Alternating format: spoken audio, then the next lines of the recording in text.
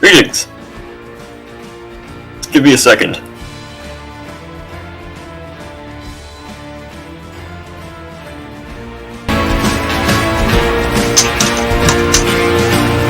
Stop. So tell me, Mama. Greetings!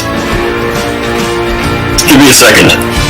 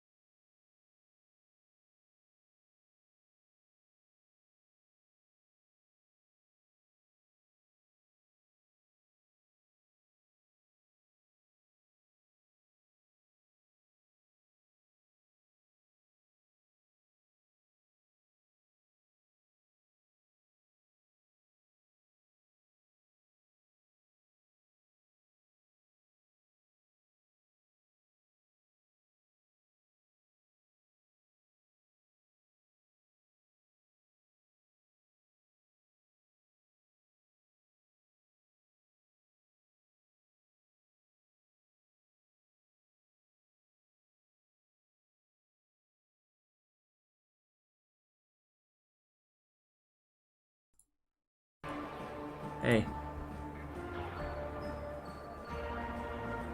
We're online. Hello everybody.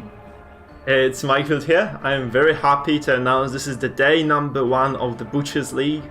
And we are gonna go into the qualifiers. In the first match we will have Zapine versus the Real Spartan. I should let you thank you for the follow, my man. Guys, hello there sis. Are you there now? Hello, my friend. Hello, everybody. I am looking forward to today more than I can possibly put into words. Hope all of you viewers here do the exact same thing, because this is going to be one hell of a series to start us off with. Indeed. Shall we go to the picks and bans? Because I already got them. I know what the guys have declared. So we have Zapine and the Real Spartan. And Zapine has banned the paper shredder composition of the Real Spartan. Whereas the Real Spartan decided to remove the mark pressure composition that we very much know. That's kind of buggy, I'm sorry about this. I need to kind of I need to drag only one of those. Obviously I'm not that... Been told I might be too loud. I am too loud? Me. Oh, you are? Crap. Okay, so I'm just gonna regulate that, okay? That's kind of strange. This might be my sound card still playing up a bit. Okay. It should be better now. Is it now? Is it alright now? I'm not sure. We just had Shepard call me ear rape, so. Okay, it should be. It should be okay. I just turned your volume down a bit. Should be absolutely fine. Perfect. You guys have to excuse me because my sound card died and I have no idea what the settings are like right now because they were perfectly tuned and now it's just probably kind of crazy. Is it okay right now for everybody? Is the sound quality alright, folks?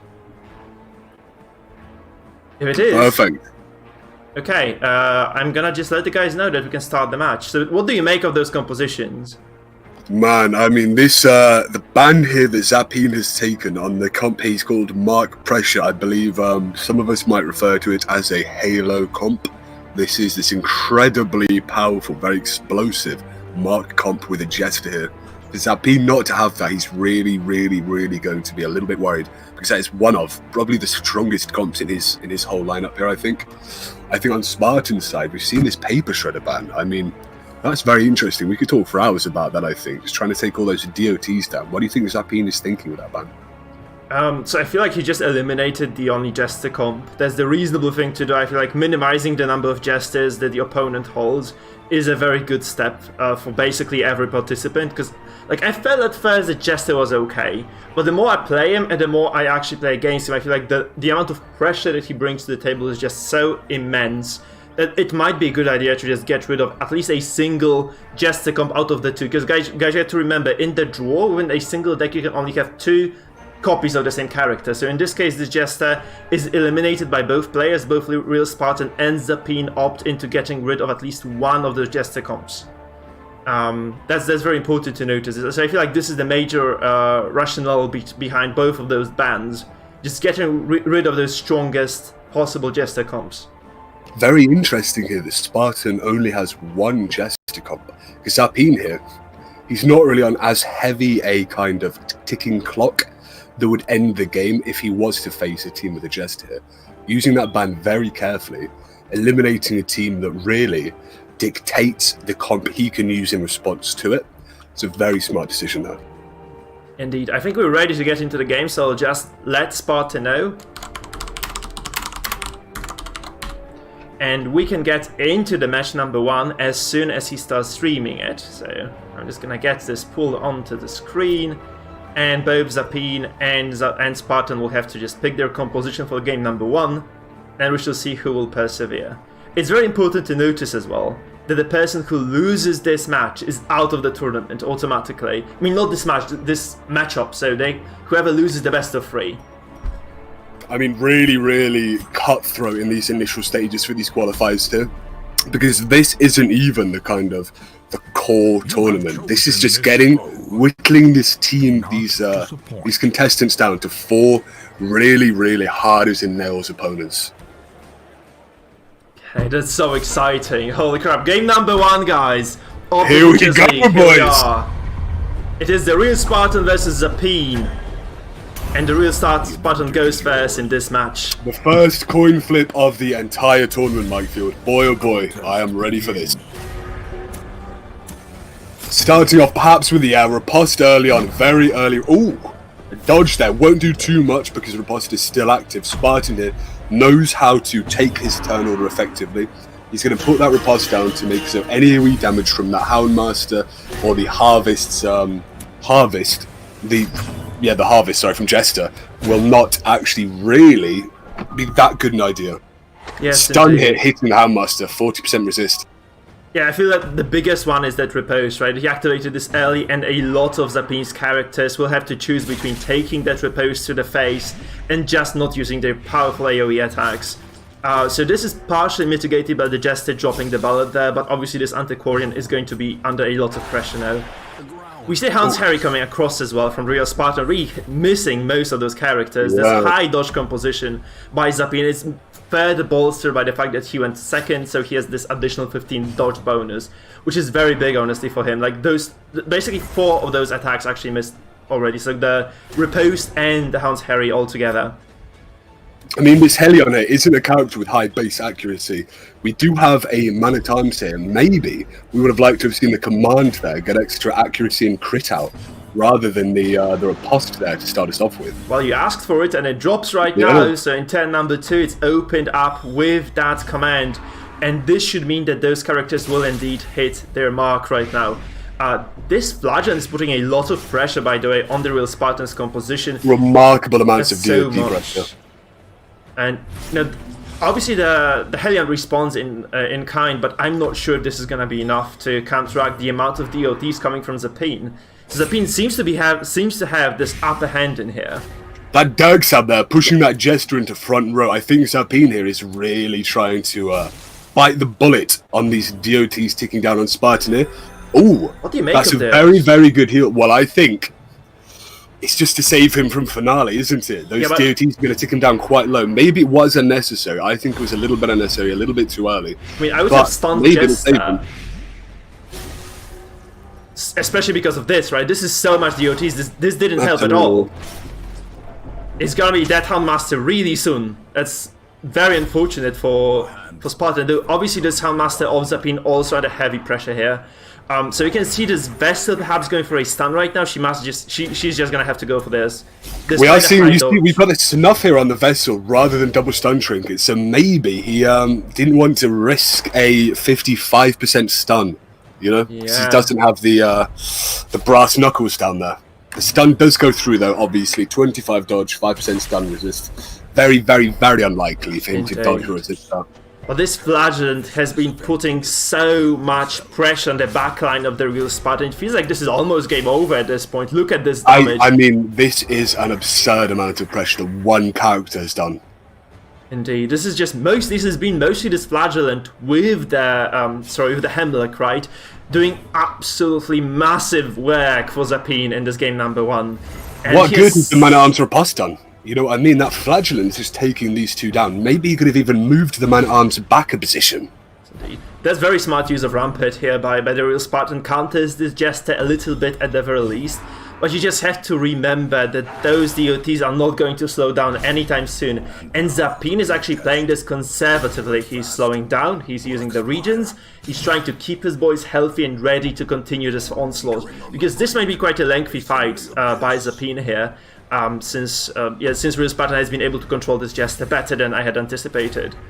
Well, I think Zapin here maybe is playing a little bit too defensively. When you have that, you see this Houndmaster is really, really risky. He's taking an awful lot of damage from Hellion and also an awful lot of bleeds.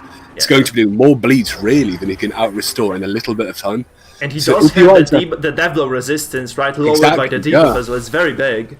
So it's 40% now, 55 because the death blow is mitigated. It's just still so much pressure. These heals aren't doing, are they? They're just not doing it. No. Okay, so actually the debuff is gone now, so it's just a safe Houndmaster, relatively safe one anyway. So it's just a question of whether Zapin just starts Derek stabbing again, or whether he just continues Harvest. We have the answer here, obviously. So he goes forward with the Jester again, and this might just get punished by this MAA once more. Yeah. Because he still has the buff from the command buff, and also this Jester only has 25 dodge just because of the fact that he indeed doesn't hold the Monkey's Paw. So it's it's low dodge Jester, really. Quite Look easy at this to control. speed these people are playing as well. I think that Zapin potentially did mess up his turn, or he allowed himself to play into the man-at-arms rampart, pushing himself back and dazing him. I don't really think these guys should be playing this fast. I think you're in quite an important game. If you lose this, you need to win 2 in a row to take it home. And these guys are just lightning fast. Maybe Zapine thinks he can do that just because he has advantage, but sooner or later, in a more controlling matchup, which this might start to lean towards being, it's gonna bite you in the back, isn't it? It might indeed, it might. So it's just the question of whether Zapine will overwhelm Spartan right now, or whether those heals coming from the Vestal will suffice to basically keep him alive. I'd also like to see the Splodgen actually dropping some DOTs on the front line of the real Spartan, because he has been mostly pushing the back line, and those guys are already like at the bleed cap right now. I don't think they can heal this ever. So I feel like dropping some DOTs on the front line might basically just force Spartan to divide his attention a little bit between those two lineups, basically. We're seeing so much stress coming out from Sabine as well. Look here, this is almost a stress comp, but with a Jester in there doing this remarkable amount of stress on the backline with the Reign of Sorrows, and the kind of incidental stress from the Houndmaster and the Antiquarian. Yeah, but you just have to see that basically real Spartan's comps is not accomplishing anything here. Like, I feel like Zapine is doing 2 things at once. Like, this amount of stress and... Okay, no, this amount of bleed and blight facilitates the stress. Because you can just be playing this slow and slowly push real Spartan over the edge. On the other hand, however, real Spartan, I don't think like his game plan is working out in this matchup at all. I don't see any serious amount of damage being done to Zapine. Obviously, this Houndmaster survives the death blow there, which was probably quite an important thing. But at the same time, it's just looking like Spartan is in a lot of trouble right now. So his game plan doesn't seem to be working that well. I think whilst he is in a lot of trouble, that has probably kind of sealed it for him here. I think he did have quite a few opportunities to take the tempo advantage here, just based on how slowly Zapine was playing. He did have a couple shots at taking down the Houndmaster, didn't quite come to fruition for him, but still, maybe Spartan here needs to, and the same with Zapine here, maybe they both need to really think about how fast they want to be playing this game, when they want to take their shots. But I think Zapine does have this right now. That's a death blow as well, crit, backline, yes. There's a crit and a death blow on the Vestal. And you have to really feel that he took the Vestal for the stuns, right? You don't take the Vestal for healing. He would have taken the Idol then, right? So I have to feel that this Vestal hasn't been doing the job she was assigned to, like, by default. Like, she was supposed to be stunning and controlling and slowing down Zapine's progress into the game, and instead she has been basically healing for the past few turns, and now she's just dead. So she hasn't accomplished anything here. And real Spartan is in a very sketchy situation right now. You have to feel that this is just going to be game 1 going in Zapine's favor. Absolutely. I mean, Spartan's team here kind of ostensibly is somewhat control oriented with the Man-at-Arms, the Vestal, and the Houndmaster there with the self-healing and the guard. But he didn't really choose to take the aggressive form of control with the stun tempo. Instead, what he's done is tried to rely on the healing. Perhaps this is because of that Jester, always terrified of that Jester. Rather than trying to control the Jester aggressively, he tried to heal himself reactively. And I don't think that paid off him. Yeah, no, you can't heal against this amount of DOTs. You just have to counter pressure and do your own damage. Otherwise, you just end up in the situation real Spartan is right now in. And yeah, that's the real problem here. He just hasn't been able to do anything this game. I feel like Zapine just had this... so scared of the finale that Zapine didn't even need to use it. No, that's true. So, yeah, that's true. The finale is still on the cards. I mean, it was quite decent control, basically. This Jester was never allowed to take a 10 in row 2. It was just insufficient backup for that, right? So obviously this Helen does a decent bunch of damage here. She delivers some bleeds. It just doesn't seem to be doing the job, really. And that's the unfortunate part for Spartan. He's just been unable to execute his game plan. He falters, and he's probably going to go down in here very soon. And we're just going to go into game 2. This is a very fast game, by the way. I don't know, 7 minutes overall. Well, I think like, not only the turn, it's the how fast these guys are playing. Indeed. Look at this thing. Let it burn out a little bit. Think a little bit more. If Spartan just tried to... if he used the resources he was given, time is as valuable a resource as any trinket or skill you're going to take, and he just has not taken advantage of it. No, not at all indeed. This Helen moves forward again. She does so much damage, it just didn't show up on time before, because those regions from the Antiquarian of Zapine were mostly mitigating all the pressure. So if you play against this high healing over time Antiquarian, you really need to pack a punch, and Zapine just wasn't able to do so. Sorry, and Spartan just wasn't able to do so, and Zapine takes it in a very decisive fashion. Given that finale, I will be back very, very soon, my friends. Indeed. Take it away. Fine, perfect. So guys, we have seen game number 1 of this matchup, and it was Zapine taking this game home. And we are in a 1-0 right now. If Zapine wins one more game in this best of 3, he will be able to take this home and advance to the second round of the qualifier. If Spartan loses this now, he's out. Definitely out. He's not going to be able to come back into this anymore. And that's quite a big deal, honestly. So let's just have a look at this matchup right now. Sorry, that's not the right one here. We can see Zapine, indeed, not going to be able to use the Dogs of War composition he has used in this matchup here. Whereas the real Spartan is still free to use this wonky composition which has the Hellion in it. So Valmiro's Revenge might still be on the cards for both guys. Now the players have some time to readjust, to pick their compositions, and we will go into the game number 2 of the matchup here. So based on what we've seen, honestly, the most important thing, I feel, is the fact that there are no more jesters available for either of the players. So they no longer have to worry about that too much. And I feel like Zapine might have the upper hand in this second match as well. Looking at those compositions alone, like the Scorned composition by Zapine, for instance, facilitating heavy mark damage. And the Suicide Squad as well, perhaps like this heavy stress comp as well. These seem to be quite decently strong. Obviously, Spartan's Secret at the very bottom here, as you guys can see, seems to be quite a viable option as well. So you might indeed see that composition coming to play right now. We'll just see. The guys are free to choose those comps once again. And we are gonna go to game number 2 momentarily. The real Spartan here, locking in his team, Mike, ready to go. Do you think we are going to see any skills or trinkets changed here? Or do you think Spartan's just going to go with these normal things here? Perfect. The guys are actually going to start the match, so I'm just going to cut it here and get the stream ready for that. So let's go into that one now. Match number 2, guys. Real Spartan versus Zapine. Let's see those trinkets you were talking about. The coin flip here, thank the Lord, favouring Zapine a little bit. At least we have a 50-50 split.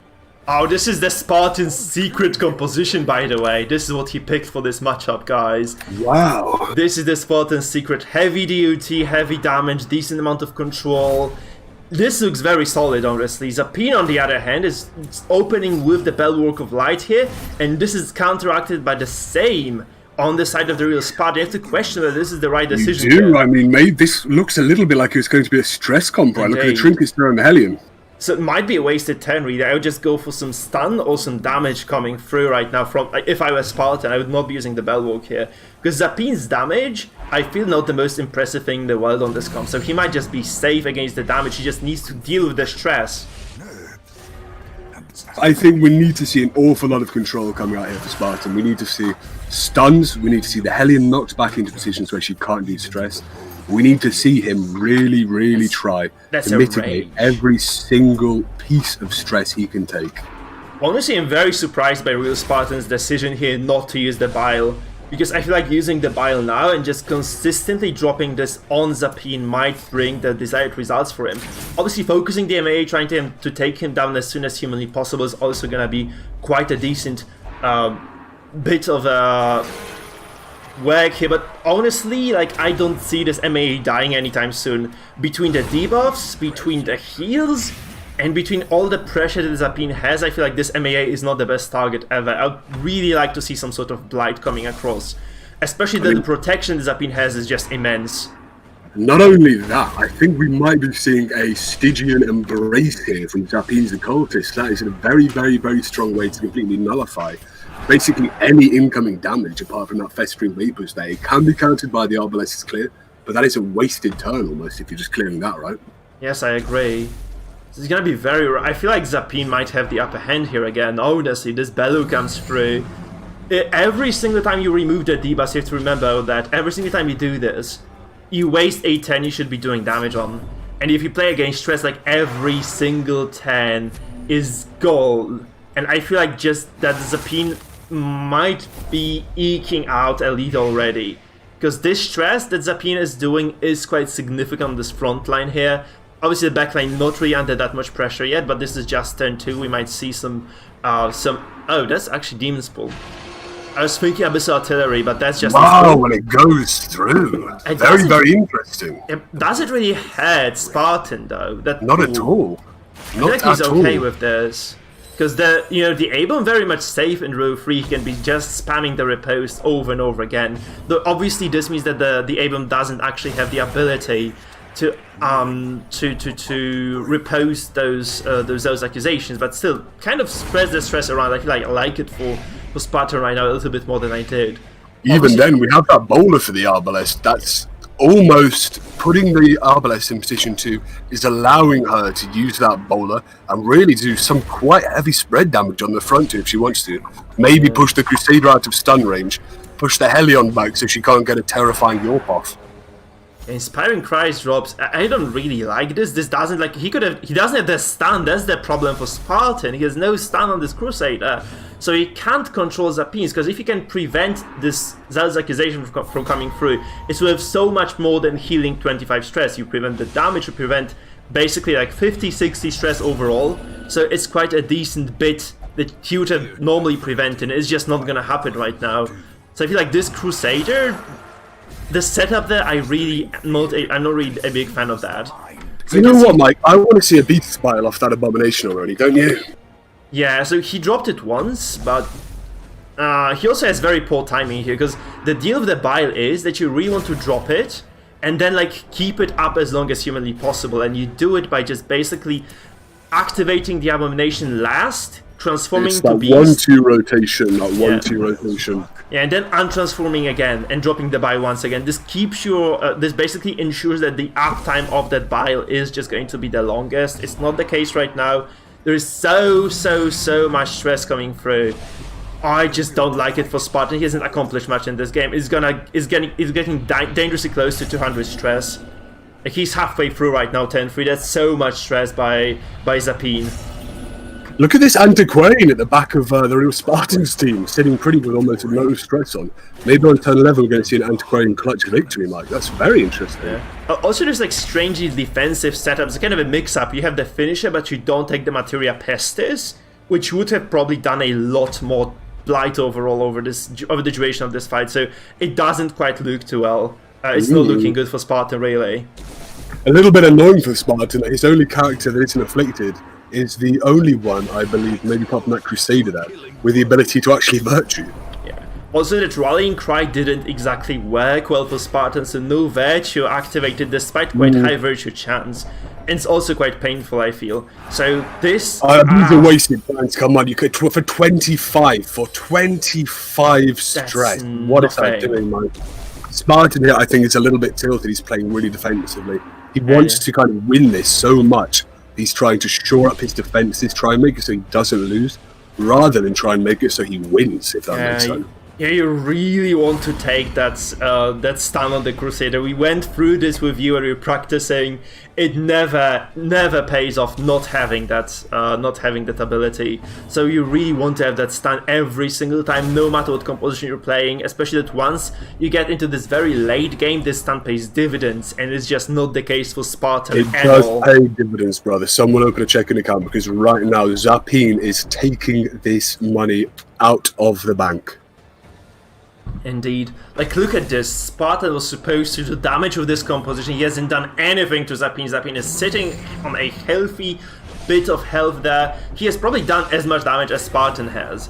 And honestly, this stress is slowly overwhelming. Those 3 afflicted characters not gonna do any good for Spartan right now. This is just looking atrociously bad. Feels like this game is even worse for him than the previous one was.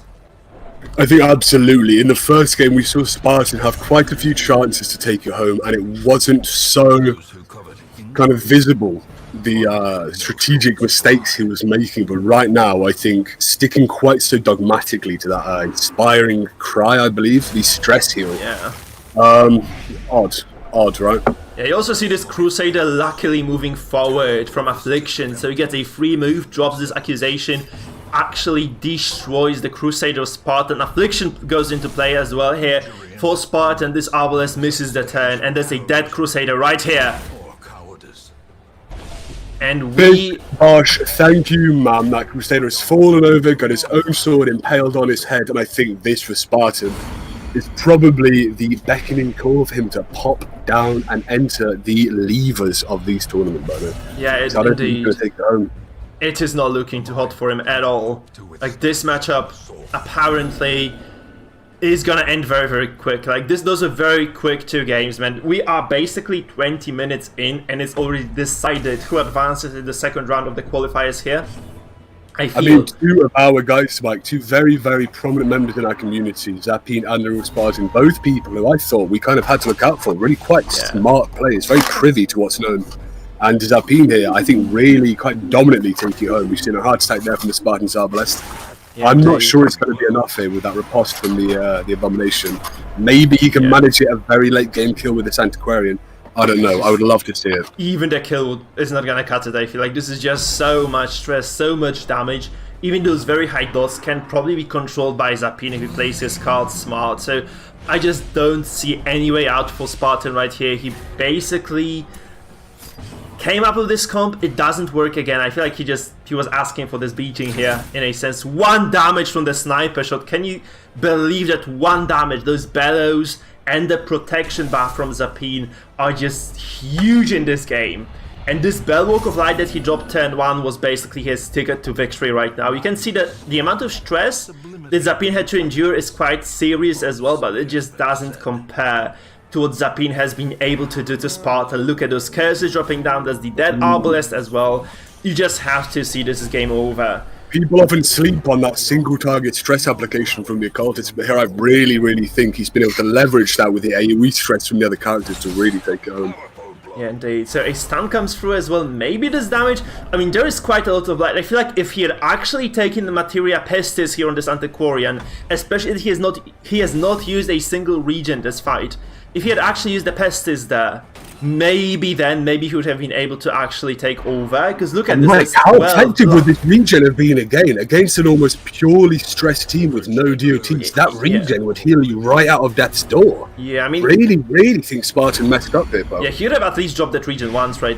This is too late right now. Obviously, just wants to do some damage. I feel like that's just not gonna be enough. Like, those characters obviously have endured a lot of pressure as well. So Zapine's composition not in the best shape in the world, but at the same time, man, this looks just so grim for Spartan. 1 character left basically once the activation comes through from Zapine as well. This MA might die obviously from this Antiquarian, since she does have the finisher there. But it just doesn't look too hot overall. Like, this Avon is probably dead as well. So yeah, I just don't see this working out too well for Spartan. Obviously, he kills the. Oh no, he doesn't go for the kill. So it's kind of surprising. I would expect that. Oh, that's actually gonna stress the Crusader. Oh, look at that, Mike! Boom! Here we go. I told you we're going to see this Antiquarian take it home. Was it too soon? Was it too soon? Is this Antiquarian actually gonna do it? This is crazy. What the hell? Boy, but we've seen weirder things, haven't we? We've seen weirder things. I think Spartan here really wants a game 3, Mike. Oh god, I didn't see this coming. Like, this is such slow work from Sparta. So did Zapine feel too safe in this game? I feel this is indeed the case. Like, Zapine felt just like he was almost gonna bring this home. He doesn't bring this home right now. I feel like he's suddenly in the losing position here. This Antiquarian smashes his ranks. The stunned occultist is not gonna act right now. Another vapor comes through, I feel, for Spartan. It's just gonna be so much damage. Oh god, this is a dead Hellion, I think. Oh man, look at that. I mean, this game will determine the entire tournament life of both of these players. Indeed. If Zapine wins this one, he is going to be sure this never happens again. He always takes these kills, but right now, man, I'm not sure if he can take this game. I think going into game 3, if Zapine loses, he's at such a disadvantage because he's going to be tilted beyond belief. Oh god, this Helen actually lives. Look at this. This Helen is still okay. She's gonna Adrenaline Rush, get some HP back. She's gonna be kind of safe-ish. However, this finish on the Antiquarian, it might break the back of Zapine here, because this might just be. The finisher is here for a reason, right? It's here for a reason. This is the reason. Oh god, this Hellion is the last hope of Zapine. Actually, like, this fully controlled game is turned around so quickly. Feels like this overconfidence is indeed a slow and insidious killer here. And Zapine might indeed lose this match. Nobody expected this, I think. Nobody saw this coming. And this Antiquarian, the hero of the people, is gonna snuff out the candle of Zapine's Hellion, I feel. Or just might get very close to doing so. Truly remarkable game here. From turn 3, I believe, I said to you, look at that Antiquarian, look how little stress she's got on her. We might be seeing a turn 10, turn 11 Antiquarian win. Boy oh boy, Mike, my Gypsy blood is shining right now. That's exactly what we're going to see. This is going to be a game 3 that will just determine so much for these players going forward. Because one of these guys, next game, is gone. No more tournament, no more physical rewards, no more glory. And I'll tell you, no more hope for that even, right? This you are is not going to be ton, happy. though. It's really a question of whether. I feel like Spartan might have kind of misplayed this a little bit as well. He might have just wanted to keep those takeovers for a bit later stages of the game, where the finishing blows from Zapine will be coming through. Right now, he's just kind of vulnerable. Though we have to see Zapine just doing damage here. 25 damage comes through. Actually, that's so much. This might still be a win for Spartan. You really don't know this. There's no more adrenaline rush for this Hellion, though. So he's working with whatever HP he has right now. So this might just go either way. Who would have believed that we saw the Antiquarian at full health on turn 10? It's now turn 13, nearly 14, Mike. Yeah, this is a masochistic Hellion, though. And this is the Antiquarian with the finisher. This might still go either way. It's such a crazy turn right now. Also, it's a dead Hellion. I feel like Spartan just takes it right now. Come on, land it. Oh! Go for this damage! What are you doing, Spartan? Your resolve broken. You don't want to wait. You really don't want to wait. Oh, this might be a pass. It kills the Hellion. As the fiend falls. Spartan takes it. It's 1-1, guys. What an ending. Zapine right now has got to be kicking himself so hard he's going to call up the police, right? He's abusing. I'm sorry, I had to go with the disrespect there. Truly remarkable game there. Spartan here popping in saying needs to go for a little bit of disrespect here. Gets that pass, really just, I'm going to use the naughty word. It poops all over Zapine here. Zapine is going to be worried. Yeah, Spartan's secret it was, man. This was Spartan's secret comp, and it worked. It worked so wonderfully well, guys. Such a brilliant game, such a lovely ending. Really, that's what you play the Butcher Circus for, those wonderful end games.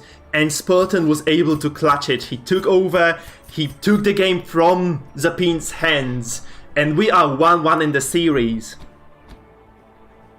Crazy. I cannot wait for this game 3. I mean, I don't think either of us expected it to go this far. After that game 1 and coming into this game 2, we both thought that Spartan here was outmatched, to be honest, just outskilled, outthought.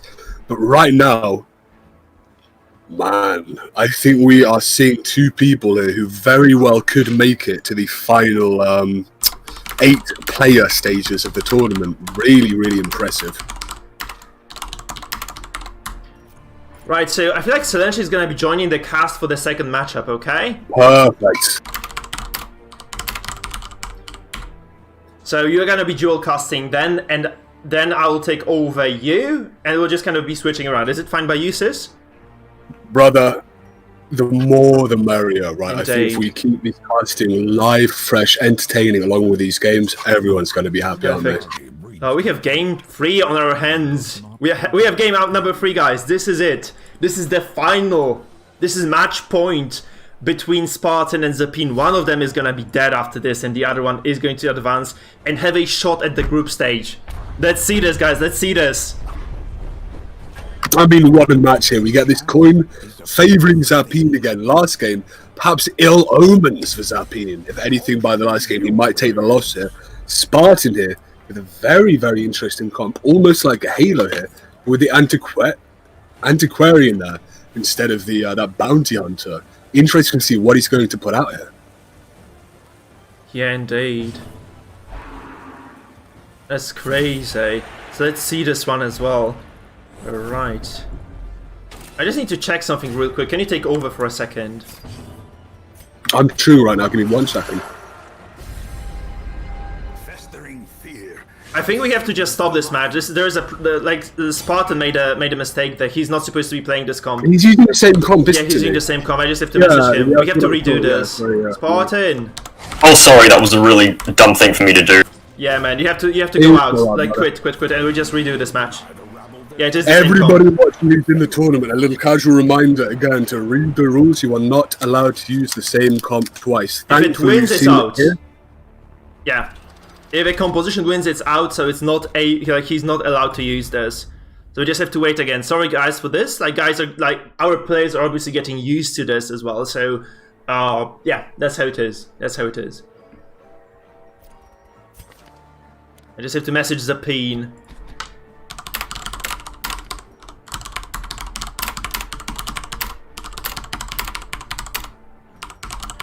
Like, obviously, this is a new rule set, so we're not going to be, forcing this to be like a win by Zapine automatically. And Zapine can switch his team right now as well, because this is going to be like a fresh game as well. Zapine can make some changes, indeed. And we're just going to go into game 3 momentarily. I'm sorry, guys. That's kind of the usual thing I feel for the new formats. So we're just going to go into the remake very soon. And we shall see indeed what those guys bring to the table now. Spartan, you have to mute yourself as well for the game, man. Alright? Oh, he has already muted himself, I feel. Deafen as well, though. Deafen yourself, Spartan, pal. Yeah, so that you don't tune into the cast. Thank you. Perfect. So we're gonna go into the match very, very soon, guys. I'm sorry about this slight delay. I hope it's fine by you. I'm just gonna take this short moment to remind you to subscribe and to follow if you haven't done so. We have the full week of the tournament right now ahead of us, 7 PM CST every day, so we're gonna start at the very same time, and this is all going to be a bunch of exciting matches, day after day after day. So we're gonna go into the game once again, guys. Let's do it. Boy, oh boy, this game 3 here, remarkably exciting one. Zapine and Spartan here, 2 guys in your Discord, very, very prominent members, as we said before, take each other ahead. A little bit upsetting for the Discord community as a whole, but man, getting these games for free, boy oh boy. Yeah, could not want better entertainment, could you, Mike? Yeah, this is kind of a strange comp from Spartan again, though. We have to see this. Like, he's playing this kind of out of the box comps. I don't know if this kind of is going to bite him on the ass or not, but honestly, I love what the occultist we're seeing, though. Yeah. I don't know what this occultist is doing on this team, but I really want to learn that. So I'm curious as to what exactly the cards are going to be revealed here by Spartan. Again, the secret comps are kind of his specialty, I feel. We can see Zapine though playing again this heavy Markham, as we kind of mentioned this before. Target whistle comes down, and we know he's going to be the target priority for Zapine. This BH, the biggest threat on the day, is just gonna be a very brutal one. We see a mark coming through as well from Spartans. So it's gonna be a blow for blow exchange right now. Who takes it? Who's gonna be able to prevail in this matchup? That's the real question right now. Collect bounty comes through. It's a crit for 4. Oh! What a crazy big chunk of damage here. So this BH in a lot of trouble right now. So much trouble, really. And this means that Spartan is on back foot right now. He's not going to be able to take over this game right here. Unable to attack the marked target here. 1 step behind already. Yeah. This might make it, so he's back in tempo the whole game. Spartan really needs to play a little bit aggressively, try and put Zapine on the back foot, maybe just fish for a heavy crit, go for a kill here, go for a monster crit. I don't think that Caltrops would be enough pressure to really force Zapine to play defensively. No, because if you lose at this stage, if you lose a character in such a high damage matchup, you probably lose the game as well. So it has to be a trade-off kills next turn. It just has to be that. There is no other way for Spartan to take over right now. So the question is, does he just go for damage here, or does he try to recover from this? You Stygian him, you stealth him. That's very smart, that's very smart. Well, we say this, but we've got Caltrops, Houndmaster, and an Arbalest there to clear it. We have 3 or 4 different opportunities to kill him. I think that's a misplay. Indeed. That's a misplay. Yeah, we'll just drop the Harry there and just Caltrop that later. That probably is the right play. He might play. not have Harry, actually. He might not have Harry in this kind of mark-oriented build. Oh, he might not, indeed. Very, very interesting thing to do. So the game slows down, indeed. I also have to note that Zapine's BH doesn't have the finisher. He has the glove, and he does have the Heart Seeker on this character. So this might mean that those killing blows do not come through in the end. Okay, the uppercut. That's such a curious move as well. I'm not really sure why he did this. Okay, I feel like this might be the reason. Just pushing this Arbalest, forcing her to waste a couple of turns here. Also disabling that healing, right? All those things are quite big for Spartan right now, because there is basically just one available healer for Spartan, which is this Occultist in the backline.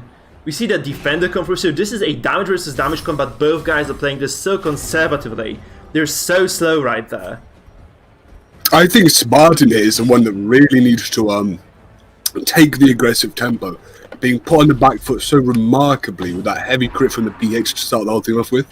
Spartan here, again, on the back foot, needs to take advantage and take home. Because if you're always playing defensively, you are never playing to win. No, but Zapine, I mean, Zapine just missed the spot there. He didn't see probably the guard from the from the MAA. And this means that this Arbalest of Zapine wastes a turn.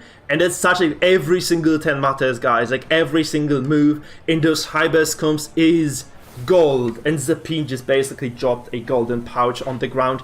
And this might cost him, he lost a lot of tempo in this. And there's like those dots that were coming through from the real Spartan, they might indeed matter right now. They might indeed make or break this game. Zapine here has a cornucopia of riches. He can choose anything he wants to do with an Arbalest in particular. He can hit the Occultist, get 2 people down to that kind of death story range. He can clear the stealth, try and push through on the bounty hunter. The world is his oyster right now, and boy oh boy, I'm not allergic to seafood tonight. Shuck, shuck. Yeah, it's kind of crazy, to be frank, that this invisibility buff from the Occultist of the real Spartan is really coming up huge in this matchup. Like, this is exactly what he needed to just buy himself some time. This dodge as well is just so meaningful. Like, every single 10 Zapine wastes right now is just gonna be his loss here. I feel like Zapine is in a losing position right now. He's taking a lot of DOTs. This BH probably still going to be safe. Relatively safe at the very least, because this Occultist is again going to use the stealth right here. As well, this Arbalest in the very back can heal. Using the heal there rather than Stygian Embrace. Very, very interesting. Not sure I would have done that, Mike. Why do you think you did that?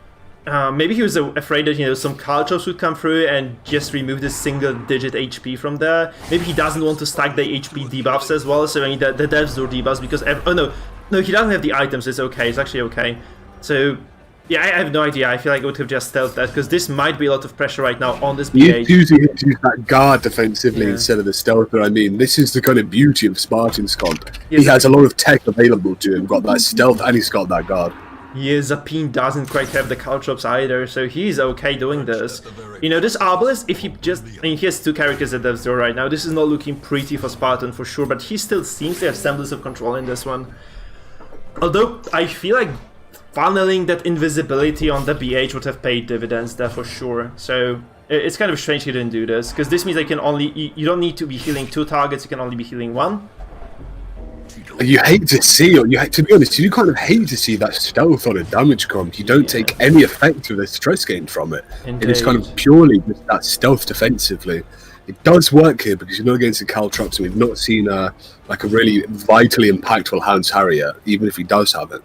Yeah, indeed. Let's see this MAA. Like, we have both of those guys reposed heavily here. This freaking Occultist has been dodging all game long. I think this is like a third or a second dodge at the very least. A Devlo comes through, however, from Zapine. And he gets it. That is the finisher there on Spartan taking command here. Zapine not with a finisher. This was a misplay from Zapine. He could have guarded this. Like, he just missed the Trumpet, so he could have definitely guarded that. And he decided not to for whatever reason. And this might just be Spartan's game to take right now. I don't feel like...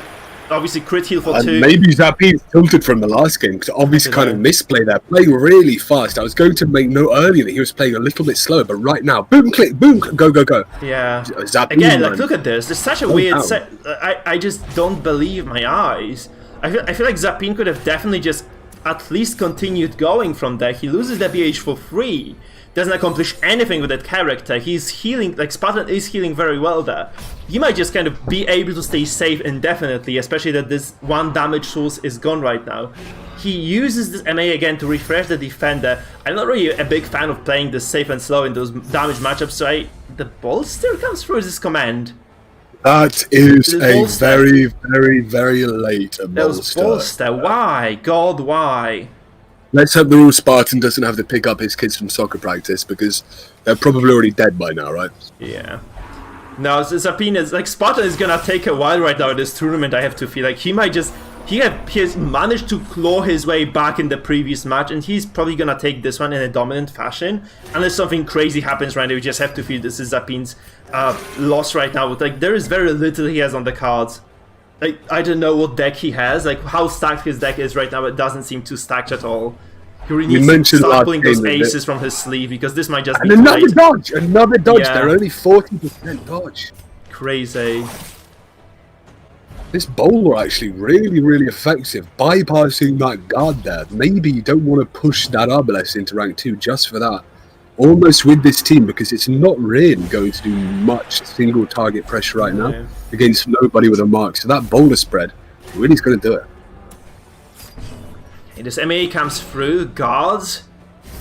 Yeah, this is such a safe win for Spartan. I feel like if he doesn't make any mistakes right now, any significant misplays, anyway, he just might take it for free. And those I feel like he has been bellowing a little bit as well, so there are quite a few debuffs on Zapine. Like those characters who are supposed to be doing damage right now, not really doing the work at all.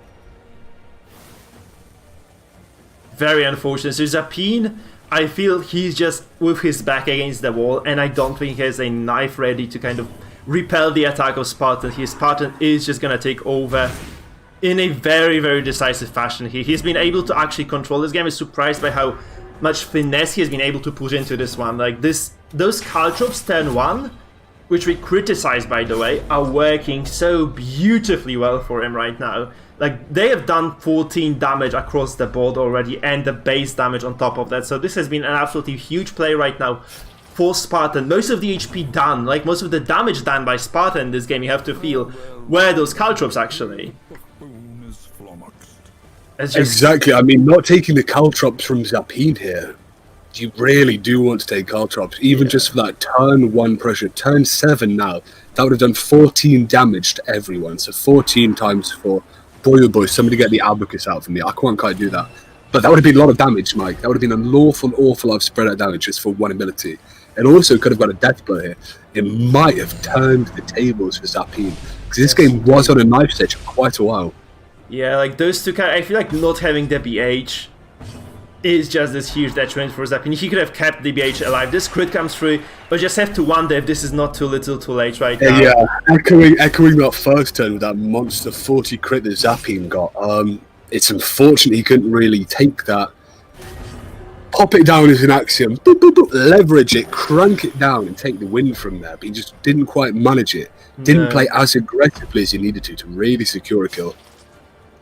And you have to say, this game is still relatively close, but no Hounds Herons. I feel like those are very weird setups by those guys. Like they might have picked quite odd compositions there. I don't entirely agree with their choices in terms of the trinkets, in terms of the skills as well. So I don't know. Like you have to wonder. Like I feel like Spartan takes this one. You have to just wonder if he's gonna be able to defeat the opponent who comes from the second part of the bracket here, because this might just be too much for him, right? I mean, Zapine right now is going to be crying tears of blood, right? Yeah. Losing that last game, losing that remarkable advantage he got here from that early crit. Spartan here, really taking it slow again. Look, turn 8, turn 9, he's going to take it. Almost coming into these double digits. Yeah, that's it. I feel like this is it for Zapine. He's just done. That does seal it for him, doesn't it? Really seals the deal. Yeah, it's just so big. And the defenders come, like, I feel like Zapine is just done. I don't feel like... Zapine is trying to bolster that. Cheeky little bolster. Come on, Arbalest. Me and you will go down screaming. Not quite going to do it, though, is it?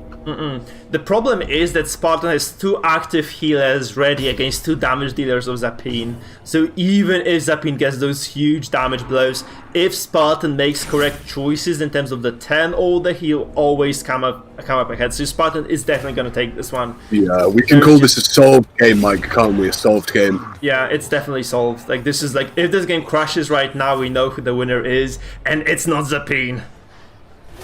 It's not gonna be Zapine this time around. Look at this. Like, he just plays this safe, he plays this stable, he takes over, he does his damage, the bleed comes through right now from that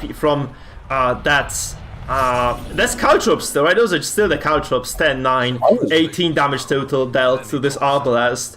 Not healed at all, so that's just gonna be the end of it, I feel. That's just gonna be the end of it. A remarkable turnaround here for Spartan, losing that first game and beginning that second game in a fashion where both me and you really thought that he was outclassed, outskilled, outknowledged by Zapine here. But coming into the later parts of Game 2 and Game 3, boy oh boy, Spartan really, he's had his last stand. Call this Thermopylae, because he is taking down the Zapersians.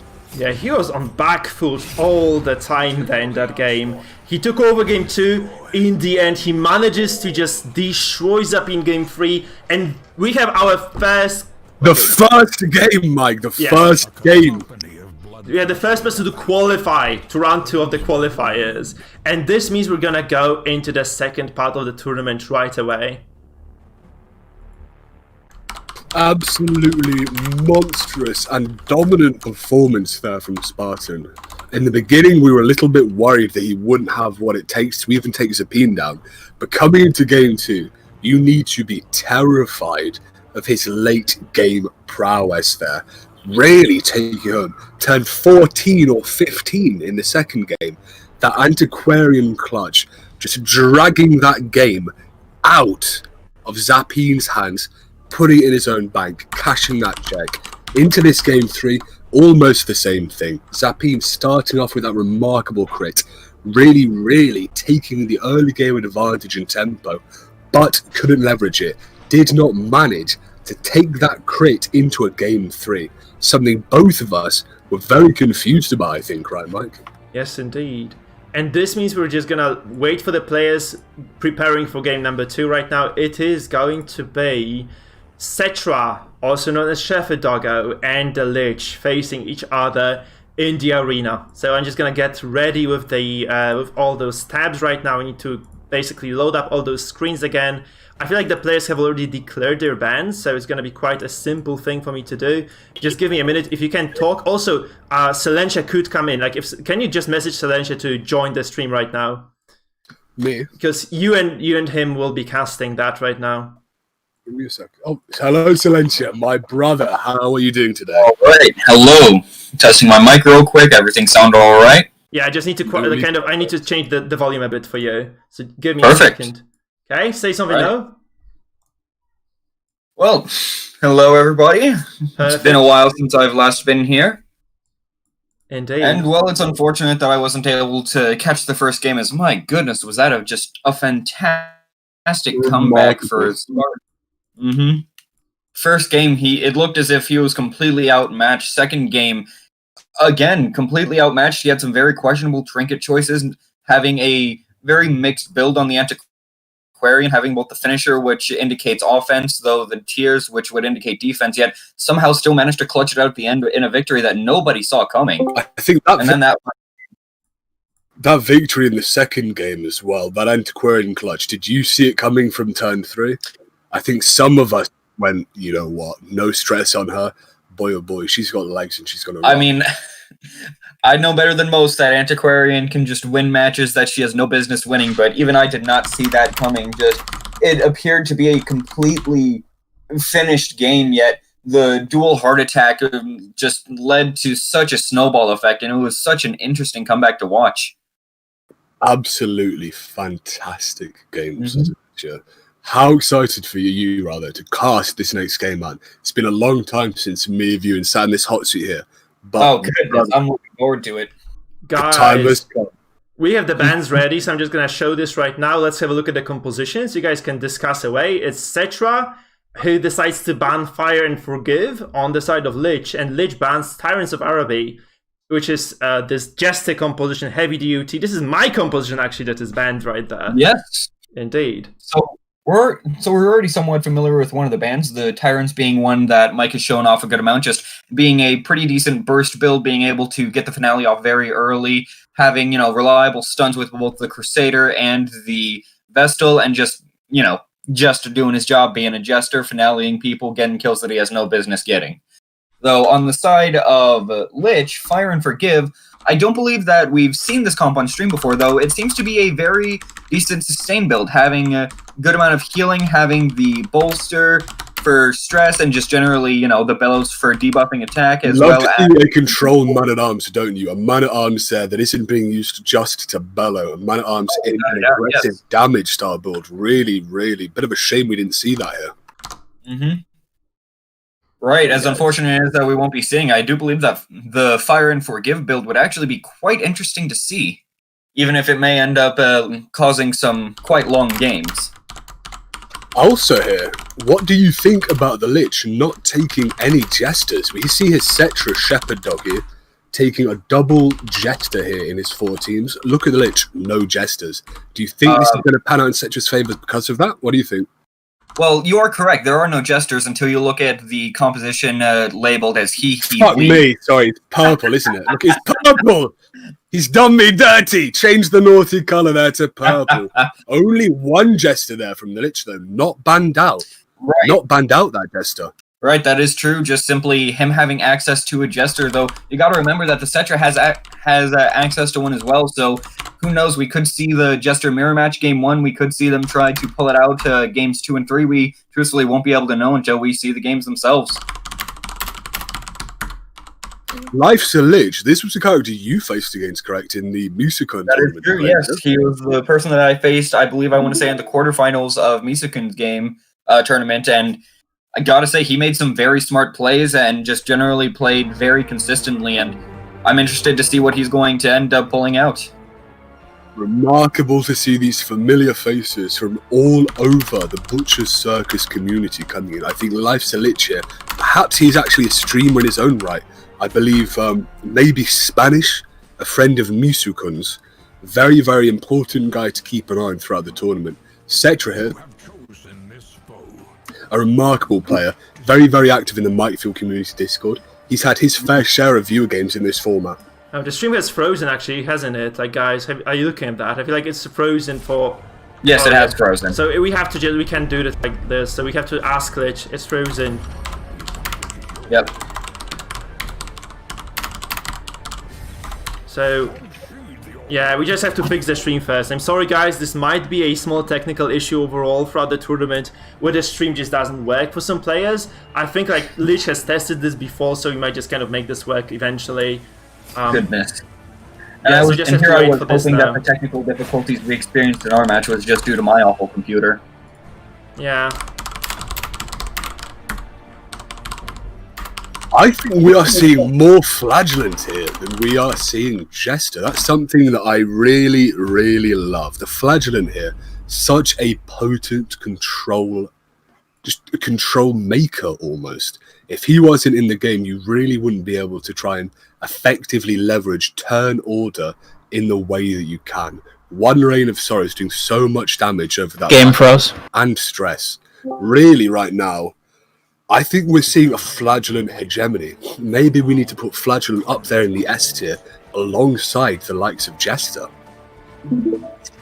Yeah, Well, maybe, it very maybe much so Shepherd is is gonna... possible. Many would disagree with that, though. I believe that is something that could be open to discussion. As just looking through some of the teams, we see a lot of people running Flagellant. Just he's a very strong character, being able to target backline so consistently, having decent accuracy thanks to his crown, and just being able to apply so much bleed and heal at the same time, having moves such as Exsanguinate to push such an offensive lead while still being able to heal himself. He is a very interesting character indeed. Maybe an Achilles heel here, though, just in terms of how the tournament is. If you can maybe try and effectively snipe that comp with one of yours, really push that Flagellant out there, we might be seeing sorry, this guys. tournament format deciding games. Yeah. I'm sorry about the sound, I just can't control this. When someone starts streaming, it's just gonna rip the headphone users. I'm sorry about this, guys, but I think we're ready. I'm sorry to interrupt, but we are ready to get into the game. Indeed, the game is starting, so let's just go into it. Guys, take over. It's your game to cast right now. Silentia and Sis, go ahead. Give them hell. In game number 1. Life's a Lich here. Very, very low rank. Obviously not played too much in Season 2. Cetra quite high. He's really been farming things out in this new season. Maybe it'll pay dividends for him. Maybe here he will have that little bit more knowledge, more active reflexes, especially with this coin here, taking advantage of the early stun if he wants to, with the Abomination, maybe even a pushback. What do you want to see here starting off? Well, there's a lot of things that we could see here. However, the choice that Cetra opts to go for is for defending the Houndmaster. Interesting. Yeah, it is very much so interesting. It's possible that he was just simply trying to prevent a pull from either the Bounty Hunter or the Occultist. However, either way, the Houndmaster is well known for being able to perform well in practically any position. The only fear I can think of is just simply his Abomination being pushed into third and then also potentially into fourth if the That Houndmaster does have the stun on him as well, so really you do not want to be too worried about the pulls, actually, do you? If you get pulled into second, Abomination in third, can push forward, get the stun up with Houndmaster. Now we've seen this Flagellant really getting hit quite hard, already pushed into a range where he can use the Sanguinary or the Self-Heal, these abilities that you can only use a couple of times in the entire game, and he's getting them out early. The Abomination there, transforming for a pushback, what do you think? I think it's a very good play, just simply being able to sort of negate some of the Bounty Hunter's core damage and just, being able to take the threat of the finish him away. Of course, he does still have things such as Caltrops, however, the Flagellant is well known for having slightly higher death blow resist than other characters, and so I think that that's honestly a fairly good play. Plus, putting the Abomination into the first position, making it so that the Flagellant is in second, he won't have to take a point-blank shot second turn, could end up allowing Cetra to gain a bit of positional advantage. We're seeing a heavy Sanguinary there with a 19 crit alongside the 11 over 4 DOT. Right, seeing the offensive attack, allowing him to get more damage and a ton of bleed stacked, plus the crit on the heal, putting him back up to full health. This is why you really don't want to target that Flagellant downright. You could have hit the Abomination, you could have even hit a Man-at-Arms, it's not the Flagellant, not the guy you want to be taking down. That's exactly. why. If you have a Jester and you're playing, rally him immediately. It's generally not seen as a good play to attempt to take down a Flagellant early on. As harsh as it can seem to just let him wear down your backline, just enabling him by putting him into low health can sometimes create an even worse effect for you. Now, turn 2. What do we see? Seeing this guard dog down the Occultist, very, very interesting. Obviously very low. This Occultist is super, super squishy character, but he can be raked. He can maybe even be Houndmaster there. There are some AoE abilities that will attack him, even though he is guarded. Could push him down into death with a bleed on him. And you do have to remember as well that just Abomination, just with the position that they're in, with the person guarding the Occultist being in third, with the Occultist himself in second, there's just so many different ways the Abomination could target him. One key one that he could have gone for if he wished to stay and transform for an extra turn was to just simply push the Occultist back. You can guard break. Upon can guard break. Correct. That's a 14 crit, but not too much damage there. Really not applying any meaningful pressure on Cetra. Ooh, that dodge there will be a little bit punishing. Could have pushed him down into death's door there. Still wouldn't have done too much. Though either way, I'd say that Cetra is still very much so in a highly advantageous position. Lich's Bounty Hunter is pushed to the back, so he can't take advantage of Cetra's dazed characters. Lich's characters are generally have taken a lot more damage. They've gotten a good amount of DOT stacked on them, and Cetra's characters are nearly at full health. Of course, he does have both the Flagellant and the Man-at-Arms marked. However, generally these are seen as fairly okay, as neither character is too upset with taking damage. I think at this point, if you are the Lich, rather than healing that Occultist, you want to go aggressively. So you're seeing both people play a little bit defensively, but Cetra not only has the aggressive health push here, he's also winning on that stress there. By turn 5, the Lich is going to be acting out. He's going to be shouting his own team, passing, hit his own team, really playing Cetra's game for himself. I think the Lich here needs to take advantage, start pushing heavily. Right, I completely agree. As just Cetra, I'd argue, has an extremely powerful comp here. He is able to apply such good damage over time with both the Houndmaster and the Flagellant, plus the Abomination. He's able to apply so much stress, and on top of that, his team is extremely tanky, which would heavily punish somebody trying to simply rush down his characters. I mean, Silento, we say it's extremely tanky, but we see 2 marks on his team right now, and they're on a Flagellant and a Man-at-Arms. Starting off trying to kill that Flagellant, I think the Lich just kind of got it wrong right from the get-go. Don't you think he's kind of made a big strategic mistake? Yes.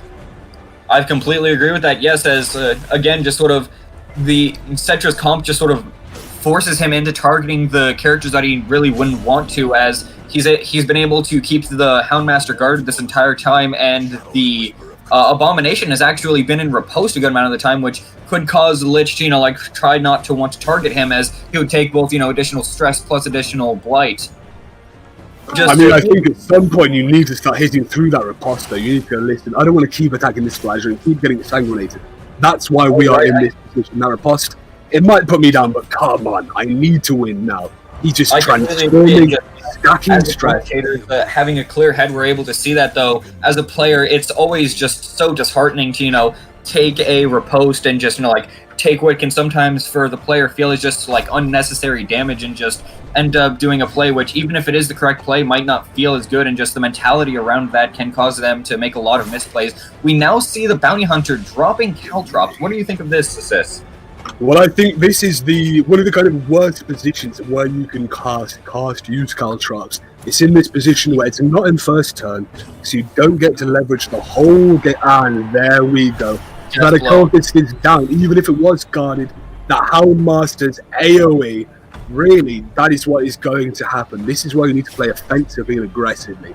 He tried to play defensively around the cultist that is bleeded and blighted out of its little turban. He needed to play aggressive here. And now we see an act out from the... Oh, and a brutal pass from Lich. They're only about a 10% chance. This really sealing it for him. And that just seems to go back to how powerful Cetra's comp seems to be, as he's been prioritizing damage over time and just, like, wearing everybody down. However, the Hound Terry, the Abomination, and the Man-at-Arms have also just been able to apply so much stress that he's gotten afflictions as well, and as such, act-outs. Another affliction here. The third, we are facing a brazy bunch of afflicted boys. These guys, we've seen a first pass from Lich on his first takedown, it feels like. I mean, Cetra right now, I think he's laughing. He's chuckling behind his keyboard, pounding back a deliciously cold brew, and he's thinking, you know what, maybe I've got these games. Maybe Life Silencio is going to get kicked out of this tournament just like the last one. But on the flip side, Silencio, your Life Silencio, what are you thinking? You've got to be a little bit fuming right now, trying very hard. Truthfully, if I was Life Silencio, I would just simply attempt to sort of just accept the fact that I've lost this game and just try to think of how you're able to come back and what small changes you can do, either with picking a different comp or just with, adjusting trinkets and skills and just general play style to try and overcome Cetra. Is just, even beyond, like, the comp, he's just been playing so smartly, been able to keep riposts up, been able to keep Houndmaster guarded. He doesn't even need to check for the turns. It feels as if he just has those memorized. I think the Lich here is the guy that needed to take a little bit longer with his turns, and he just quite has not. I think very early on, maybe turn 1 or turn 2, we saw this Bounty Hunter push back into 4, and since then, all he's been doing is come hithering. He keeps pulling the Man-at-Arms into rank 1, that does nothing, right? Life's Lich here is passing his turns without afflictions going on, he's just doing it himself. With just one simple push from the Abomination, he essentially killed the Bounty Hunter turn 1. And that's just incredible. Has been a corpse the entire game. And now we see Lich's entire team is at death's door with high amounts of stress. Even if he wanted to heal, it wouldn't matter, as he has the Houndmaster ready there to take them all down. And even if it doesn't kill, we know that the Bounty Hunter is most likely going to die from stress here. So honestly, Lich just seems to be completely pinned down in this game, and it seems that this game is just completely over. There we go. We see a death blow taking out the Houndmaster to the front. And now all that's left is a 0 HP hard. I knew it! We all know it. Life Silencio knows it right now. This is a loss for him. I mean, giant strategic misplays here, right, for both of them. Because now, as soon as he activates the Highwayman, well, he takes the horror, and he's dead. Doesn't even matter if the Flagellant can't act this turn. The game's over. Very, very, very interesting. We say interesting, odd strategic plays here from the Lich. Choosing to target down the Flagellant due to an early guard. I think Cetra here won this entire game in 2 turns. The guard on the Houndmaster and the pushback on the Bounty Hunter. If you get pushed back, you need to find a quick turn where you can easily take back tempo. And right now, he's not proven himself to be able to do that. Hopefully in game 2, because right now he needs to win 2 in a row, and that's a daunting position. I completely agree, and we saw the Shepherd be able to make a reverse 2-0 comeback, being able to take the 2 games without dropping an additional one. However, we're currently unaware if Lich is going to be able to do the same, as he made some very questionable plays, and it wasn't even a matter of the power of each other's comps and their team building. It's just the mindset and playing those comps. I'd say there was just so many different faults in Lich's game that I don't know if he'll be able to recover, though. We'll just simply have to wait and see. Well, I think another fantastic facet of this tournament is that not only do you have these 4 compositions, you are allowed to change the position and the skills and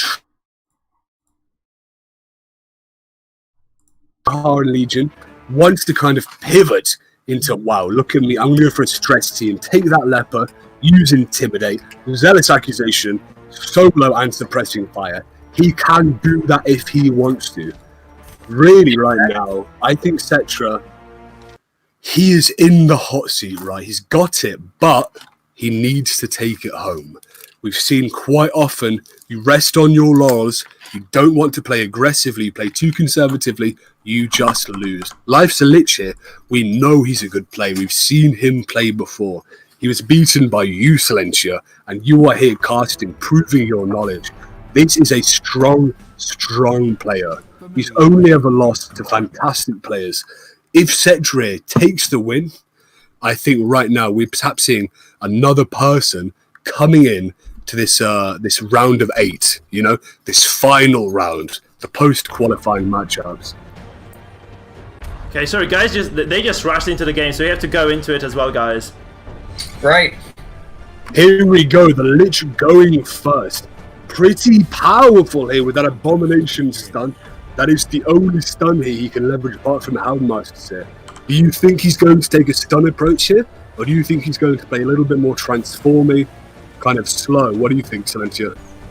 It's very interesting. He could attempt a stun just to simply slow down the opposing Abomination. However, I think a more likely play is what we see is him transforming and attempting to push the Abomination into 4th position, preventing him from doing anything this first turn. However, unfortunately, the Abomination does not get pushed back, so even if Lich did get the Horror up, the main purpose of his turn was negated just due to... And that is a beast bio. You love to see it, Silentia. There we go, Not yes. transforming, beast bio instead.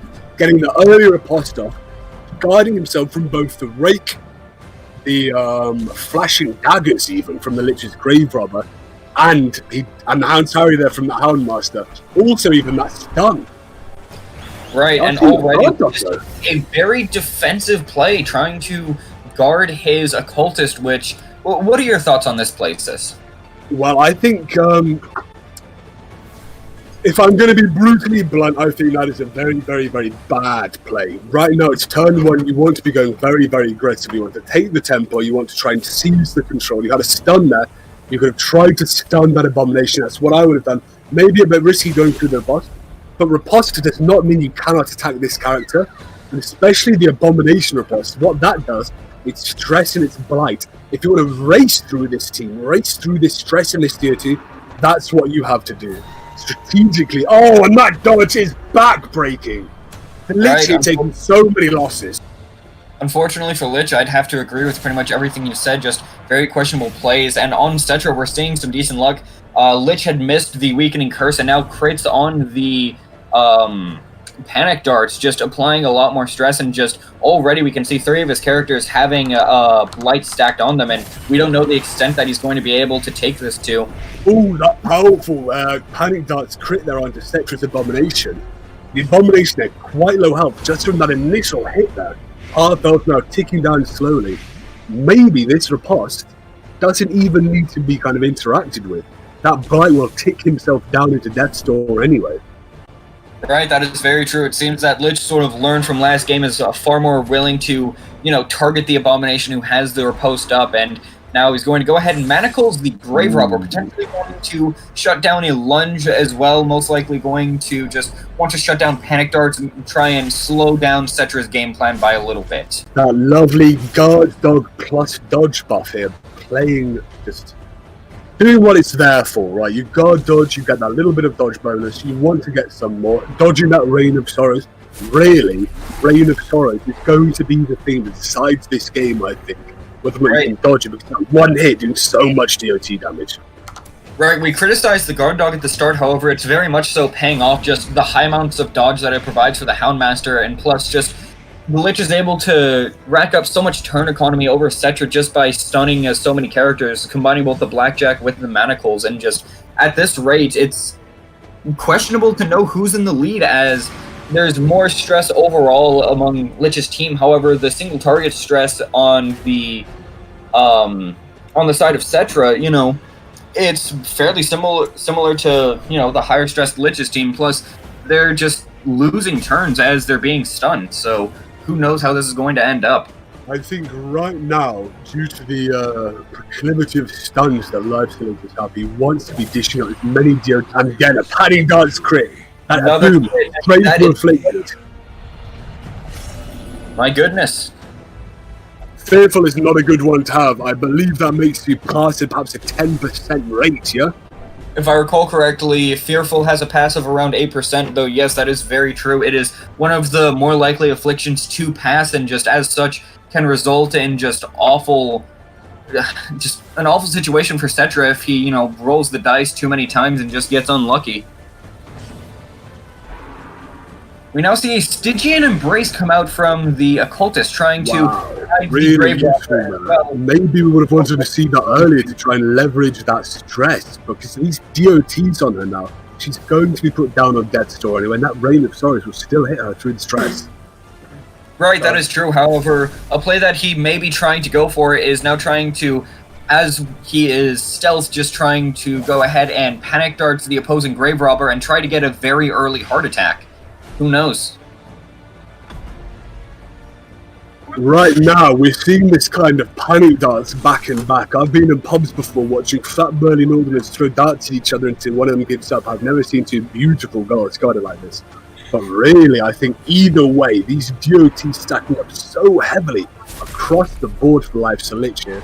But Lifesteal Lich using those stuns to really, really leverage, I'm going to use that word lots, I love it, these DOTs here. Every single stun turn you take, it ticks down with the DOTs. Cetra here cannot really use that. Lifesteal Lich locking down his only stun person, his Abomination there with the Manacles, really taking heavy control of this game. Right, plus you have to pay attention to even the small things outside of just, you know, the turns themselves, but also the player's behavior. As we saw when the Abomination got stunned, we saw Cetra just sort of like shake his cursor around a bit. That could be him just, you know, getting somewhat tilted, him getting aggravated, and could end up, you know, having him play a bit more sloppily. We saw in that last series as well, with that team. These crit! Can these Grave Robbers not crit? What is going on here, Silencio? Just the sheer amount of crits we've seen is quite ridiculous. I don't believe we caught the trinkets. Maybe it's a faster than Vapor's killing blow. And it dodged. It dodged. Yes. Grave Robber. Quite a low percentage there, with 110 accuracy from the Antiquarian. Oh, that is true. Having the finisher giving them additional accuracy against people at low health. So, truthfully, that seems very unlucky for Cetra. So now what do we see here? We see on Cetra's team, we have the stunned Abomination who's going to go to Death's Door once that happens. We now see a stunned Grave Robber at Death's Door and is one hit away from taking a heart attack as well. And on the side of Lich, we see everybody being fairly low. Everyone having light stacked on them, as well as the Grave Robber being at low health. However, only the Abomination is afflicted. Everyone else, while having some stress, not too much. Not too much that Lich can't handle for the moment, at least. Now taking a panic darts, and he misses! That is a very absolutely brutal Silencio. Brutal. We see crits and misses. It's back and forth. A hefty heal here from Cetra, also removing some of that stress, buying him a little bit of time, pushing the Lich's DOTs down so maybe he has to be on Death's Door. Procking a Death's Door hit there, pushing him so he is one off, one act out, and this stunned Grave Robber will die due to a heart attack damage. Maybe we will see Lich here take the advantage, but Cetra here has all the opportunities in the world to kill. Does not get it here, but it's not over yet. As well, you have to remember that the Grave Robber does have some amount of horror stacked on them. However, it won't be quite enough. If the Lich went ahead and transformed his Abomination, while it would be a very risky play, he would allow him to, do something else, such as push back an Abomination, while also killing the Grave Robber in the process. I think right now you only need one more stress, 199 stress. You can rely on an act out a little bit like this. Maybe something will go wrong. Maybe even just passing will go for you. Right, Lich very much so went for the safe play, and he was rewarded with it as he got a crit absolution, putting his Abomination back up to a good amount of health, and is now quite healthy once again. We now see the Occultist, and it's questionable what he's going to do. He could try to just maintain some survivability by stitching in someone, which is what we see as well now. We see the Grave Robber. Oh, my God, Grave Robber, exactly what we were going to see. Unable to use any defensive utility to get away, maybe stealth too late. This is such a seesaw of a game here. Life's Elixir with 3 characters very, very close to dying. Setcher with 2 reasonably strong characters, a Flagellant Life and we see an Abomination. 2 Death Door checks already, getting quite lucky with that. These Reign of Sorrows are going to make her afflicted here, though. You need to pray for an act out. Boy, oh boy, Cetra's DOT team here. I mean, it has been a back and forth game. I think we saw 32 hits there with DOTs on an Occultist. This is ridiculous. I don't even think it's worth healing that character, friend. If you stealthed her before, why heal now, Well, potentially they were just simply trying to avoid a death blow from the Antiquarian, who's able to hit the whole team and plus has the finisher, so very much so it could have just been him trying to preserve the Grave Robber, as it has been a major source of stress for Lich. Do you think at this point, though, you might go, listen, it's going to take too many turns. It'll take 2 turns for me to keep her alive through 1 turn of attack by Cetra. So I believe we saw 15 and 16 DOT damage there. You can't heal. The DOTs that Grave Robber is taking is almost more than her entire base health pool. You need... Oh! Oh, that act out, death blow! We see unbelievable! And kill the Occultist, causing stress to form on the Houndmaster and get him afflicted. That is an awful turn for Lich, and that very much so could turn the entire game in Cetra's favor. We now see a Manacles on the opposing Abomination, and he gets the stun, though. We don't know if that's going to be enough at this point. The Houndmaster is at 0 health, and he could very well die here, as he does. My goodness, this game is just... has been a truly ridiculous turn of events here. Right. We both thought Lich had it, but that act now. This is Darkest Dungeon in its finest. Right. We know more than enough from the last game that an Antiquarian by herself could very well win this game, yet he also has an Abomination and a Flagellant to take advantage of, and at this point, I don't think Lich is going to be able to come back. Both characters are going to go to Death's Door upon being activated, and who knows, just Cetra's entire team, while not being perfectly healthy, are more than enough to survive. Cetra, the imperishable god here, staying true to his namesake, the King of Kings, really stacking up so many DOTs to the Lich here. His defensive heals just did nothing, wasted turns. Right now, the Lich from a very dominant position. We thought he could take it home, and a dodge there on Death's Door doesn't mean much at this point. He's never going to take it home. We don't know if the game's been decided at this point. And we've seen Cetra, he used his transforms very, very late in the game as well. He didn't stack up those transform, that stress, as much as he could have. Right. Really kind of applying damage. As opposed to just simply transforming and giving the stress on, he instead chose to remain in the humanoid form for longer and just simply, stack up the beast biles and get stressed that way, while also, once again, disencouraging Lich from attacking due to the riposte. And now at this point, I don't see a way in which Lich has any potential of winning this, though who knows, maybe by some method, some darkest dungeon. Well, that abomination does have a transform left. If he starts raking and does not stop raking, maybe gets a few dodges. Could be anyone picked to the face. Oh! Here we go. Maybe this is where he takes it. That Flagellant there does have a lot of healing left, but still. The Flagellant does have a lot of healing, could however. You push him back to kind of sanguinate. Right, we could see the Abomination transform and attempt that, but my goodness, this game is closer than it has any right to be. Absolutely. I mean, life's a lich here. I would say giving up a few opportunities to really be aggressive, take the lead, etc. Kind of waited until RNG played in his favor a little bit. Life's a lich slowed down. Come out. Do we see a stun? Oh! That is remarkable! Even if this game may seem completely over, there is still that small chance that Lich has You need to get this kill. You need to get this kill or you are dead. If you act out, you're dead. One act out and you're dead. Take it. Pick to the face. Oh! Silencio, can you believe your eyes? I don't. Truthfully, no way. There's no way Lich can win this. This is remarkable. Can this antiquarian that death blow too late here coming out.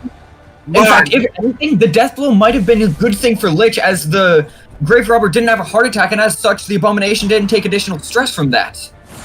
Oh, if these manacles land, you transform next turn, get a fantastic raging. You pray for a dodge or something else. So I'm on the edge of my seat. These have been absurd games to start falling in love with. Are you going to chase them? You chase them. You chase them! You flip the coin and you get it! Oh, man! Oh my goodness! Do it again, Sam. Play me that same tune. You cannot get away with it a third time. Luck is not going to be able to You do it. He goes for it anyway. Oh! And that's What? Watching! Oh my goodness, he could just get until he wins. This is absolutely absurd. Insanity! We are seeing an abomination here. Starting out to, is he going to get it again? Come on, that's not land it. How many times are you going to land this coin flip? Are you David Blaine? Lich has been loaded coins. Flipping the coin and getting it every single time. 45% every single. And again! Oh my lord, Cedric's shaking right now! And now at this point, it's a coin flip to see if the Antiquarian will die. Come on. If it's in his favor. Oh!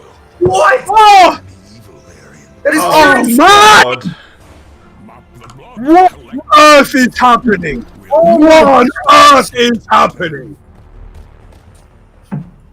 Guys, this was absolutely insane. Mikefield. That was just pure madness. And we even see a message from one of Shepard's friends just saying, bruh, honestly, I can't fault him for that. It's just the luck there was insane. This right here is a lottery game. I feel really like is. Life's a Lich should have played the lottery instead of Darkest Dungeon today. Go up to someone in the street and say, if I get this heads 5 times in a row, you give me £10, flip, bingo, he's got it. That was ridiculous. Right, What an absurd game. What are you doing here playing Darkest Dungeon? Just go and buy a scratch ticket already. My goodness. And now we see it's going to be going to Game 3 between these two in a match that we thought was going to end in a clean 2-0 victory for Shepard. Yeah, guys, thank you for casting this one. This was such an exciting close game in the end. I didn't see this coming once again. Those games are absolutely crazy, guys. I would just like to take a minute to thank our sponsors, which is the Red Hook, the authors of the game, who actually provide the rewards to the tournament. So huge kudos to those guys. Absolutely magnificent that they decided to give us a hand in this particular situation. And that's such an exciting tournament already, just second match in. What an amazing turn of events, guys. So incredible that I actually said the naughty F word live. This has been remarkable. That first match rather, insane. This one, I was praying. I mean, Silencio, as casters, you always want to pray for a Game 3, right? You want it to Exactly, yes. You always want to do what's best for the narrative of the story, but at this point, we don't even have to. It's just, my goodness, this is just, nobody could have expected this. Nobody could have seen this coming in every conceivable way. That looked like it should have been a set game, and it seemed as if, it was already completely over. But then Lich pulls that out of nowhere. Gets, what was it? The coin flip, 5-6 times in a row, and then the coin flip. Oh my god, how much you want to bet that I can flip this coin 5 times and won't get hits every single time? Every single time. Flip. 45. You know what, Silentia? If you are going to take 55% versus 45%, if you say 100% of the time the 55% will win, you're going to win. You know what I mean? 5% of the time extra. I mean, right here. I just can't even believe. Like, this has been ridiculous. I mean, hey, 30% of the time it worked 100% of the time. Truly absurd gameplay here. This is... He caught a prayer in the wind, and he went, you know what? He must have. I wish for world peace. That dove flew away, bam, no more war. Can you believe that? Yeah, that's such Truthfully, an no, like, insane stuff. I saw it before my eyes, yet if anybody told me that this happened, I wouldn't have believed them. Just, my goodness, I'm glad that I could have seen that live, let alone be able to commentate the match that I was in. You've got to love the kind of dogged stubbornness of that as well. He had a transform available still. That Atlantic Aquarium was at really high health. I thought he was going to stun, transform, rage, transform, stun. He went, you know what? 45%. Flip. Guys, which composition do you think we're gonna see in game number 3 then? Oh goodness, the compositions we see in game number 3, this is actually quite interesting, as on the side of Lich, you know, he no longer has access to Fire and Forgive, nor does he have access to, I believe it was Army in the Night that he used right there. Yeah. So he has, you know, he does actually have a Jester available if he wishes to use that, which very well, you know, could just be him attempting to go for a nice clean game 3, just trying to get a very early win, but who knows? Yeah, we might see Jester versus Jester in the final game, right? Oh, I mean, Jester versus Jester in game 3. That would really be fun, wouldn't it? Very explosive on the edge of our seats the entire time there. I think we are perhaps seeing a Jester from Cetra. Right. I mean, boy, what a fun way to win. Right. I believe game 3 was to be commentated by... Oh, wait, no, that was the next set. Yeah, I leave after this one, yeah. Yeah, so then Sis comes, goes and you come in. We get it, yeah. Yeah, let's go to game. Okay. We see game 3, and just as we thought, we see the Jester mirror match. Oh, I think this Flagellant from Life to Lich, especially matched up with that Arbalest, just to clear the Crusader stun. If he plays right, he will have the advantage with his Jester. Starting with a Battle Ballad, perhaps a missed turn there, Try and push the aggressive dice out maybe. We could see a Leper holding the net, trying to get the Flagellant out as quickly as possible, which he manages to accomplish.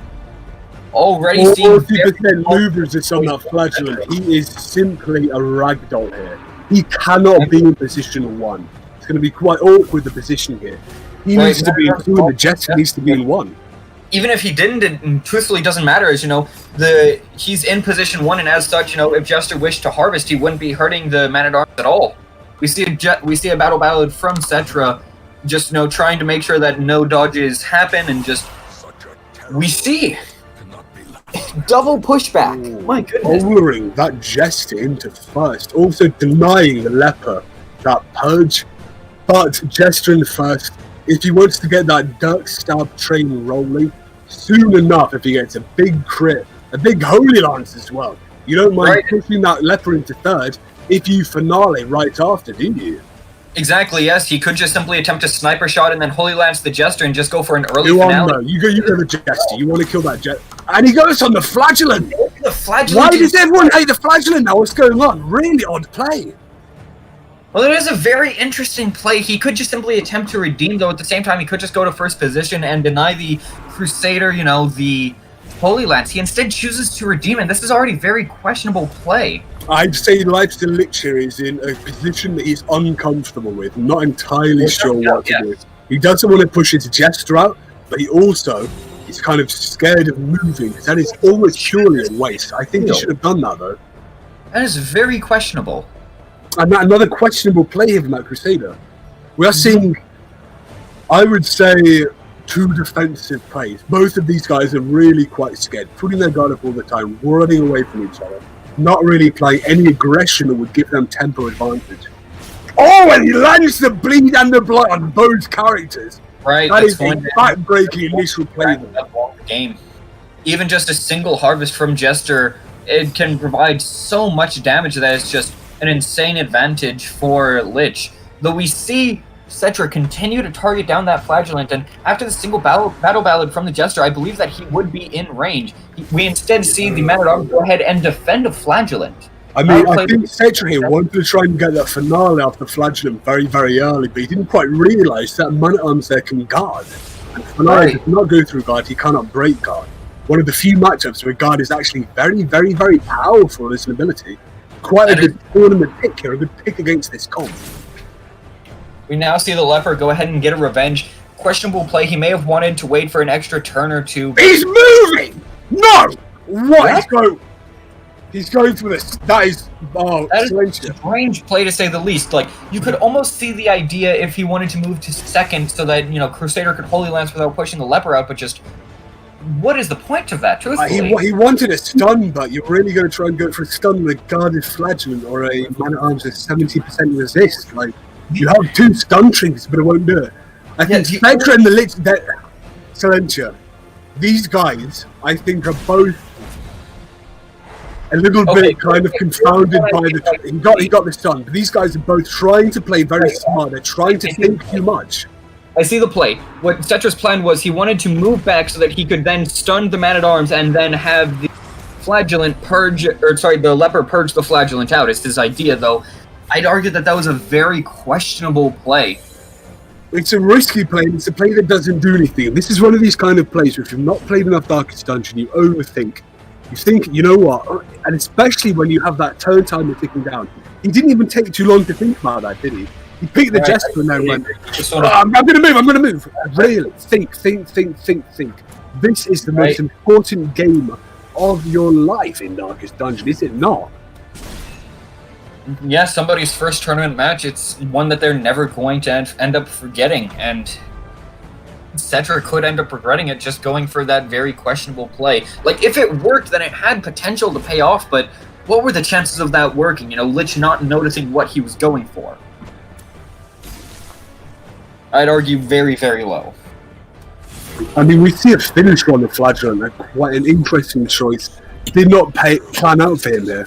Right, we now see the Leper purge the Flagellant out of position. However, the Jester is now in perfect position to go for the finale of his own. With that in mind, though, that Flagellant, not only is he stunned, he has used up quite a lot of his healing.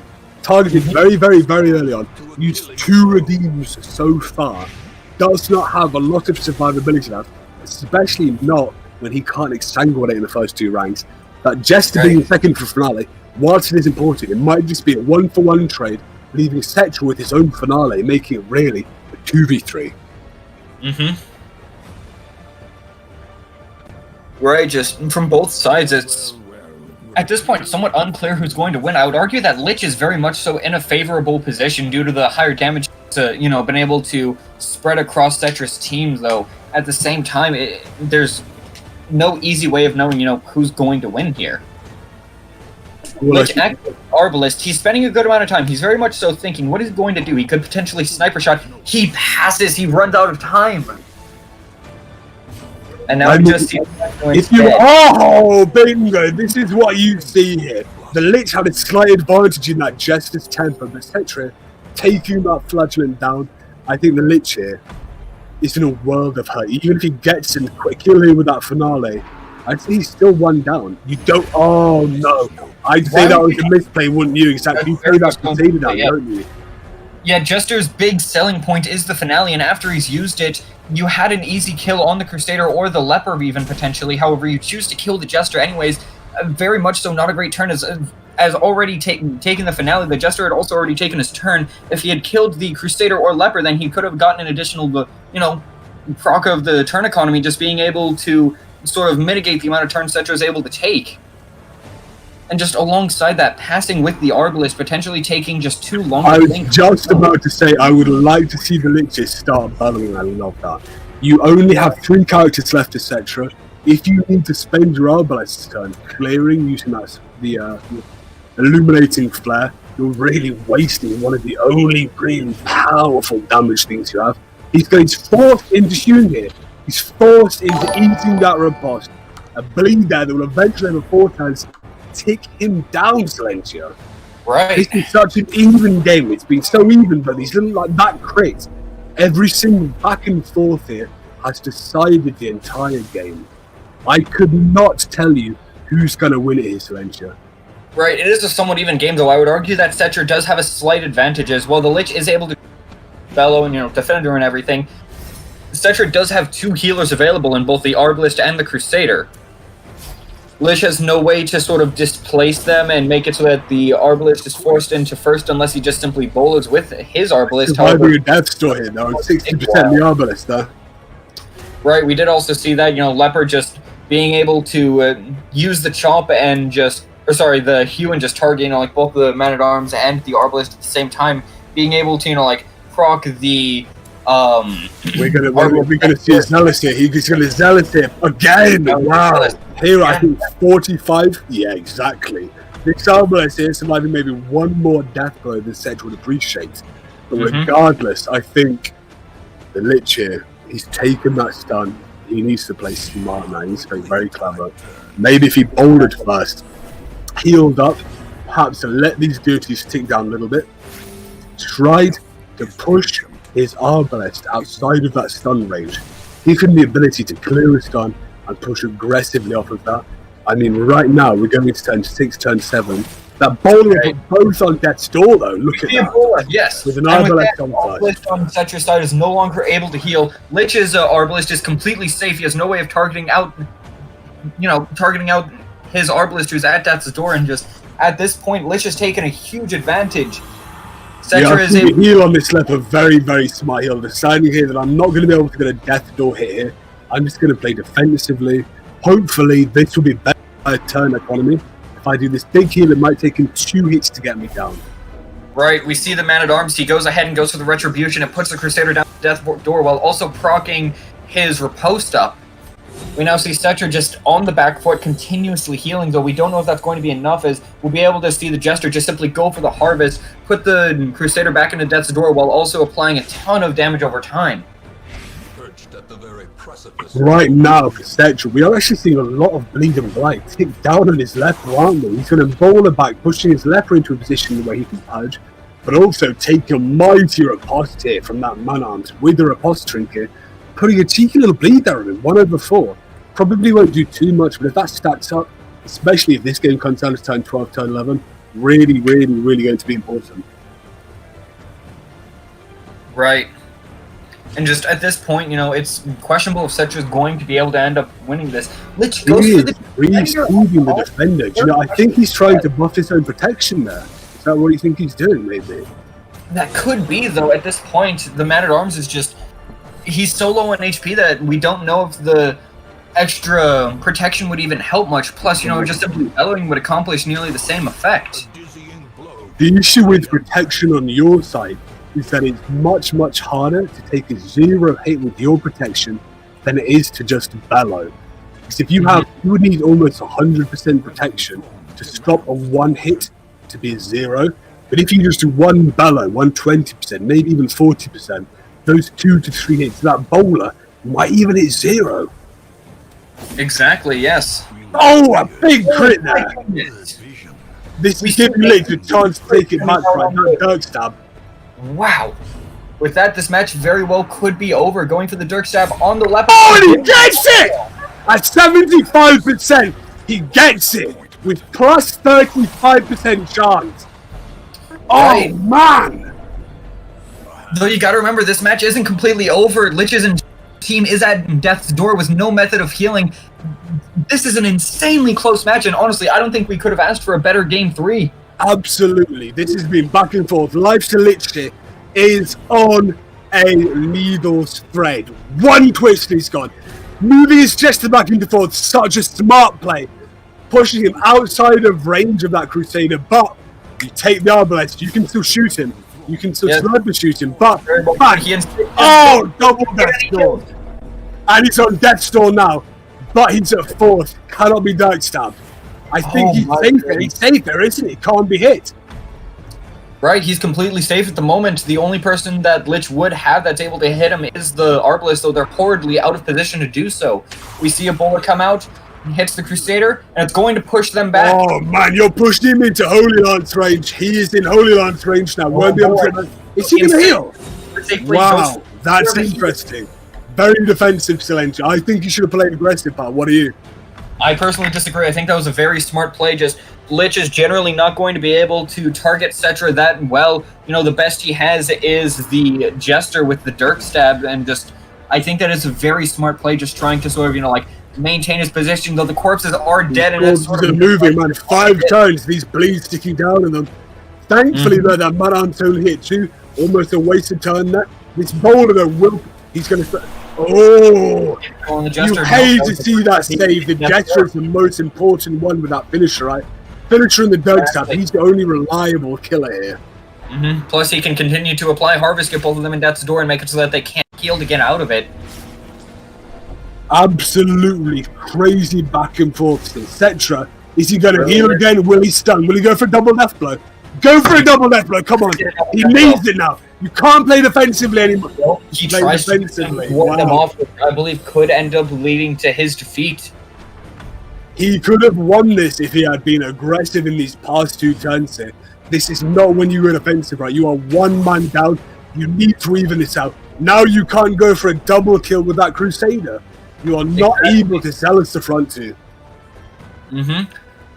Man-at-Arms is now just simply able to Retribution the Crusader, and as soon as Arbalest takes their turn, they're going to be at Death's Door. Plus, they're dazed. Bowler, you need to bowl here. You bowler, you hope for double kill. No if you here. get riposted, you're dead. Come on, you take it. You take it, right? Oh my lord! So you gotta remember, he could get this kill. Go for it. Bola? Oh! Now have 2 Oh man, 1 for 1! It's in God's hands now, my friend! Roll the dice! That's it. And he gets it! Silencio. I have not seen better games of Darkest Dungeon in all of my life. These have been remarkable. Match. That was just incredible. These oh my fucking god, man. GG. Jesus. GG's to both players. They both played very well. Made a, you know, obviously there were a few plays that were questionable, but in the end, the match has been decided, and with that, Cetra is going to be moving on. And I know that we have to continue to the tournament, but it pains me not being able to just sit down and talk with these 2 players and just have their thoughts on the set. Is just, that was such an amazing match. Yeah, well guys, played to both parties. Absolutely incredible. Outrageous endings to those games, like such close matches once again, and I really loved how brilliant the outcome of the final game was, because I felt like Cetra had this in the bag, and he eventually took this from the dying hands of the Lich. What an absolute banger, guys! This matchup between Cetra and the Lich. Unfortunately, Lich is eliminated by the dint of this outcome. So we are going to see the qualifying match between the real Spartan and Cetra, but before that we have to see the resolution of the other 2 groups. So we'll see the resolved group with Jamin and Bagheera, and then Isle of RNG and Mizakin, and only then will we move on into Spartan versus Cetra. So a bit of a loss here for the Spanish community, by the way. Quite a heavy hit. We've seen quite a few of the Spanish boys get knocked out reasonably early here. Quite interesting to see whether these kind of international rivalries will persist into the later parts of these qualification matches. Yeah, indeed. As well, just as a small side thing, I feel like it's going to be very upsetting for Sis not being able to commentate this match, as one of the competitors has not only 1 Plague Doctor, but 2 Plague Doctors across their 4 teams. There is no one I would entrust with this cast more than you 2 guys. Me and Sherry sat right here listening to this.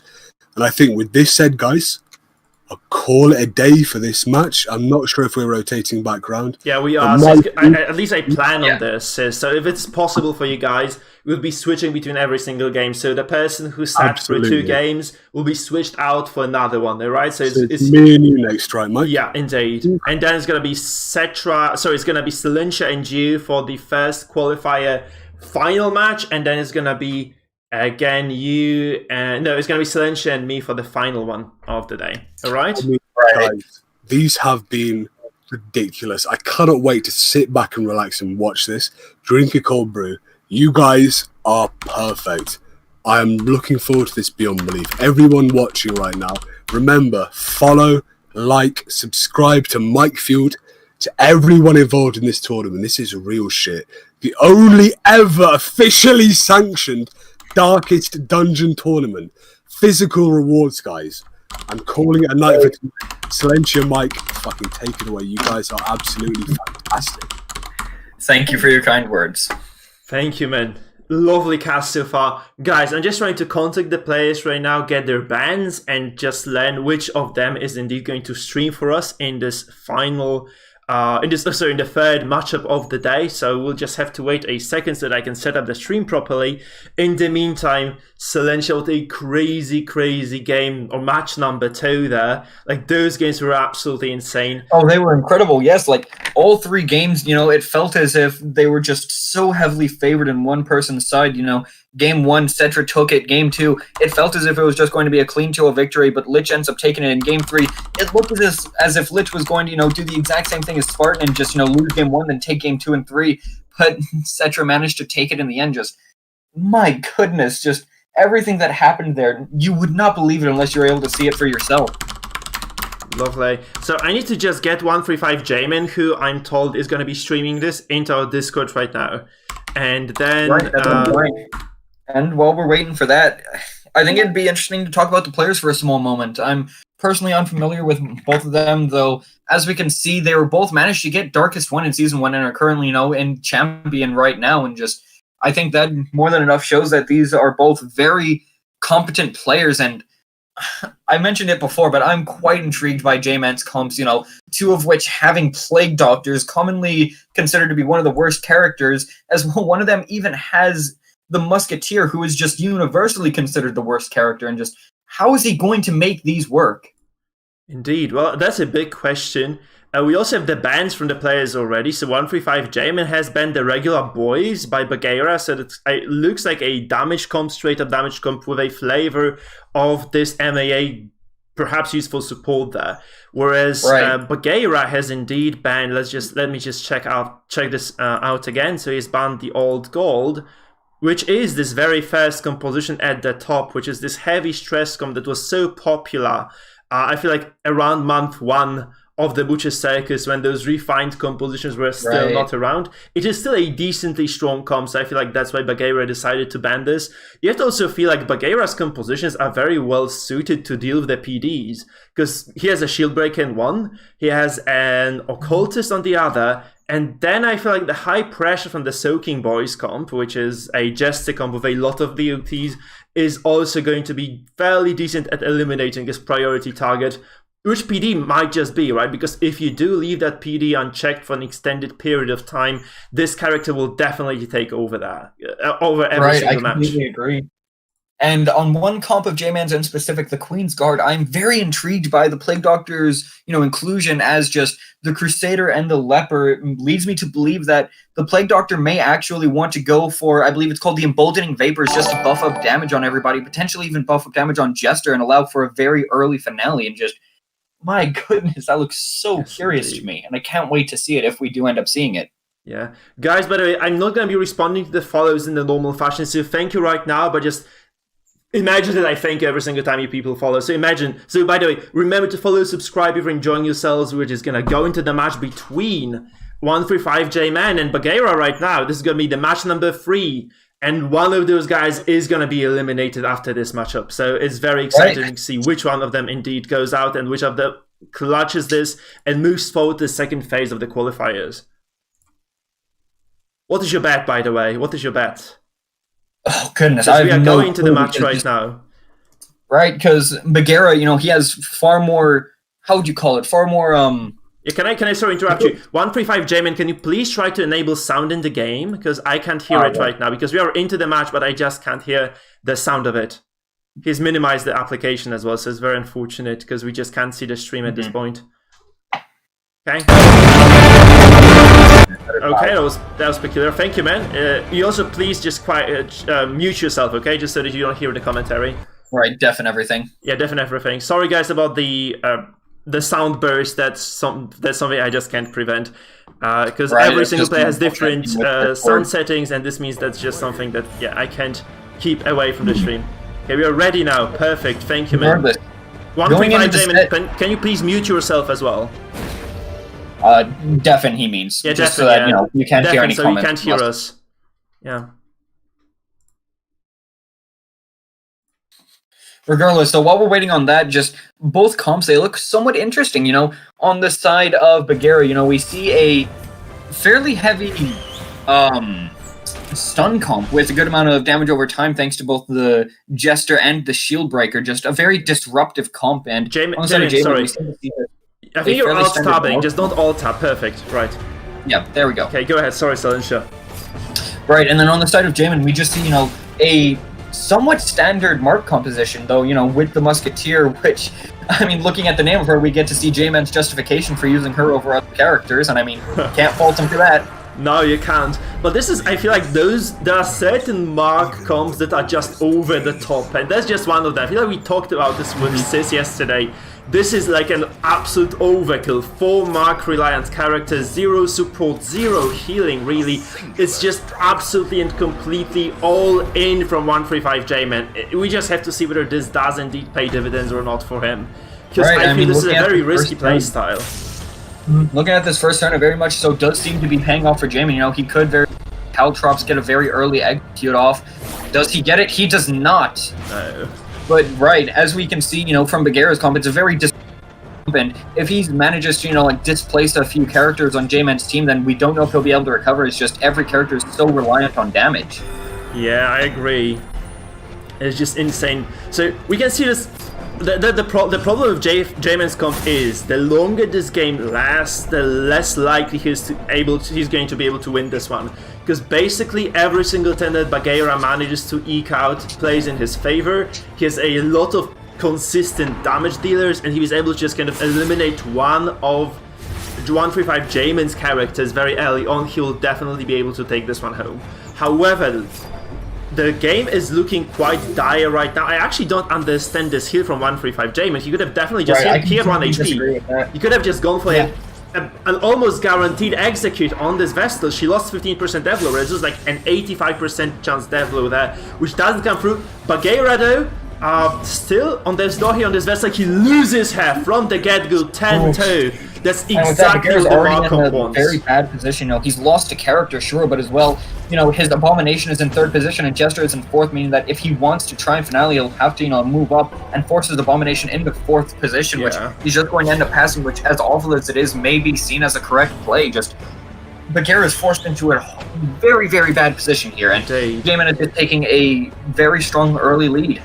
Yeah, but so that's what you're afraid when you play against those mark compositions, right? You're afraid of a mark coming down and then a crit closely following in its steps. And this is exactly what happened here. I feel like this Vestal could have died way sooner than she did. So it was kind of fortunate, honestly, for Bagheera keeping her alive this long after her suffering that very, very big crit. And I feel like right now all the momentum is in 135 J-Man's favor. And this is quite an exceptional comp, to be honest. You don't really see this in higher ranks, just because of how volatile those mark compositions indeed are.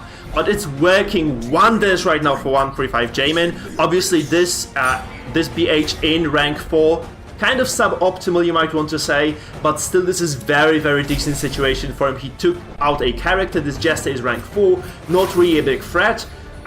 It's just really working out for him, right? It's really working out for J-Man.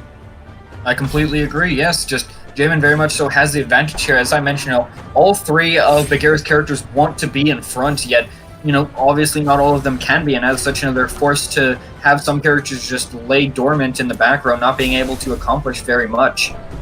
Yeah, we now see the Houndmaster. It looks like they're going to take a Blackjack on the Jester, get a crit, and get a stun. That is very heavy momentum in J-Man's favor, going to shut down the Jester for an extra turn, meaning that he can't build up for the finale, he can't do additional damage, he can't, get the harvest off. Just that stun, massive tempo advantage for J-Man in a game where he was already ahead in tempo, and then it seems that this game very much so has the potential to just already be over. Yeah, indeed. We do see a Rage come out from Bagheera and get double Death Door, and with that, we don't know how Jamin's going to respond. Just from his general playstyle, he very well could try and heal, but at the same time, he could try and take an aggressive stance. We just don't know. Yeah, agreed. So this Houndmaster rank 1, no ability to lick wounds, he cannot heal himself, so he might just be the victim of the shield breaker right now. But this is the problem for Bagheera, because he really wanted to move this Jester forward, and he just can't. This is a killing blow, however. Right, and that's just so big. Off the Houndmaster. And there's just a question right now, can Jamin take down this Jester? Oh, he pivots! He pivots onto the Abomination, he gets a crit! And with that, the Abomination is going to be dead, so I think that Jamin, despite losing a character in a Mark comp, which is generally seen as a very bad thing, he is still very much so in an advantageous position as it's 3v2 in a game where both of Bagheera's characters, they're forced in the back when they want to be up in the front, and just, even if Jester could, somehow get to the front and get his finale off, we don't know if that'll be enough at this point in the game. I wholeheartedly agree, but you have to consider those two characters have extremely high dodge, even the base values are very, very big, and this might mean that Jamin will probably take a while to kill them. I'm not sure, might take just one lucky crit obviously, but it might be way more than this. And this being said, can those lucky dodges indeed work in Bagheera's favor right now? Because that's all he has left really. He has those very high dodge values, I feel. I'm not sure about the trinkets of those characters, honestly. We'll see them in a second, but that's just the question. Does he really want to push this one out as well? I don't think so, right? Yeah, he that just would wants have been to a keep very this Jester questionable away. He's very much so seems to, be questioning his choices, and Yeah. he very much so seems flummoxed, just unsure what to do, and you can't entirely blame him, because despite holding a massive advantage, he still has a very strong chance to lose here. He gets a crit, though. It doesn't matter much beyond healing a small amount of stress, and a game where stress doesn't even matter, and, he would have gotten the Jester to Death's Door anyways, so the crit is just sort of null there. I'm sure Jamin very much so would have appreciated being able to just sort that crit and just use it somewhere else. Indeed. And this Shieldbreaker moves forward, takes down the BH to 0, but there's no threat on him at all. This Jester is the... Yeah, so he can just get the kill right now. Yeah, the Musketeer and the Arbalist both able to just continuously heal up the... Able to play it slow, and Bagheera just can't do anything about it. Jester's now going to be dead unless he gets a lucky dodge, and just... I don't see how he's going to be able to win this unless he does get said dodge. He doesn't. No, he does not. Right. And there's another heal available too. So it's just so big for Jamin. I feel like those Mark comps, they take so much skill to play as well, because you make a single mistake, you miss out on a single opportunity, you have to see every single one of those and just capitalize on them. If you don't do this, you're seriously going to suffer. I have seen a lot of perhaps high rank Mark players still faltering. 135 Jamin is not one of them. 135 Jamin takes this game, he really dominates Bagheera in game number 1, and he deserves this win. He seriously does, because he did everything right, and he got so many excellent plays out that you just have to commend him for dominating this one. What a brilliant game. Agree. And another small thing, we sort of criticized his very defensive play early on with just, trying to heal up and not securing a kill. However, one small thing is that a detail many people miss is that Musketeer's heal actually applies a buff to their teammate, which makes them take more healing from all sources. And he'd been stacking that the entire game, making it so that what's normally just, very small heals that serve no purpose other than just to get someone out of Death's Door was actually able to keep the Bounty Hunter extremely healthy and out of all danger. Well, now we're gonna get what Sis really wanted to get there. That's gonna be one of those PD compositions coming into play, because 135 Jamin has no other choice right now, because both those comps that do not involve PDs are currently disabled. So we will have a PD in our match, and actually 135 Jamin has to win at least a single game of this PD. And we're going to game number 2, so we'll see one of those compositions right now on our screens, guys. Let's go, let's do it.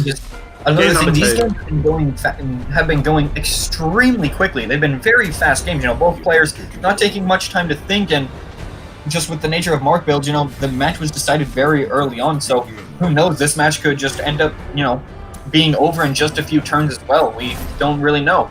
We see the Crusader go for the Bulwark, which, as we saw from the last game, Bagheera very much so relies on dealing a lot of damage, and Crusader just seems to, be a very supportive character, applying the bulwark, and he has double healing trinkets, which is not something you see every day on Crusader. He's generally used just for stun as well as sometimes damage. Yeah, agree. Like, another thing is Bagheera just lost a battle of that composition he's using right now. He brought it back because he's all the right to do so. And we shall see how exactly it performs against a different opponent. Obviously this, he knows that this shield breaker brings a lot to the table. He's gonna be able to deal with this PD somewhat well. However, you have to kind of mark the purpose of the PD on this comp. It is not used for damage, it's not used for stress. It is used to buff this Grave Robber. And this Grave Robber is going to disable a lot of what... sorry, not the Grave, the Highwayman, obviously. And he's going to actually damage a lot of Papai Bagheera's compositions. Plans, anyway. So first of all, he removes all the dodge from the Jester. And I feel now he's just gonna go for this Repose. By the way, how do you feel about this move? Like, prioritizing the Vendetta over the Repose? I think it's a very interesting move. Generally on Bagheera's team, we don't see a lot of spread, though, he does, of course, have the Shield Breaker, and he does have the Jester, but even then, I think that G-Man's comp is extremely interesting. It seems the whole thing is just completely set around, buffing up the Highwaymen to be invincible, We see the Crusader with the Bulwark, we see the Plague Doctor with the Emboldening Vapors, and potentially we could even see the Man-at-Arms with Command to give him an additional 25% damage when he's guarded. Yes, and this is one of the most unique builds I have ever seen. What are your thoughts on this, Mike? Yeah, another important thing, honestly, is the fact that this Highwayman is actually running the Snuff, which means he has 80% stun resistance. This is very, very high value for this character. And also making him nearly impossible to be stunned unless, they have like a hardcore Vestal with double stun trinkets, but even then, it's around an 80% chance, so there's a real, possibility it's 30% then, yeah, it's 30% for the Vestal of 2 stun trinkets to get that stun off. Right. Indeed. So yeah, we see a Bellow come out, and he just appears to be taking, fairly slow. He's not trying to get any early kills. He's buffing up his Highwaymen, trying to Bellow, and just, make sure Bagheera can't get any early kills, and just... I'd say that right now, the match is very much so in Jamin's favor, just in tempo, They have very similar HP values, though Bagheera has been stacking up this finale, but J-Man has just, been getting this Highwayman to such an advanced level in damage that, who knows? We now see a Great Shot Blast, something that you normally don't see, though, because of all the buffs, is actually able to do a pretty substantial amount of damage to everyone. Yeah, I imagine that crits as well, because this usually crits. I'm used to this thing critting quite commonly as well, so if it crits somewhere down the line, it's just going to tear Bagheera's ranks apart, seriously. That's what's gonna happen. And we can see this Jester also moving to position 2 right now, threatening this Crusader, I feel. There's a lot of threat on this character right now. And you have to remember, Bagheera does have the Vestals, so actually guarding the Crusader will do you no good in this situation. You have to just try to heal this, or perhaps control this Jester somehow.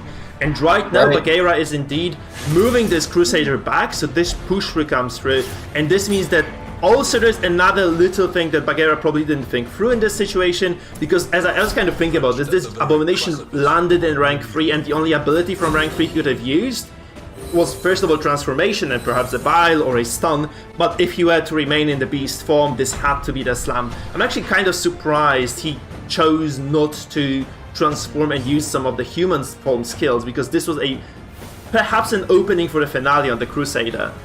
You have to feel this was gonna be a dead Crusader then. Right, I completely agree, though potentially this is part of Bagheera's plan. Maybe, to build up the finale further and save it as potentially even just a way to deal with this, 9 invincible Highwaymen. Just, he's facing such a unique build that maybe he's just trying to pivot his thinking a bit, though. He does just simply get the Jester back in position 2, so maybe he's just going to try the early advantage with taking out the Crusader. We don't entirely know. Indeed. You see a point blank shot, and if you saw the damage values there, that was a low roll. That did anywhere from 20 to 40 damage without a crit. That damage is completely insane. Oh, I feel like this might have been... Yeah, that's just that Crusader, however. So this might have been like a turn order mistake. I feel like you can just use this MAA to at least delay the turn, perhaps, or just use the Crusader to heal. He has 2 healing trinkets, actually, so I feel like this was quite a big mistake, honestly, on the side of Jamin there. I feel like he probably could have saved this Crusader, perhaps delayed this for at least a single turn more. And right now he has a character disadvantage against a stun comp of sorts anyway, because both the Abomination and the Vessel can indeed land those stuns if need be. So he has also this PD who is kind of known for not being the most effective character in the world. So she might not be, so the PD might just not be able to have the impact. Obviously the crit here coming through, very big, like this would probably force the Absolution from Bagheera over there. Oh, it's also we do see a Virtue, and another small thing is that on the Plague Doctor we do see Pit Fighter's helm as well as the Saw, so very much you can see that its plan, you know, from the side of J-Man was to Emboldening Vapors, then just simply, you know, go for the incisions, not trying to keep her in the back end. In fact, going for the fact that many people want to pull her forward and just taking advantage of that. But regardless, despite me, you know, in a way sort of rooting for Damon just for him using such a unique comp, it's kind of hard to root for when he seems to just be in such a disadvantaged point. You know, on the Crusader we saw the double healing trinkets, yet despite that it only increased the amount that he healed by 2 points. You know, normally healing only 5 to 6, and with the double healing trinkets, it only healed 7 on both parties. Yeah, I mean, Jaden sends a message here anyway with this comp.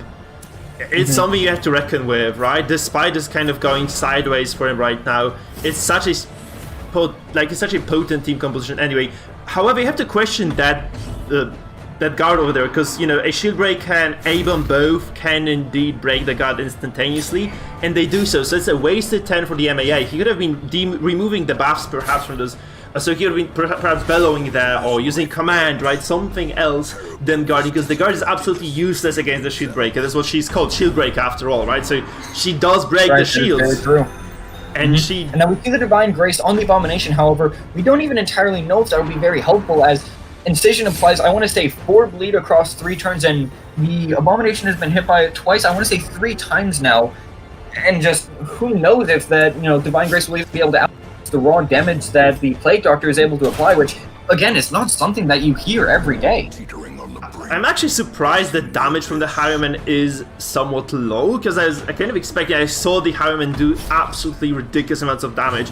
Like, in my games, he has been shredding my characters to 0 HP within, like, the first 2 turns. Obviously, Bagheera very careful not to trigger that repose too much, and this is something that kind of brought him to this position right now. He's in a solid defensive stage. I feel like he can just continue playing this way, and he will eventually just take over J-Man. Obviously, do not want to play overly safe if you are Bagheera, because we have seen we have actually already seen what happens to people who play overly safe in this tournament. They just drop out.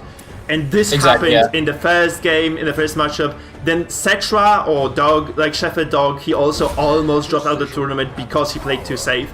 And this might indeed be what, you know, what decides this game here. Like, does Bagheera know exactly what he needs to do or not?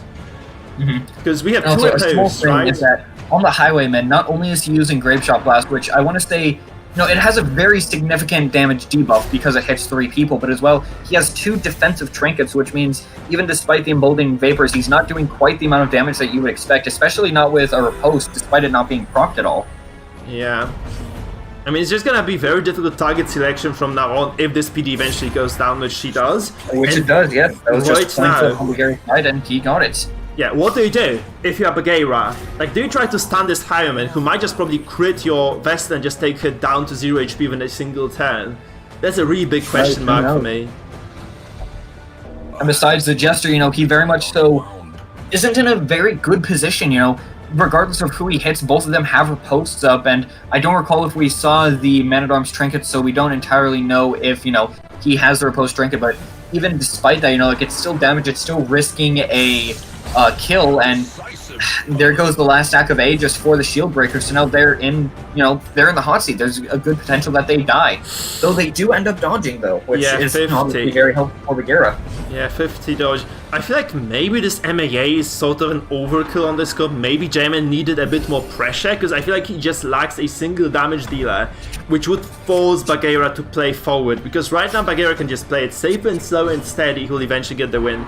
But if he potentially, if J-Man had like 1 more damage dealer there, like to just create some more threat, perhaps then it would have been a bit more of a risky situation for Bagheera. Right now, Bagheera seems to be taking this damage as well, so this is another crit coming out. You have to consider this is not a stress comp from J-Man in any way or form. However, this Abomination is almost dead because of the stress. So he has sustained a remarkable amount of stress and damage there, and you know, this might just be the straw that breaks the camel's back. If this Abomination does go down indeed right now, this might mean the demise of Bagheera. This is a dead A-bomb right now. And these are two very strong characters left for 135 J-Man, so this game is by no means over, I feel. And you gotta remember, you know, despite the 2 deaths, again, you know, just... It's such an interesting idea to stack all those buffs on the Highwayman, you know, a very self-sufficient character, a character that does well in the end game, both from fairly decent dodge and as well just, you know, from having the riposte that makes him, you know, a less than ideal target for, you know, people to deal with, and just... I think this is, again, one of the most unique and innovative comps I've ever seen, and I'm really glad that we're able to see it in this tournament. Yeah, the accuracy, by the way, did you see that? He basically I saw that. is going to hit everything. He's got 134 accuracy, which is just insanity. He hits everything. It's like 1% chance to miss the shield break at this point, I feel, right? Because he has 50 dodge. So it's unlikely to ever miss. On the other hand, however, like, J-Man doesn't have that much damage, right? So you have to consider that. Like, Bagheera might be able to sustain this. Obviously, this shield breaker right now in this position, she has still 2 stacks of Aegis, right? So this might be the problem. However, those heavy crits are actually starting to do stress damage, and Bagheera is under pressure on both sides. We actually have the act that almost takes down the Jester. Just blocking and dealing damage to the Jester. Well, it doesn't kill, it does lower his death blow resistance chance, which could end up in the Jester dying a turn early. Was that a dodge? Was it really a dodge? Like, you know, taking into consideration the accuracy of this character, how the hell did this Shieldbreaker dodge that riposte? Who knows? I remember somebody a while back saying that every attempt chance to miss regardless of accuracy, though I'm not entirely sure if that's been debunked or not at this point. We had a discussion on Discord, and it doesn't matter who he targets. Both of them have a post up, and the Man-at-Arms does in fact have their post trinket, so that this Bagheera, it's not even that he has to heal when J-Man attacks, he has to heal when he attacks. Indeed. Which is just a horrible thing for him to have to deal with. And the Jester goes down, 75% death blow resistance, there's like a 25% chance to happen, and I feel like J-Man just got this now.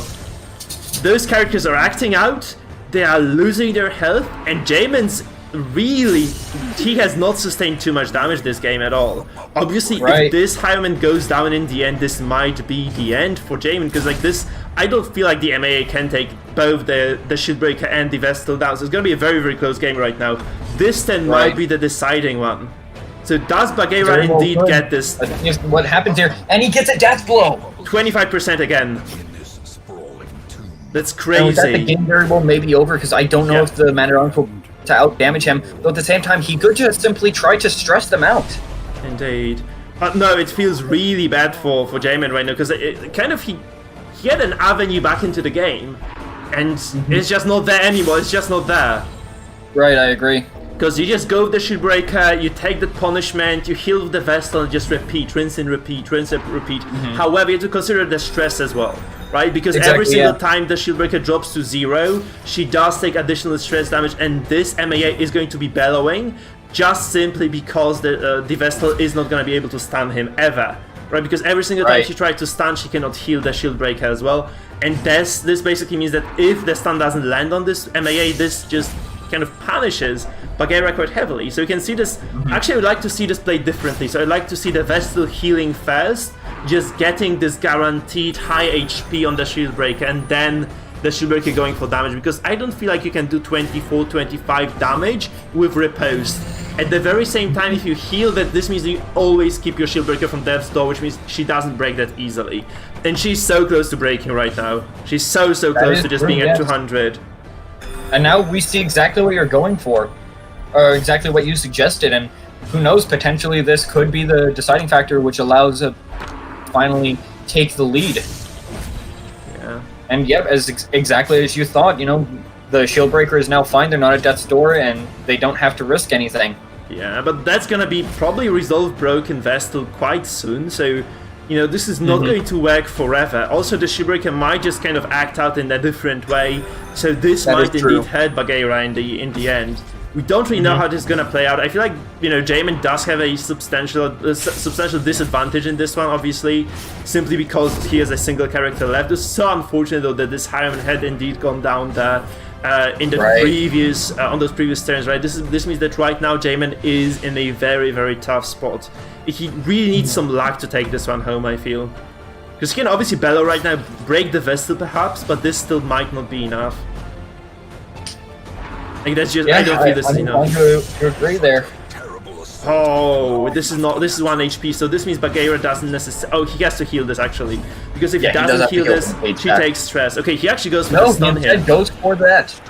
Yeah. Gets a crit on the Vestal, and he doesn't get the stun land. No, the stun is resisted. It's very big, actually, for Jamin there.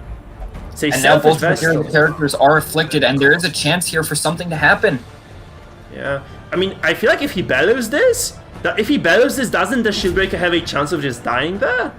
It might just be the case. I don't believe so now. Because she has 164. She takes about 10 damage when she drops to... No, that wouldn't be close enough, I feel, then. Yeah, true. Yeah. Vestal's unable to heal this turn, however, because of the act out. We see the Mace Bash. Will that be enough to allow Bagheera to drop his death blow enough and get the kill? Yeah, there's 55% death blow res on this MA. You have to feel this is going to be a coin flip now to decide the entire game. Yeah. It's an act out. Well, that's, you know, it's just a bit of stress. Yep. Oh, that's not a death blow, though. And she could have easily died to that. If Jamin actually takes this Vestal down now, maybe, just maybe, he manages to push through this. I don't really know. He has to probably kill the Vestal, though, right? He probably has to kill the Vestal there. Oh, it's such a close... It's a very difficult position to be in. Oh, he has the death blow! It's just the Vestal, mano a mano right now. Bagheera, can he do it? I mean, he has healing, right? He does have the heal still. He has the... He does have healing, yes. So it is she moves? No, he doesn't! If he doesn't get this kill right now, this might still be Jamin's game. Oh, he takes he gets the kill. And once again, we're going to a game 3. What an insane turn of events. Like, that's such an exciting matchup. Insanity. Okay, that's just brilliant. You love to see that, though. You love to see those best of 3s being 1-1 and just being resolved later. Okay, so let's just see what exactly happens right now. So I'm just gonna go to our pick and ban screen. We're just gonna very quickly have a look at what Jamin is gonna do right now, because Bagheera can no longer use that composition, so there is no more Vestal Jester, right? So Dry Boys are out, so we only have Moist Boys and Soaking Boys left for Bagheera, and he has to pick one of those compositions. So I feel like Jamin just knows what he's gonna be up against. He's gonna be confidently going into this one. Just those two comps quite similar in a way, like they, you know, he'll easily abuse the fact that both of them are AoE, so this probably what is gonna be the deal here. He has double repose on this comp. Probably he's just gonna skip to what he had, right? I feel like that's just gonna be the right course of action. And we're indeed going into the final game of the series right now. Let's do it. So let's see here. On Jamin's side, we got the exact same comp, and on Bagheera's side, it seems to be a stressed comp. You know, we got the, you know, we have the Houndmaster, we got the Man-at-Arms, we got the Abomination, though a character that, despite having great stress, you don't actually see that often, is an Occultist. And what are your thoughts on this pick, Mike? I'm not a big fan of Occultist overall. I probably said this a lot on stream as well. I don't like the character too much. I feel like he belongs to this lowest tier together with the PD and with the Hellion and with the Musketeer. I don't see him too much being played as well in the higher ranks, so it's kind of a big surprise that high rank players choose to use him actually in those compositions right now. However, we do see the PD on the other side who kind of performed pretty well. We actually have seen a lot of those. The negative connotations around it, you know, was able to do quite well. And once again, it's being pulled, which seems to be exactly what Jamin wants. Yeah, I mean, Jamin doesn't care about those pulls, because he's using this PD not to do damage, but just to bab the Harem and just to funnel all the power into the single character, which he's indeed accomplishing. And this might be a very similar game to the previous one. Obviously, no Vestal this time around to get those high chance stuns, so it might be slightly easier for Jamin to actually pull off his win conditions. Also, I'd like to see this Repose being used at the very start here. I don't understand the Vendetta really. You can use it later, just can secure your position. with that repose just being active, right? This prevents the Hound's Harries, and this means that you just kind of start the game on the right foot. Right now here, however, I'm not really sure how this is going to go. Obviously, I actually expected Bagheera to go for the Antiquarian comp, which would have obviously put him at a way bigger disadvantage than he is perhaps now, because he's facing double repose. By the way, this is such a huge crit. You have to just understand how much damage this singular Highwayman is doing. You see no real damage on this character as well. You see the snuff and additional in the buckle, right? This is not that much damage, and he still packs a huge punch just because of the vendetta and because of those consistent buffs from the PD. Right, I completely agree. We see the what? We see the Plague Doctor resist a stun incredibly unlikely chance. Is it? And just, I was going to compliment Bagheera for that play, you know, just being able to shuffle in and out, being able to stack a lot of horror, which would then be complemented by the occultist, but the play was just sort of rendered slightly null because of the insanely unlucky chance of the Plague Doctor resisting the stun. Oh yeah, this was a stun on the PD, that's true. Okay, I just kind of misread that. Yeah, that's true. Sorry, that was my bad, yeah. So hey, no worries. We see the heal coming down on the PD, so this is the crazy healing crusade. I have not seen this before, really. In my maybe 2,000 games now, I have not even seen this happen once. Not a single Crusader was a heal bot, and this one indeed is one. And there is no Jester to stop him right now. There is no way that this healing is going to be controlled. I mean, you can try to stun this, obviously, but that's just so unlikely to be the plan for Bagheera. He wants to deal a lot of stress here. Honestly, however, like, Jamin's comp is fairly slow. Like, it does its job, true, yes. but it does its job very slowly and perhaps methodically, but still, that doesn't look too good. Like, you have to admit, like, Jamin is going to take a while. Like, this was like, I think 12 or 13 turns in the previous game, and that probably will be something quite similar here. If you give a stress composition 12 to 13 turns, it might just tear you apart with those bellows, with those Hound Harries, with this transformation, and with the artillery. So all those stacks of horror that Jamin has right now, they're not going away anytime soon. I completely agree with that. However, right there, we did just see an incredible crit on the side of J-Man. You know, his Highwayman being able to crit the Abomination on the side of Bagheera, bringing him from full health down to death's door in a single move. Something that we're more familiar seeing on a Leper, let alone a Highwayman. And now we see a defender coming out, just him trying to protect that Abomination, but J-Man, despite him not really being a stress comp, he's still spamming the bellows, most likely not for the stress, but instead the debuff, allowing for him to sustain a lot longer. Yeah, but the question is, like, he doesn't have to endure damage there, right? He just wants to, I feel like that using the reposer would be the better call, because you can repose the artillery. And this is just some damage, some pressure that you put on this, on this occultist that just isn't there for some reason, because he's just free to spam those abilities right now. Obviously, he might be relegated to healing right now, but at this point in time, this artillery comes down again. And can you imagine those 18, 20 damage repose consistently being dropped on this occultist? This would have been absolutely huge. Maybe this would have bought the time that Jamin so desperately needs. I'm very surprised he's not doing that. He's not reposing. And so now we actually do see the Crusader. Not only are they able to, you know, heal stress and give the virtue chance, but a side note of that is that it also clears horror, which seems to be a big part of Bagheera's combat and could actually end up helping him a lot. Yeah, but I feel like that's just my personal opinion, but if you're not doing damage against a stress comp, you're slowly but steadily falling behind. I mean, obviously, he can get the death blow here, he doesn't, though. Unfortunately, don't see it, though. And the problem is that, you know, if you are running this Highwayman, you might actually want to, indeed, take some sort of debuff removal. Obviously, this Crusader is doing the job somehow, to some extent, but this might just not be enough. Also, we can see that there is no repose on the Highwayman right now. He missed the beat here, and he's not going to be able to... So this basically gives Bagheera a go signal. You can actually just Hound Harry right now, you can drop those artilleries once again, can use all the AoE in the world because you have the 10 to do so. This Highwayman is not going to be able to do anything for this entire turn right now.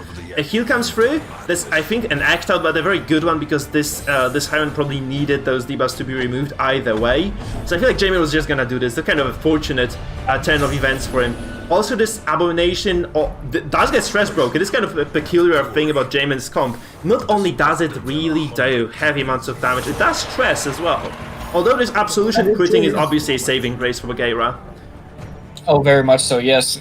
Just that Absolution critting, you know, normally the Highwayman had a real chance to, you know, just put him back to death's door with the Grave Shot Blast, though that crit, you know, puts him out of that range and just helps a lot. Now, on the side of J-Man, we see two afflicted characters, one of which is the Plague Doctor who just passes, and alongside that we see the Highwayman on his way to being afflicted as well, and the MAA not too far behind, and just at this point, you know, J-Man's just very much so lacking in tempo. He's not been able to secure any kills, potentially pivoting his build, maybe getting rid of the snuff on the Highwayman and getting, you know, the finisher, just being able to secure those kills could have helped him a lot, but at this point, I don't see how he's going to be able to win this. He's just so far behind at this point. Yeah, I agree. This is really the question of, does Bagheera just automatic... That is 40 stress a turn from the horror alone. Like, just that is incredible. Like, obviously that's mitigated thanks to the bolster that was played early on, but even so... No, that just doesn't cut it, does it? The bolster is the only thing that keeps J-Man in this game right now, and he really isn't doing the damage he needs to be doing. I'm also surprised he doesn't drop the riposte immediately there. I feel like this is something that he has to be doing. Like this, like he missed the beat twice already, and this is very, very big. We do actually see the Man-at-Arms get a Virtue, and an animation that I don't personally think I've ever once seen, since I've never seen one Virtue, but it is helpful for him, but he just continues to press Grave Shot Blast, it looks like. He's not getting his riposte up, meaning that he's not able to stop the Houndmaster, and, you know, his Man-at-Arms is not riposting either, meaning he's not able to stop the Abyssal Artillery, and just the whole point of riposte is being able to, you know, sort of get that extra advantage, you know, get the turn when, you know, during your opponent's round, and just... That's not what we're seeing here. We're just seeing him try to deal damage against a comp that is perfectly fine, since... I feel like I remember in the tier it was sort of berated a lot, yet in this comp, the Bleeding Skull actually seems to be helping, you know, Bagheera a good amount, as he doesn't have to rely on the limited uses of Stygian, and he's just able to reliably heal up his characters. Yeah, the problem, however, for Bagheera is that J-Man has a lot of stress healing, and he's actually doing stress damage himself. So this might be enough, I'm not really sure. I'm not sure about the maths here, but he might be able to just eke out a little bit of an advantage here just because of this Virtue coming down here, and just because of his own stress. Because I feel like J-Man did indeed pivot to stress entirely. That's why he stopped riposting, just decided, okay, I'm done with this strategy, it's not working out. I'm just going to reap the rewards of the fact that this Highwayman can pivot into stress. And he's doing this crits, potentially, and he's doing a lot of stress damage. So if this Crusader is indeed able to consistently... It's just basically the mastery of the Crusader right now, I feel. Like, if this Crusader is indeed able to keep up with the stress healing for J-Man, he might just be able to push through. Scarcely and barely so, but still. Yes, as well, right there, we did see a very interesting play from Bagheera. We saw his Abomination, instead of, you know, just trying to Manacles, he actually moved back to second position so that he'll be able to put on the Beast Files, which will sort of hinder the Grave Shot Blast on J-Man a good amount. Regardless, we did still see J-Man finally just, you know, sort of give it up and just put up the riposte, which helped a lot. You know, the Houndmaster is now in death's door, and that could help him a lot, though. Unfortunately, the Virtuous Cries haven't helped terribly in the sense of getting virtues, though just simply delaying the stress a lot and delaying the horror still has been very helpful. We see the Abomination act out and kill the Houndmaster. This is great for J-Man. Yeah, you hate to see it for Bagheera though, because this is an exposed free character line. That's what the Highwayman is waiting for. He's just waiting to drop those scrape shots again. And that's such a nice spot, right? The buff comes through as well. This is a very significant buff to damage, I believe. Damage or accuracy, I feel, or the crits. Right. I feel like I'm not really that sure about that, and it's hard to read that. It's damage, 30% bonus damage for a damage comp. And this, like, this Highwayman really has such a long buff bar right now. Have you ever seen a buff bar this long? It's actually, no, I haven't. 12 lines, I feel like, 12 lines over. That is crazy. Right, looking at all the buffs that the Highwayman has, it looks like reading the terms of service of a random app that from a third-person company. Yeah. Oh god, that's ridiculous. So he might just really have enough now to pull through again, because losing the Houndmaster. Point-blank shot, and another crit, putting the Man-at-Arms at death's door from full health. This damage is completely ridiculous, especially considering that he isn't running any damage trinkets. Yeah, and there is 30% protection on this MAA. God, he There is. refuses the healing as well. He refuses healing. However, the Crusader is now going to have a heart attack as soon as he is activated, so that is another thing to keep in mind. Similar thing will happen to the Plague Doctor, yep, and the Plague Doctor is now dead. That's surprising. I feel like Jamin could have easily prevented that. He could have just healed. He just picked the Crusader, especially the Crusader has to heal anyway. He has to heal. So You he saw could him have. briefly hover over how much stress he had and, like, how much horror he had. Yeah. And it looked as if, he would have been fine. However, the additional 33% stress you take while you're in death's door actually led the Plague Doctor to, getting over that benchmark and dying. Which is just a very small detail of, if you have damage over time and you have horror, and the damage over time would put you in death's door, then that effect will proc on the horror that turn. Yes, indeed. But this PD would have died even without Hera, I think. This would have just been enough stress just from you dropping to death's door. I feel like Jamin just underestimated that unnecessarily so as well. So he might just lose the game because of this. Because missing out on as well, turn, the Crusader here is dead. Just like, I want to say he has 32 stress on him per turn from the horror. So he's just completely dead. That Manacles honestly doesn't even help Gear that much. It would have been much more helpful to, try to potentially stun the Highwaymen, as unlikely as it is. Yeah. Also, like, this is very unfortunate, because if he had let this Crusader take his turn, he would have actually gone first this turn, and he didn't go first now. Exactly. So this is a very big, I feel like those players are very stressed right now, literally so in real life, because they're just under so much pressure, because every single mistake right now counts. I'm very surprised they're not taking their time, because really, this is what you want to be doing. You're in the end game phase of the last game of the series. You can tell that they're being caught up in the heat of the moment, and they're not able to completely think straight because of that. You have 30 seconds to react to every single turn. 30 seconds, they're using like 2 to 3. And that's just such a big surprise to me. I'm just kind of disappointed. Honestly, this MAA refuses healing again, though. As a curse dropped on the... I'm kind of surprised he drops the curse instead of perhaps going for some sort of... okay, he it does lower his damage by a small bit, so stacking that alongside the Bellows could actually be quite helpful for sort of mitigating the amount of damage the Highwaymen can do. Indeed, and this MAA is also dead, right? There's no way in hell he can save this. Right, yeah. It's unsalvageable, almost. And this is a pass as well as the best pivotal moment in this game. There is still very much so in this. Yeah. This is, again, it's such an even game, all 3 games. Agreed. We see the Bellow come out, and now Man-at-Arms on the side of Jamin is dead. All that's left is the Highwaymen. Who can be stunned. There's no riposte. There's absolutely no pressure right now on Bagheera. I can just play the slow and he doesn't even need to stun him. He also could very well just go for the Beast File and stack more stress while also the riposte himself. Exactly. As he dodged Even if he does dodge, the riposte is still up, and that will cause, Jamin to take a lot of stress when he goes for his Grape Shot Blast. We then see the Word Reconstruction getting the Man-at-Arms back to nearly full health, and I'd say that this match looks to be nearly over at this point. Indeed. There's I feel like Jamin just made a couple of mistakes there, like those very big ones, which losing the PD so early, just kind of chaining, like slowly but steadily chaining into 3 dead characters on his side. I feel like he was doing quite well until that point, and right now I feel like this is just over. And this is kind of a shame, because I felt like this composition had a decent shot at taking down the Bagheera head. You see the Man-at-Arms act out, hit the Occultist, and actually stun him. Yeah, but does it really matter? I mean, obviously there's no healing available for Bagheera anymore then. Like, this might mean that a single turn, just gives Jamin the, Jamin just gets a single turn of breathing room. But is it really enough?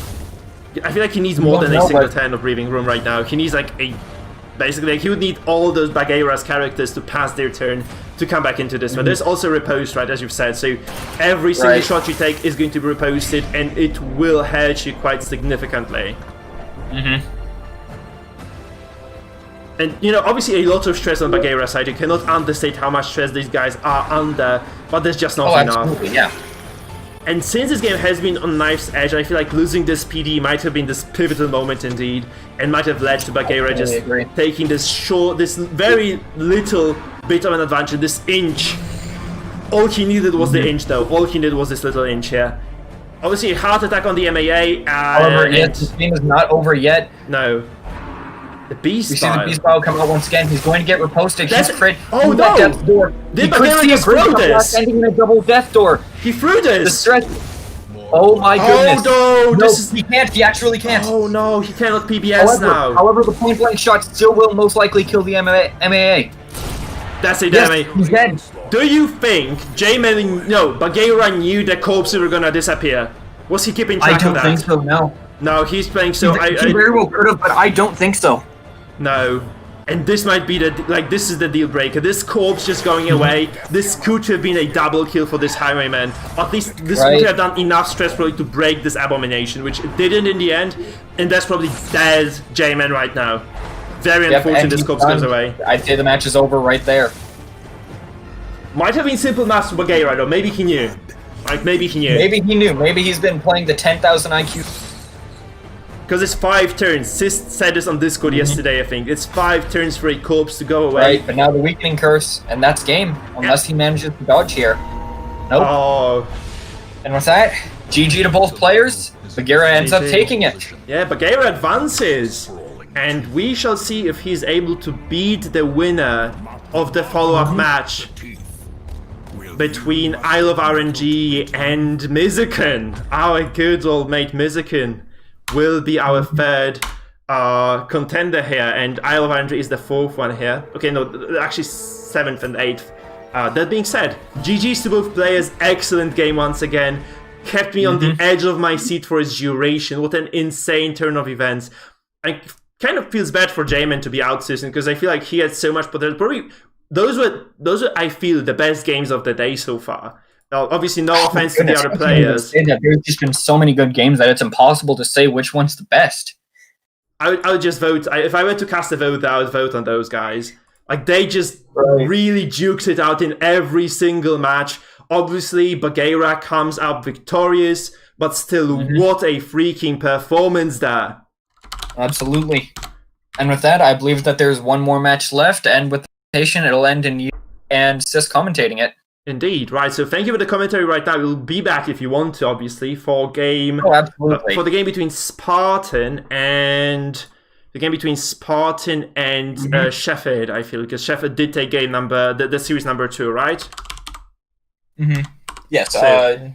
Right, so we'll be back for that with Sis once again. So thank you for the commentary, Silentia. Take a breather right now, and we'll be back. I need a while to set it up right now, so I'm just gonna wait for Sis as well to come over, and we're gonna set up Mizuken and Isle of RNG. Right, but good luck to both players in the upcoming match. Mike, once again, thank you for having me, and thank you for hosting this. Red Hooks, thank you for acknowledging our existence and supporting the tournament. And with that, I will be bowing out. Take care, everybody. Indeed. Guys, a quick reminder. First of all, huge kudos once again to Red Hook for giving us the actual physical rewards for the tournament. Especially huge props to Red Hook John, who kind of initiated. I mean, I initiated, but he basically communicated with me. He agreed, and we pulled it through. So we do have physical rewards for people who make it out of group stage, which is going to be the follow-up to the qualifiers.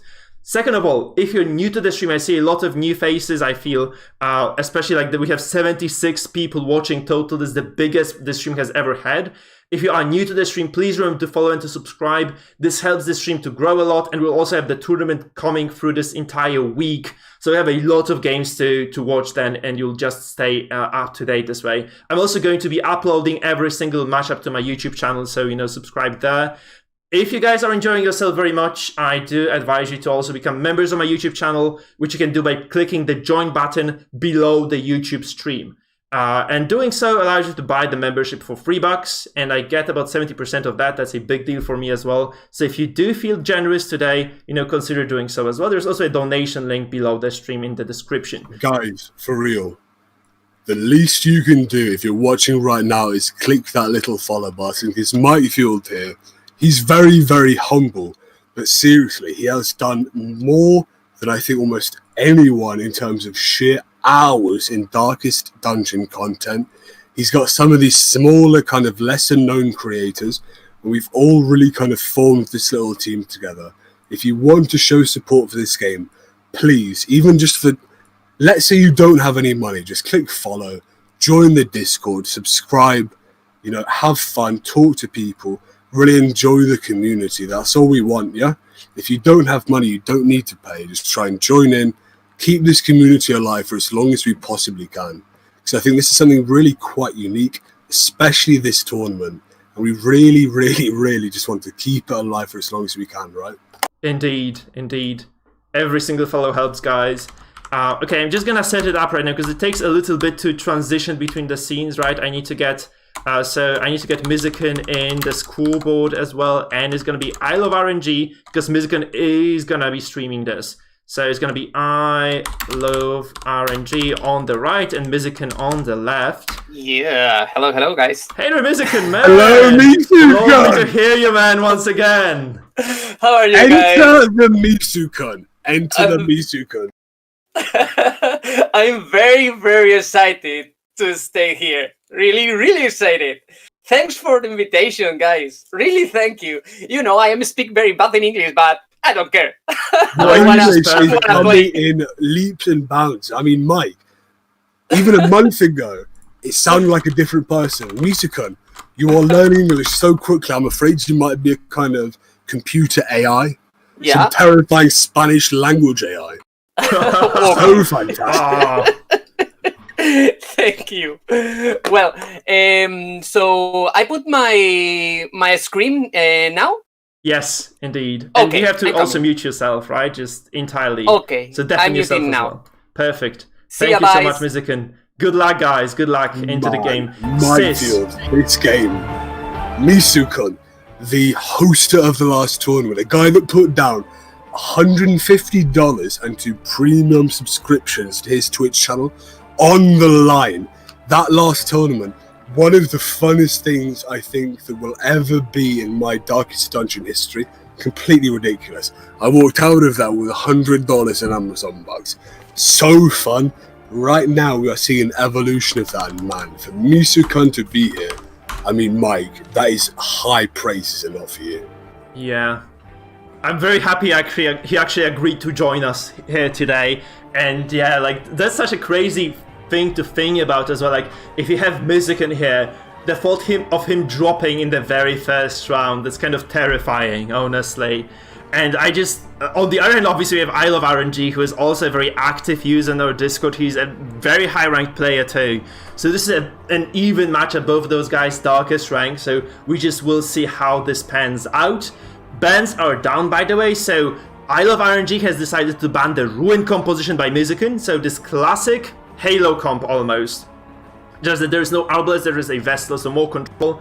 Whereas Mizuken on the other hand bans damage 1 from I Love RNG.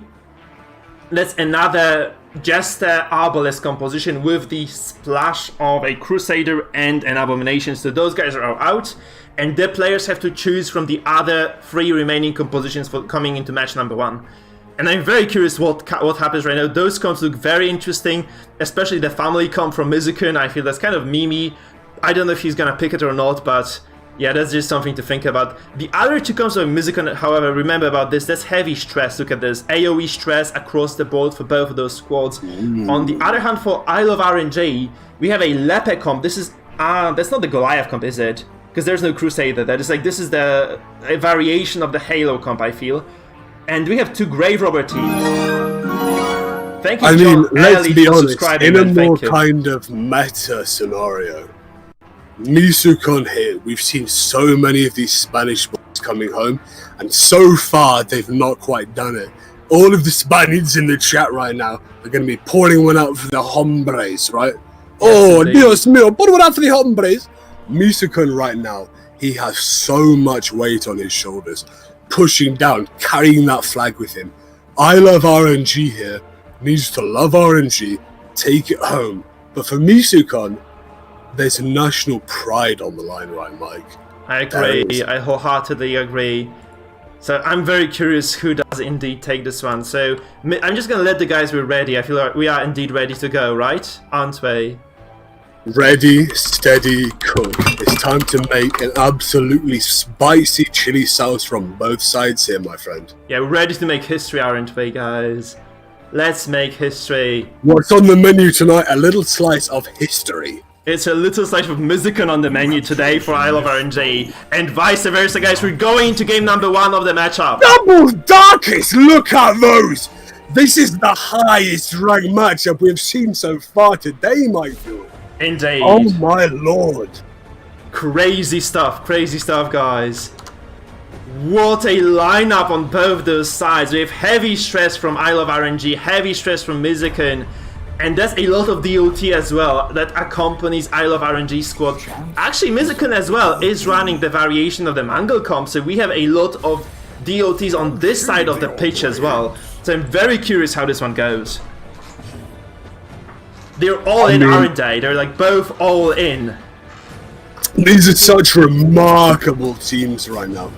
They're two teams that obviously I don't think any of us can put a name to. This isn't a Halo comp or a Goliath comp or anything like that. These ran out to homebrewed comps, really trying to utilize their own knowledge in the game to take it home. Right now, seeing Pro Guardian here, which I believe is guard dog in Espanol. So that guard dog obviously going to increase his dodge by a little bit, push him out of that Reign of Sorrows range. Obviously, 85% base. Oh, è visto, absolutely, ora perdido. Yeah. What do you think of this game? Yeah, this El Flagellante as well, getting the crit before. This is going to be a very long-lasting bleed, guys. By the way, chat, please keep it English. Keep it English, we can. This being said, español. En inglés only. En Albano. Sis, chill. Oh, what a crazy opening here. I have not seen this game in Spanish. But we can kind of read through that stuff, can't we, sis? Can't we? We want to see a stun here from the Houndmaster, I think, don't we? Maybe on Antiquarian. Oh, on the Houndmaster, biting the riposte and hitting into the 80 Advertimiento resist, brother. Indeed. Have you ever seen the high Advertimiento resist? Yeah, honestly, I feel like even though this resistance comes through, Musican has done way more in the first turn than Isle of RNG. Like, he has accomplished a lot of DOTs on the backline, he has been able to drop this regen as well. Feels like he has an upper hand coming into 10 number 2 right now. He has a little bit of momentum. Very early on, whilst his team right now has got no damage on board, he's playing ahead of that festering vapors from that rank 1 Antiquarian. And also, here we go, and a vanishing powder, I think, reducing the accuracy, no? It's strange. I mean, this Flagellant doesn't have that much accuracy overall, right? Those are 2 high dodge characters on the back. It pays back instantly. This pays off. This evasion on both the on both the Grave Robber and the Houndmaster is huge. There's a wasted time for the Flagellant, and there's a big trade-off as well. This Flagellant cannot remove this debuff, so this is going to stay like this for quite a while, you have to feel. That's an odd beast bio there, a rank 3 Abomination. Very, very risky. He could get knocked back there a little bit, be pushed into 4th, and able to do anything other than heal. And that bolster on turn 2, a little bit late. Why do you think he's doing it, especially against such a heavy DOT team? Maybe he realized this game is gonna take a while and he just wants to invest into this as much as possible, because like I feel like this is going to be a lengthy matchup overall. This might take like 10-12 turns to resolve at least, and he wants to just have this bolster anyway. So maybe a bit late, but still maybe he had a hidden agenda on turn 1 perhaps, so like something better to do. You see Isle of RNG here, stacking on that Pro Guardian here. Oh, and a triple event on there. 3 dodges. Unbelievable here. 52 on the Houndmaster. He's just guard dog 2 turns in a row and only 52 dodge. But still, everyone is paying off, man. Yeah. Unbelievable from Isle of RNG. This ridiculous dodge. Yeah, it's like you really wish you had a Jester if you are Musican right now, because really he wants to have that accuracy. All those characters incredibly high in terms of dodge. So this is also a suicide attempt by the Houndmaster actually. This is indeed resisted, so this Death's Door debuff goes away. And right now this doggo is sort of safe. Look at that stress stacked up on the Houndmaster, Mike. Yeah. Look at that. Those darts did the job there. Like I think those are like double darts that did that, right? We have a dodge coming down, however, right now, so this might indeed be fine. En español, del cuartel de Falos el de Houndmaster. A fantastic dodge there from the Houndmaster. Absolutely fantastic there. It's Master Saved him from being Canino, pushed I out think, to in the dodge. Spanish, right? Crazy. Oh, okay, so let's see how this goes. So we have this antiquarian. Sorry for cutting in, I didn't intend to. I feel like you're making a pause, actually. Mikefield, you are the king. Okay, this is... Oh, as well. nobody fallo evasión. Yeah, I Love RNG is actually taking a lot of those repos to the face. I don't know if he intends to be doing so, because this might in the end bite him in the ass. Because this is a lot of DOTs already on his composition. He's not too healthy at all. Look at this 11 DOT on this MAA. This Handmaster under heavy pressure as well. This Grave Robber too. So if you let Mizukin Look at this game, Houndmaster completely throwing down these guard dogs. Yeah. Plus 50 evasion there, 50 dodge. At Yeah. 92 dodge there, pretty naughty with the monkey spot for the plus 15. But if you are Misukun, you need to appreciate, maybe you stop doing those AoE attacks. You understand, listen, my Houndmaster might be dead, I've got a Flagellant, an Abomination, and an Antiquarian left. I can still win. These guys are DOT'd up to their noggin. We take a little bit slow, but right now Misukun is playing this heavy game still. He's biting those riposts, eating them, taking them to the chin.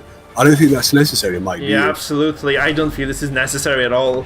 And he could have potentially just dropped another healing here, like, you know, rejuvenating vapors on those characters across the board. There's a lot of healing that you just kind of at least balance out the dots coming out.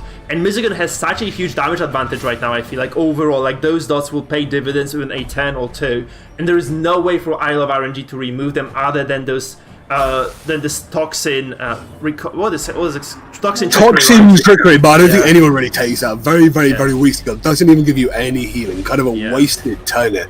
I think Isle of RNG is kind of being punished by this Flagellant. We're seeing it go into turn 4, turn 5. We're seeing constant Beast of Bile here, even biting up that riposte from Manadance here. Not even bothering to transform. Some would say a very uninteresting, very kind of weird turn. Indeed. But some would also say, play it slow, play control, we win it. If that's a flash powder again, interesting. Resist the debuff, maybe takes, I believe, 15 accuracy, maybe a little bit more. Again, against that Festering Vapors, base 85 might do a lot. Indeed. You might say the only thing that Toxin Trickery has going for itself is the alliteration in its name, right? Seriously. Absolutely. And a little bit of dodge against you. It does give you a slight amount of dodge. That's true. Actually, he really wants the dodge, so maybe that's the purpose of this skill here on this composition. It would be late to do it now, right? It's a kind of bolster once per game effect, I believe. Very late to do now. We've seen Acosta di Pero coming out, and Vessione in return here. He's really stacking up these Houndmaster hits, even though the stress doesn't really show it. Agreed.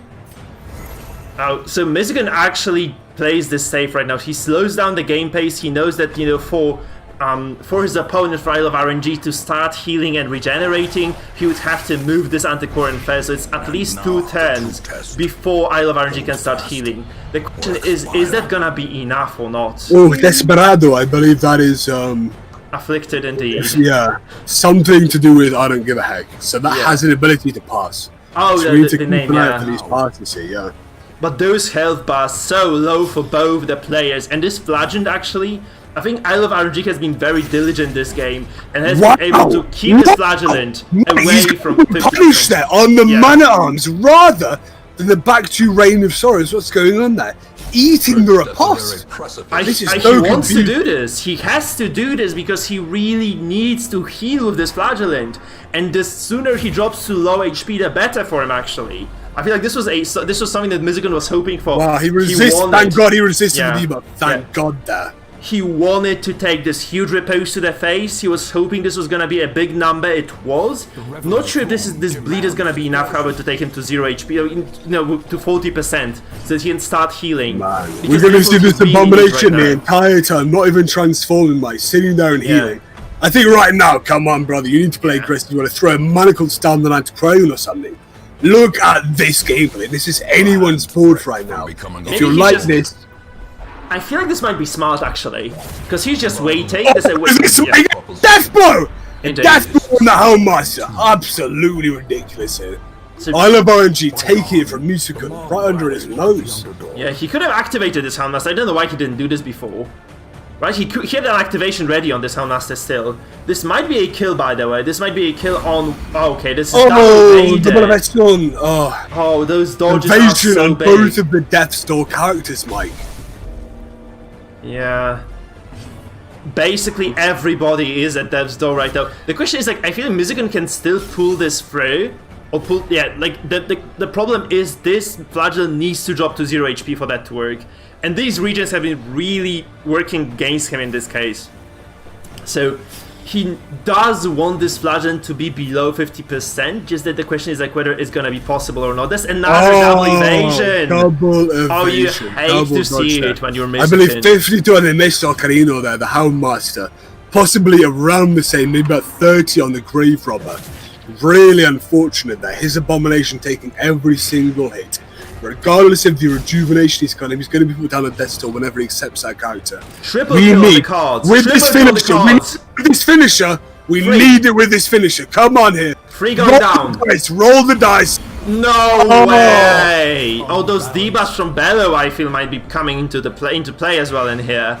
That's like minus 20% and some protection, but that's so unfortunate. I thought this was gonna be at least a single kill. This is the second time in a row this happened. It's kind of unfortunate for me. You're gonna have to feel bad about that. How many times have we seen a double evasion on the front and the back as well, man? I don't know. That is coming to be unlucky for Mizugun, right? So does Mizugun go aggressive now, or does he risk? Does he actually keep going? There we go. That's we see him smart. stun it. Very he smart. has to stun this. And Trying also, to take control. This Flagellant now, he is going to start the next turn. He can heal someone. Because this Antiquarian is not going to accomplish much. There's going to be a Bellow coming down, and right now this Flagellant can actually heal his ally. I feel this is going to be the Antiquarian getting healed, because that's just a priority for Mizugun, because this is the core healer right now, and core finisher as well. So there's, by the way, no repose on the MAA right now. Okay, never mind, there is a repose actually on the MAA here. So I feel like Mizugun might go either for a risky finisher here with just activating this Antiquarian from the get-go and risking her dying, but potentially, you know, getting the big jackpot here, 3 kills on the cards. Does he get this? He decides to go all in on this one, by the way. He's gonna roll the dice. That's a single devil And I don't pay Morte. Oh, absolutely Morte. I don't pay Morte. That is a death blow on the man-at-arms there. That's absolutely a bummer. absurd. That's a huge bummer for Mizugun. He could have taken 3 kills if he takes 1. Oh, and those guys are alive. Oh, I feel like Mizugun's got this now. He heals with the Flagellant, he targets the Antiquarian, I have to feel, and this might mean that he keeps his boys alive long enough. But I didn't know on the Antiquarian, but we say this, we do say this, Mikefield. That Grave Robber and the Antiquarian aren't being hit. I think we need to appreciate these guys aren't being hit. Game theory, I'm going to go with the gambler's fallacy. I'm going to put my cards down while I'm winning. These guys are not going to get hit. You play aggressively. You keep pushing down. Boom, ding, Death's Door. He's down. That might be a stun though. Well, it might be. But again, it might not hit. 52 evasion, right? 52. Yeah, that's might so sad. Oh, I was like, that's gonna be such. This is gonna be the moment that decides this game. If he gets this stun, he probably takes this game home, because there's gonna be a stun master. That finisher giving him extra history as well. Look at that finisher there. Does he go for it? I go for the Houndmaster. Mizugun, go for the Houndmaster. Oh, I hate to see 70% chance. Oh, he gets it. It's a stun. Oh! It's game. I think this is game. This Antiquarian is going to shred I love RNG right now. It's going to be absolute distraction coming through across the board. This has been another one of these incredible games. Coming into turn 8 here. I think Mizugun, if he's lucky, bing, bing, but oh! No way! Oh! Mike! What was that? He just killed himself! And a Goblin Morte self-attack! This was the worst thing that could possibly happen! A 1 in 10! A 1 in 10, Mike! Worst timing ever, guys. Worst timing ever. Oh no. And now this is going to be the time for the Abomination to shine, you have to feel. How much can he do? Can he kill this Antiquarian? He might just get... Oh, and again, go to the Mortal again on that Antiquarian with a stun. Oh, Mike, come on. Every single game in this season has been ridiculous. What on earth is going on? Red Hooks themselves are blessing this game with RNG. We're going to see Daniel Vession there on that helmet. Oh no. I mean, that's the start for I Love RNG. I Love RNG this goes is anyone's game. It's anyone's game, Mike. It is. Because this Flagellant is just going to stay alive indefinitely right now. Wait, does he have no oh, he has full HP, so he's not gonna be able to exsanguinate this. Oh, this is a dead abomination, though. This is a dead A-bomb. Oh, God. Oh, man. The both of I Love RNG's characters here in the back row. Perfect rain of sorrows. A critical and an innovation there. So low accuracy, though. That's gonna be such a close one right now. Because this Flagellant isn't really hitting the mark at all. Those two very high dodge characters. Does I Love RNG go all in right now on this? Or does he try to heal again? He's playing the... We've seen him look defensively quite a lot. But that is a 3 per game, right? He can't use it again next 7 minutes. He's going to put him down again. Oh no, he acts out though. There's no longer Rain of Sorrows available. Now he can't get a double kill active there. This is so grim. Yeah, indeed. Does he act out again though? Does he have Master? He marks him. That's so fortunate. He marks himself. Doesn't really do anything effectively. And he's guard dogging for the extra dodge. I would say that is a misplay, playing too defensively there, perhaps. Why are those guys like these? Like, why are they like this one? Like, every single game has been like this. Can I just sit down and not be on the edge of my seat for a single match, please? Mike, what is going on? Come on, exsanguinate, come on. No, take him down. Does he go for this? I punish, you know. No, oh man, what are you doing? Mike, come on, someone needs to tranquilize me. This is absolutely ridiculous, man. These games are just not stopping. Non-stop back and forth, insane gameplay. Oh man, that stress piling up. He's going to be knocked down to death store soon. I think I Love RNG's got this. Pushing himself to first there, can't heal himself, even though it wasn't another guard dog. Man. Turn 12. Oh, but he's gonna be resolve broken so soon though. There's no more X-Sang available as well for him, so that's just all he has. All those abilities that you can see, just the punish available right now. That's such a big deal for I Love RNG. He might just take this home right now. There's so much stress on his composition. It's gonna be stress. We've seen this Flagellante here. Quite used his healing abilities earlier. That means really right now when he needs it the most, he just can't use it. No. There's gonna be a stun potentially. He does guards this. Per Guardian coming through. I can't speak Spanish. 107 of Ession. Mas polvas, mas cenizas, mas recepción, right? Absolutely 107 of Ession. So unlikely to hit that now. What, 13% to hit? Are you kidding me? 13% to hit that X. Probabilidad de golpear 13%. Absolutely absurd. He's not. Is he gonna? He's playing it for the fans. You see it? Oh, he's having some fun with this music gun. He is loving it, Mike. He knows what's going on. He's going to push it into game 2. There we go. Our guy Musicun, I think a little bit stolen out of that game though, right? Yeah. Absolutely ridiculous. This RNG, like those death blows not coming through. Like this Grave Robber was at 0 HP, has been for 0 HP for the last, what, 10 turns or so. She didn't die. She didn't die there in this match. She hasn't died at all in this matchup. And this is Mizikin taking a hard loss in game number 1, guys. Let's go into picks and bans again. Let's see what we have right now on our hands. So I Love RNG is going to be unable to use one of those compositions right now. Let me just have a look at what we have on our hands. So I feel like Stress 1 was the comp that I Love RNG used here, right? This was the Arbalest. Sorry, this was the Grave Robber, Antiquor, and Houndmaster MAA. Wasn't it? Absolutely, but I think the most interesting thing here is a Musukun, that team he used. That's almost a power comp here. I think he could definitely take a win here. Yeah. This might not be so punishing as a 1-0, you know. No. It might have been, you know, he gets a bad loss to the power comp, maybe got unlucky, but right now, he can do whatever he wants. He can use any team he wants that's left unbanned. Really try to counterpick the 2 remaining teams he has left. Try and get a coin flip, really snipe out that team he's using. And Esprende al rival, we're waiting for RNG right now. This is going to be a ridiculous game too. I mean, Mike, quite frankly, I want a little bit of a break, man. I want this to be a boring game because really, boy oh boy, this has been blowing my socks off. And I'm sure the viewers right now are fucking tired of spamming. Oh my lord, holy heck. Boy oh boy. Yeah, so let's just wait for I Love RNG to make his pick right now, and we shall see what exactly becomes of this game. We are Oh, entering we're going into the game right now. We're loading into the game.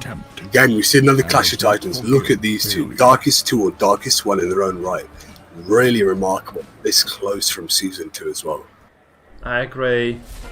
Wow, this is a leopard comp. Wow. That's the Goliath comp coming from I Love RNG. Look at that. That's pure Goliath, isn't it? No, Goliath has a Crusader instead of the Oh, Bounty true. Yeah, Hunter. as we talked about This this. is Yeah. a Goliath Mark Jester variant. This is so devastating, especially against an Abomination.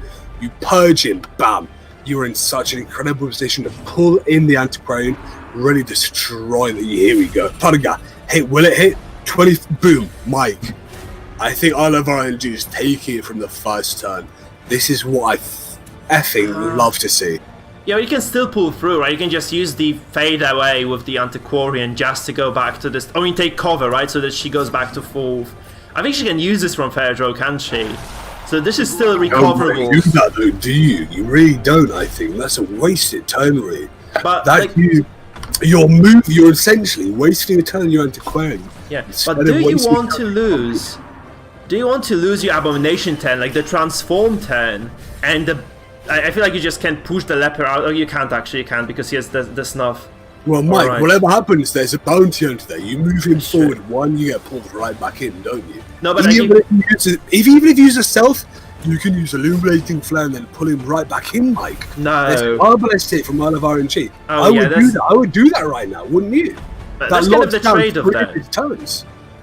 That's kind of the trade of like you use the flare so early into the game, especially that this MAA still has the bellow on the cards. There's just gonna be such a huge detriment for you. He goes for the aggressively, damage. he goes for a sniper shot, man. Yeah, we get a Transforming transform. it. Yeah, he's going to push forward here, though, isn't he? Yeah, Making he's just- quite more resistant to that pulling from the bounty hunter. Yeah, the problem is you really don't want to have Jester in rank 2 right now. So whatever you do, please, I beg you, Mizuki, hit this leper with the slam.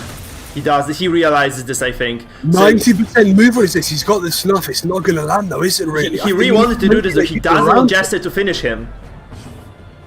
So that's why he did this. He really didn't want to move anybody. He just wanted to get into the safe spot with the road to at this point is, because there's Why not nothing use that you can do to his rake A-bomb. there? Use something rake. Use something a little bit more aggressive. Maybe even target down that bounty hunter or the Jester even with some single target Don't damage. you guard right? this A-bomb now? Don't you guard this A-bomb now? Why don't you guard this A-bomb?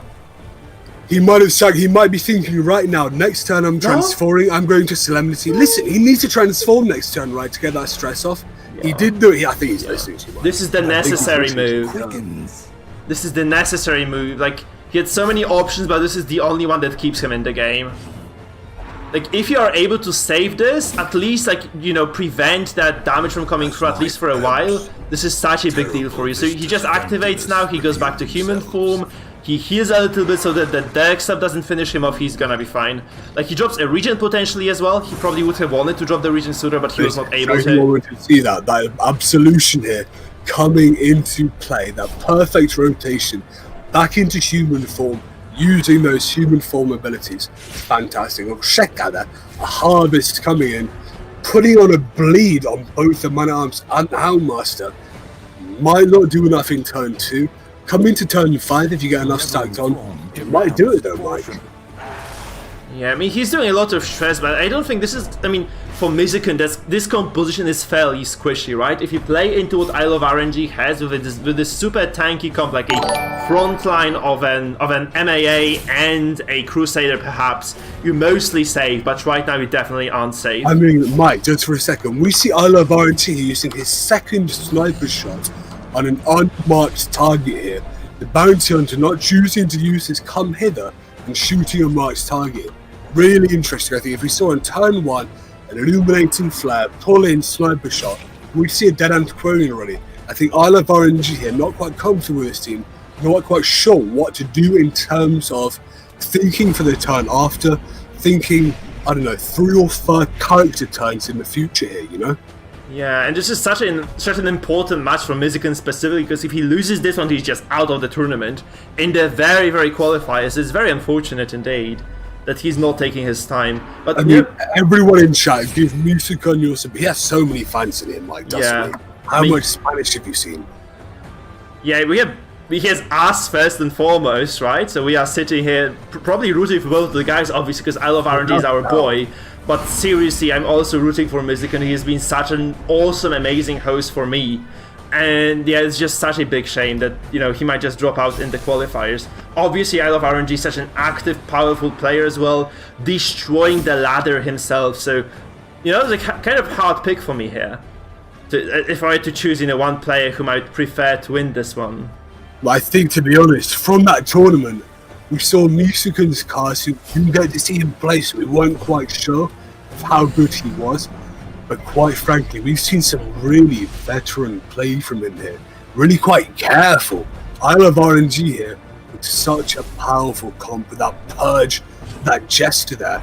And again, we've slept on that Jester, but guess what? Look at Mizukan's team. 3 characters at reasonably earth. 2 at Death Storm, 1 at High Folk for that man. That he loses one. Exactly. And that's like a very hard choice because he might lose both, in fact. Oh, I feel like this is a mistake for Mizukan because he would have just guarded the Abomination, lost the Houndmaster, and then just pushed the Jester away. Probably this was the only saving grace for him right now because he might just get finale'd as well next turn. It's just looking super grim. Because, you know, right now, I Love RNG goes into his turn and then Mizukan goes with the Abomination, and then I Love RNG goes again. So he's gonna get 2 consecutive kills right now. There's no way to salvage this. Getting fully afflicted here for I Love RNG's team there. Whilst Mizukan does look like he's a little bit unfavoured in terms of having 2 characters at Death Store. That's I Love RNG here is absolutely, he does, I'm not sure if I'm at that. Oh! Yeah. That is a... Oh, that's a mistake. That's a big mistake from I Love RNG because right now Mizukan can activate his Houndmaster again. Or just guard him, right? This was potentially, if he had let this Abomination play, he could have taken both kills. Right now he's gonna only be able to secure 1 for sure, and the other one is going to be this Darkstar probably. Look at that horror on him, look at that stress coming forward. Mizukan right now is feeling it. He needs some acts out, Mike. He needs those Abrojos, I believe that's Caltrops. Yes, and it's a nope. It's a big nope from Mizukan. Can you imagine, by the way, this Antiquarian perhaps... No! Okay, he heals. That's actually reasonable because there's just Darkstar fine. there. Exactly, Mike. The Antiquarian is fine. We're going to see another Antiquarian clutch here. Look at that. Mike. I wish he had used the regeneration before. Like, as Mizukan, he could have dropped the regen way sooner than he hasn't dropped this yet, and he could have done this. And this would have probably kept his characters way more healthy. Selfish. That is a very high pass percent rather. Yeah. Okay, this is... Oh, there's no more healing for either of those characters. This has to be all-in from Mizukan right now. The all-in that may or may not salvage this game for him. There's going to be the finale, though. Fully afflicted teammate. That finale is obviously going to try to go on the Man-at-Arms here. Yeah, it's going to be Arbalest into finale, I think, Remember, right? that Man-at-Arms here, he does have protection bonus from the guard. Maybe he passes here. Let's see that. Oh, no, just that's stress. been blacked out, yeah. That's just 5 damage, exactly. That's not this bad. This is that protection, right? But the Jester... So much protection. This finale might not do it. This finale might not do it, Mike. It's 10-4. It's 10-4. This might just do it. I feel like this is going to be enough. Oh, he doesn't go for this. Exactly. Oh, 6. Just Mike, 6 damage. Oh, no. Mike, here we go. Oh, are we going to game 3? This might be game 3. Man. I Love RNG here, a little bit tilted. He's playing for the crowd. Oh, it killed him already. Oh, man, and the Jester is dead! Oh, my. Oh, man, this has been a ridiculous turn of events the entire game. All of it. And it passed! Oh, Mizukan got this. Man, we're going to game 3, I think. This is going to be another kill, probably. No, but a lot of stress nonetheless. Characters on devs do take additional stress, by the way, so there's going to be 19 across the board here. This Arbalest not long for this world, you have to feel. She takes so much blight damage, so much bleed damage, stress as well because of all that. There is Harass stack, going off eventually, but still so much going in favor of Mizukan right now. You just have to feel he has clutched this. He might lose the MAA right now, but does it really matter? Because there's going to be Hounds carry into 3 people dead. One blow here is an entire team kill, but that finishing blow, Golf Mortal here, absolutely that finishing blow. I feel like Houndmaster just drops the Hounds carry and that's dead.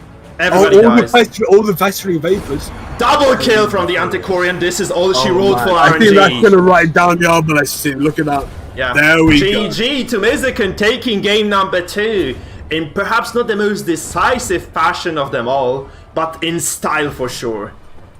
Mikefield, Silentia, are you here? Could you do me a favour? I need to go away just for one game. So if maybe Silentia could take over for this one, and I'll come back to the next match. Is that okay? Yeah, I can solo cast, so if Silentia just drops in, that's also fine by me. That's perfect. Okay, love. Thank you. I'm really sorry for this, but it's something really bad. You're doing me a huge favour anyway, so that's not a big deal at all. I'll be back as soon as I need to be. Love you guys. Everyone watching, remember, Mikefield's the guy. Everyone him. Mitsukun is streaming in his own right. Please support these guys. Massive things happening. Love you all. I'll be back soon. So guys, let's have a look at the bans right now. We are going to lose the Hes Cam composition right now, I think. Right, so this MAA heavy DOT composition is no longer on the cards for Mizuken. So I Love RNG knows exactly what he's gonna be up against, because I don't really think Mizuken is serious with the family composition. So it might be just this repeat of the Flagellant, Houndmaster, Abomination, and the Antiquarian that we have seen probably coming previously. Whereas, you know, as far as I Love RNG goes, we might just see the repeat of the previous situation as well, because there's nothing stopping I Love RNG from taking the Leper comp again. Obviously, there's another stress comp on the cards as well for I Love RNG, so this might be what he decides to do. Not sure though, we shall see indeed in game number 3. And I believe those are the sounds of game almost being initiated as well, so we just have to, so we just have to wait a little bit longer. I'm just going to fix the scoreline as well, so that you guys are no longer complaining about that, so it's gonna be very, very fun coming into game number 3 then. I'm particularly curious about what exactly I Love RNG does, pretty much knowing what the composition of choice for Mizuken is going to be, because you just have to believe that that's just gonna be that very powerful DOT comp, quite remarkably similar to Mangle comp as well. So it is indeed going to be this very close matchup, I feel, and I'm just very... That's just the real question mark right now. What does I Love RNG pick? Does he decide to stick with the Leper comp he just lost with? Or does he go with this secondary stress composition that definitely has, I feel, is in a small disadvantage because it just has way less DOTs available to it. So that's just the big question mark right now. What exactly does I Love RNG not do, and whether perhaps Mizuken doesn't mind game him and go for the family comp, which is obviously quite wonky, right? That's the big deal here. Pyromaniac, by the way, if you guys have missed any games, I will be posting every single match separately on my YouTube channel. So if you guys are not subscribed to my YouTube, you're watching from Twitch right now, there is a button taking you to my YouTube channel from there, right below the stream on YouTube. So you can just go there, have a look at that as well. So subscribe to me on YouTube, then you'll get access to every single game of the tournament. And obviously, yeah, you'll do me a huge favor as well, because I'm trying to grow both YouTube and Twitch at the same time, people. So I hope you guys are enjoying yourselves. Those games have been delivering. I think this is the best of the best people in the Butchers League. We're going into game number 3, the deciding match between Mizuken and I Love RNG right now. Such an exciting close matchup it has been. Let's just see what carnage those guys bring to the table in the final game, deciding which of them advances to the second phase of the qualifiers and which of them is just entirely and absolutely out of the tournament. Let's go! Mizuken goes with a meme comp. Are you kidding me? I didn't see this coming. Did any of you see this coming? We actually see the meme composition from Mizuken coming into play right now. And that's something that's just unprecedented, you have to feel. That's such an odd choice considering what is on the line for both of those players. We have the pushback here from the Abomination of I Love RNG, and this puts the Hellion in a very unfavorable position, right? Obviously there is no pull available. I feel like you have to question the invisibility, the Stygian Embrace that Mizuken has dropped on the very first, and he could have easily just prevented that Hellion from being pushed. Obviously this bomb stress coming from the PD might indeed do some harm to I Love RNG. However, you really have to consider the fact that Mizuken had a perfectly viable composition coming into this game. He chose this one. He probably knows what he's doing, then you have to believe he knows what he's doing. We see Bellow coming through, so there's just kind of standard stress play from both those players. Both comes very, very slow. So we see the Bellow as well, dropped by Mizuken, and I feel he has to just be praying for those crits right now. But this, this abomination of I Love RNG is going to constantly apply threat to Mizuken. I'm not sure if I agree with the choice of Mizuken in terms of the composition here. He could have done something else. Obviously, crit comes through, so that's a bit of stress. Just 13 though across the board, that's not much. I don't understand. I don't really understand this choice by Mizuken, honestly. I don't really understand the choice at all. We see the Zeus accusation come down as well. I Love RNG is just doing a lot of damage and stress at the same time. I'm not really sure if Mizuken is gonna be able to actually match that. So that's obviously a lot of backline pressure, however, and we might see a follow-up of the Abyssal Artillery from this Occultist of Mizuken to further emphasize that stress on the backline. However, this Hellion, round 2, against a heavily stress-based composition, drops to 0 HP. And this is a big threat for Mizuken, honestly.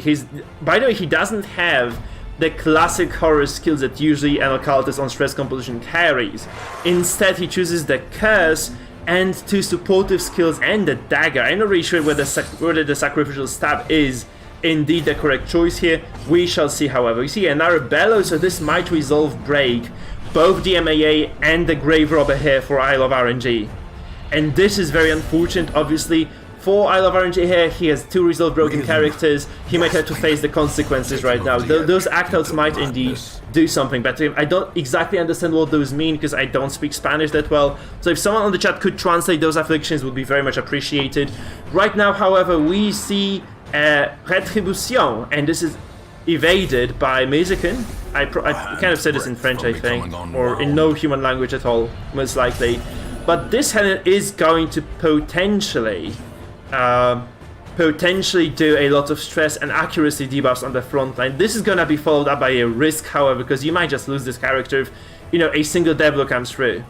So thank you. So we got a message from Hovian, who says MAA is irrational and Hellion is selfish right now. So those are quite decent debuffs indeed. So this means that both those characters can potentially pass their turns and go down. This is not going to be a killing blow, by the way. So this Hellion safe and sound in position 2, probably going to be able to carry on God's work for a turn or 2 longer. However, you have to consider the amount of stress she's under. She might just die very soon though. So this healing has to be huge. Crit for 10, perhaps not the best of the best, but that gets the job done anyway. You also have to note the dodge trinket on this Occultist. He has quite decent portion of dodge here available to himself, so that's just kind of a significant deal. Obviously, this debuff from Bellow does come into play right now, and this Crusader is no longer doing significant damage, so this Hellion might stay alive for a little bit longer, obviously. Although, you do get a single dart right now on this Hellion, and she might just die. I feel like a single, panic darts come down. This is evaded again. That's crazy. Those debuffs from PD coming up huge. Does I Love RNG falter at this point into the battle? Does he lose the PD in the most important match of this tournament for him right now? Does he drop? This is minus 60 accuracy across the board, minus 20 as well on I Love RNG. I wish Sis was here because he was playing this exact composition before. Another dodge from the Hellion. Come on, how much can you dodge with this character? That's absolutely mad. Like, does Mizuken... I feel like Mizuken has a deciding lead in this game. Look at this, minus 20 accuracy here, minus 30 accuracy on the Crusader, minus 30 here on this Abomination. This looks like Mizuken's game to lose. There's so much stress. Obviously, this might be a dead Hellion right now. Another evade. Look at this. There is so little accuracy available. Another shout. Look at this. 4 characters almost resolved broken for I Love RNG. Like, this is falling apart. All those misses, all those evasions, all those dodges. So huge. This is exactly what happens. That's what Zoko is saying. If you do leave the PD unchecked, that's what happens. That's what she does. She just wrecks you. She just demolishes you. And this is what Mizuken is going for right now. Another bunch of stress coming through. Look at this. 180 on the MAA and on this Grave Robber. I Love RNG. You hate to see it if you're him. Another act out as well here from the Grave Robber. Obviously could have been worse, could have been a pass, right? Still, that's so remarkably huge. By the way, this Hellion potentially might stay alive. I'm not gonna jinx it, but you know, if you do heal this with the Occultist, and you fail to deliver enough damage, maybe, just maybe, she ekes out another 10. It's crazy. The PD.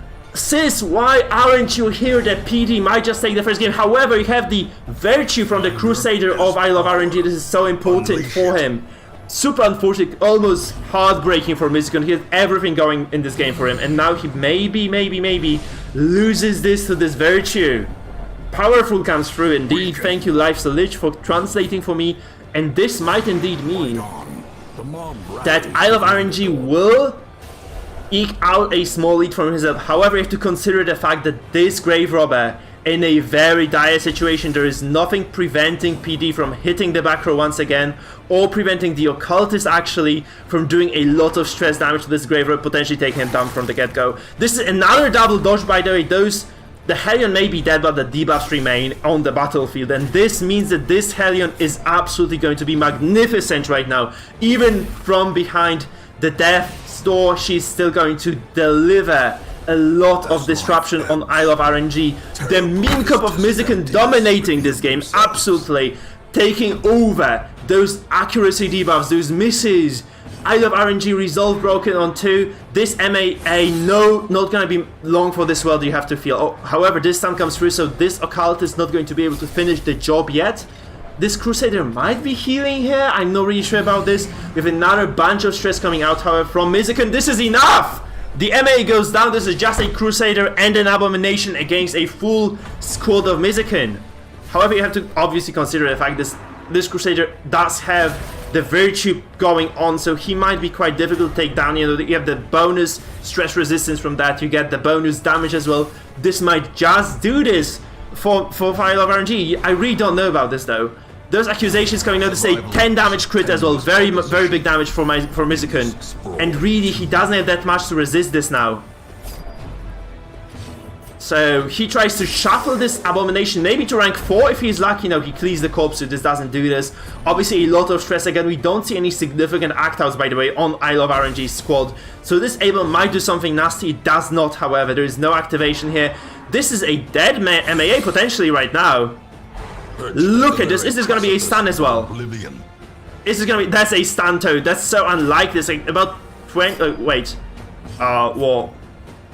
50%, a 50-50 indeed, right, to get that done. However, a crit comes through as well on this Abomination. There's going to be a Resolve broken Abel right now. The MAA, however, probably dies now.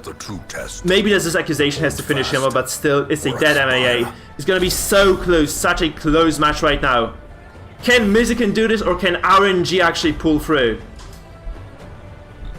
You can't help but root for Mizzicon though. Like, he has brought this super meme composition to the table right now. He goes for a stun on the Occultist, and it doesn't come through. This is evaded. The dodge comes out huge again. He finished. He might just save the MAA though. Does he do this? Does he save the MAA, or does he go for this heal?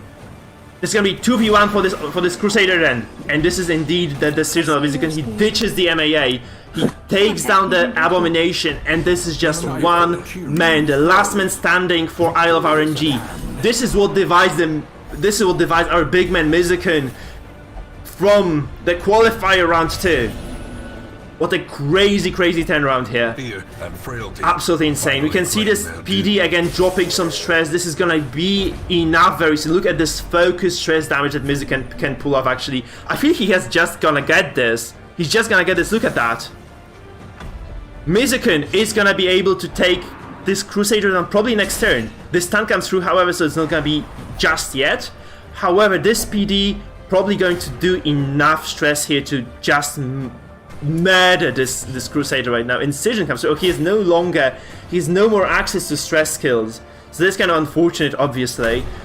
This corpse goes down, that prevents this PD from landing all those skills. This Crusader can probably chain stun this Occultist. No, he decides not to. And there's gonna be Death's Door right now for the Crusader for sure.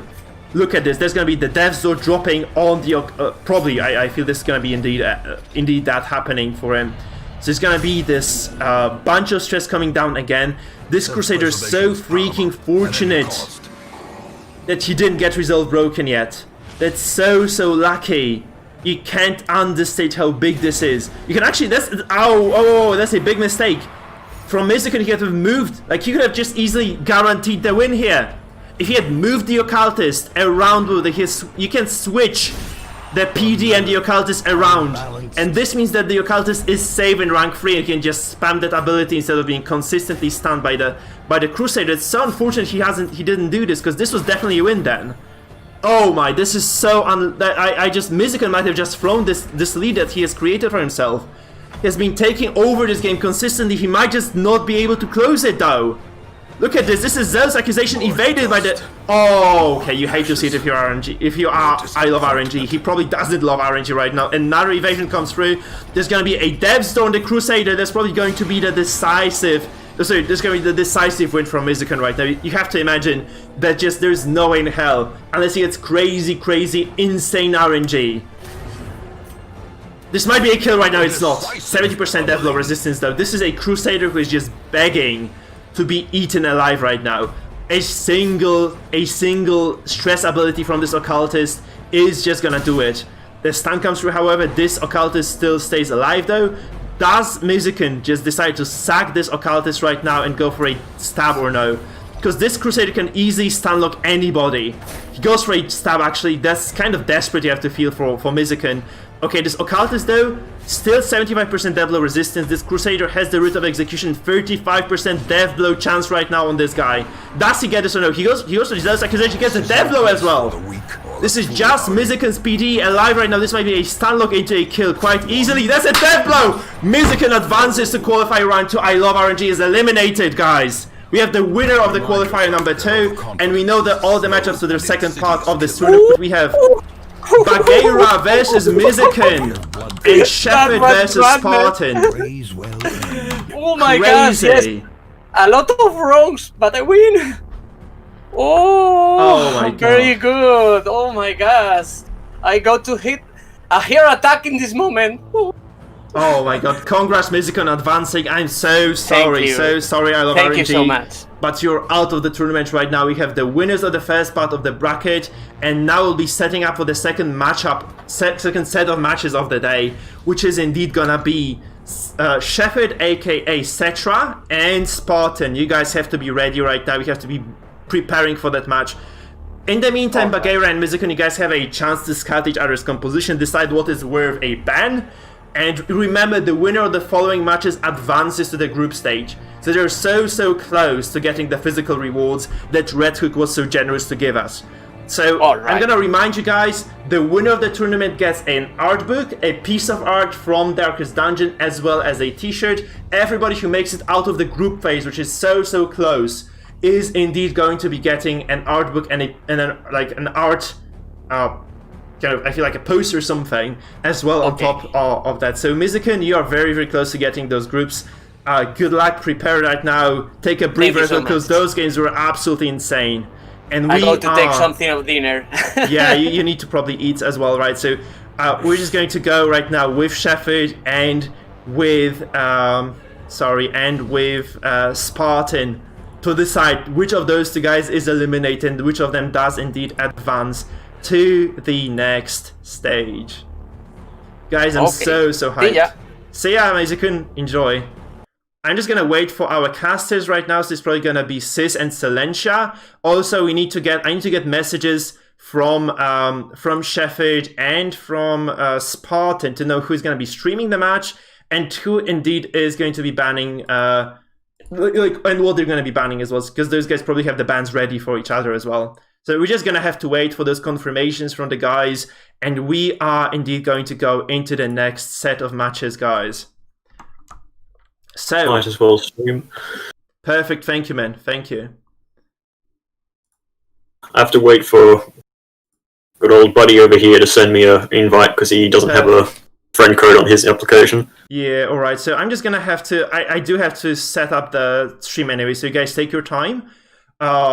People in the the viewers at the same time, guys, please remember, follow, subscribe. That's a big deal for me indeed. Also, just remember to cheer for people whom you're rooting for on the chat for every single match. This has been like an exciting day. We're almost coming to the close as well with the final two matches between Right now, Cetra and Spartan, and then between Bagheera and Mizuken, we'll know our first 2 people who do indeed advance to the groups. Okay, so Shepherd, get ready. Message me with the bands as well. So it's going to be Spartan streaming. I'm going to set it all up right now. So I'm just going to have to reset the bands right now as well. So you guys, I hope you are ready. I hope you're prepared. I hope you know what you're doing, because those are going to be epic games again. And we go up to game 3 again in every single of those games, in every single of those matchups. So it's going to be Spartan on the left, guys. Let's just have a look at the composition right now, because my other 2 casters seemingly are not here right now. So I'm just going to have to do this alone. Let me just communicate to Sis, and let me communicate with Salentia as well. Hello, brother. I am back. Hey, how is everything? Can you do the talking for it? Because I do need to do the setup. So the final game by Mizuken. Did you see the final game? Silly thing. Sorry, I had to actually go to the hospital. Sorry. Oh, what happened? It's not worth talking about right now. Okay, I hope everything is alright though. Everything's fine. Don't worry about it. So you're back, and like Absolutely. you can take a break. I can handle this on my own if you need to. No, I'm good. I wanna, you know what I mean. Everything's calm. Okay. Just had to rush it, but I'm all here for you. You're right. Perfect. Okay, so I'm just gonna set up the second matchup of the day then. So it is gonna be Cetra and so it's kind of a shame you missed it, because actually Mizuken pulled off a win of that mean composition. So he had like Hellion, PD, Occultist, and MAA. Did Mizuken take it home? Yeah, he took it. Mizuken advances. Mikefield, Mizuken took it home. Yeah. That is such a shame for his opponent, but really, come on. No one here can be sad that Mizuken took it home, right? We want this guy to push forward into that round of 8, don't we, Mike? We do. I'm so happy to hear that. I'm so happy to hear that, man. Okay, so you may take a while now to analyze the compositions of those guys. So Your previews are both Cetra. You may try to predict the bands and such. What's happening? Sorry. Your preview screen is both Cetra. Okay, shit. Sorry, that's my bad. Yeah. Okay.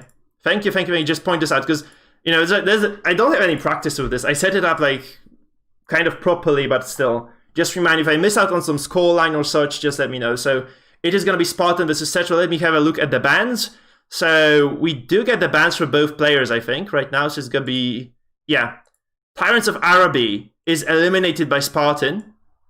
And the first comp, so the Paper Shredder, goes out once again out of the window. We've seen a Paper Shredder banned twice in a row. Yeah. Really quite interesting here.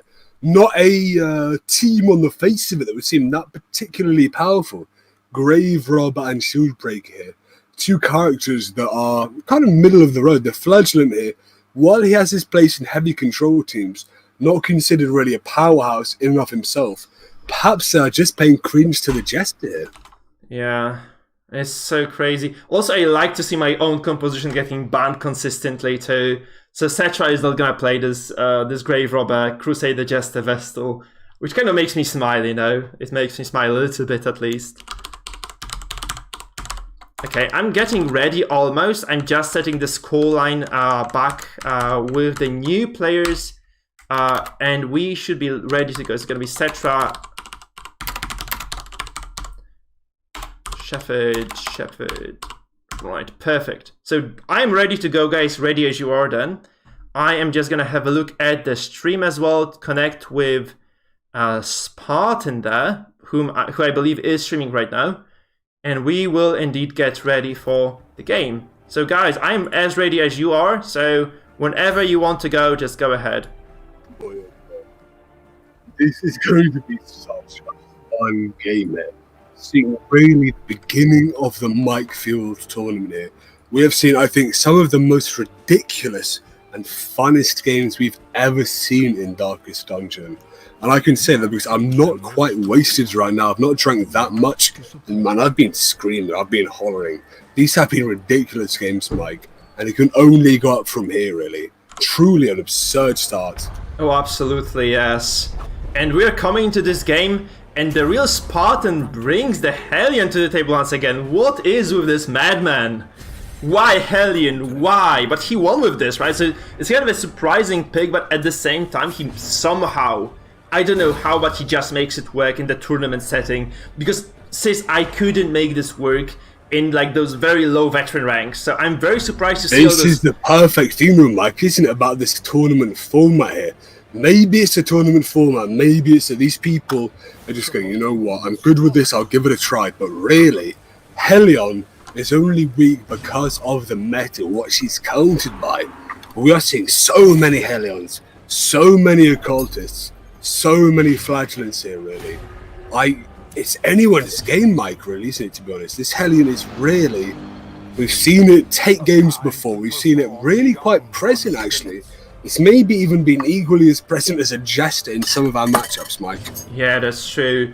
I mean, Cetra brings to the table the Mangle comp, so Mangle can also smirk a little bit right now, seeing his homebrewed composition just being played in the tournament setting, and being fairly successful at that, right? So this composition is obviously high threat, high damage, high pressure, high stress, high everything, and that focus stress that the GR provides for Cetra is just going to be detrimental. I feel like this is just a big deal. Like, whom you focus and how much damage you are able to pull out is just absolutely the most important thing with the GR. So the GR is absolutely the core of this composition. Obviously, also the Abomination acts as a facilitator here, dropping those Beast Biles and providing additional DOT and repose. However, you have to feel that for Spartan right now, you prioritize this A-bomb. You just make sure that he never is able to use his abilities in this match. And we might just very well see that, right? Because he is already at about, what, 25% HP, bleeding heavily, probably gonna eat another stun right now. This is the question, like, do you want to just activate this A-bomb and just heal preemptively? No, what you want to do is you want to activate the Abomination. You want to riposte, right? Yeah, but if you do this, you drop to 0. Him, who cares? He's activated it right now and he's at 3 health. Absolutely, it is. See? No, that was a bad play. What you do right there is you beast bar, you make sure if someone wants to attack on the next turn, they get the DOT back on them. That was a perfect place where he could have taken half a turn, maybe in that turn economy push. That stun there, Barth. Would have Barth back on that vessel, those are DOTs, maybe would have pushed him down in 2 turns instead of 3, Mike.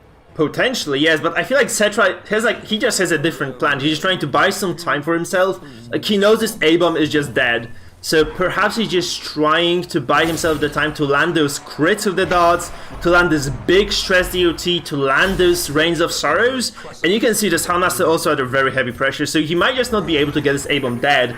And if Cetra had not healed this, perhaps this A-bomb would have just gone down to the Helion, who is indeed very capable of delivering those death blows.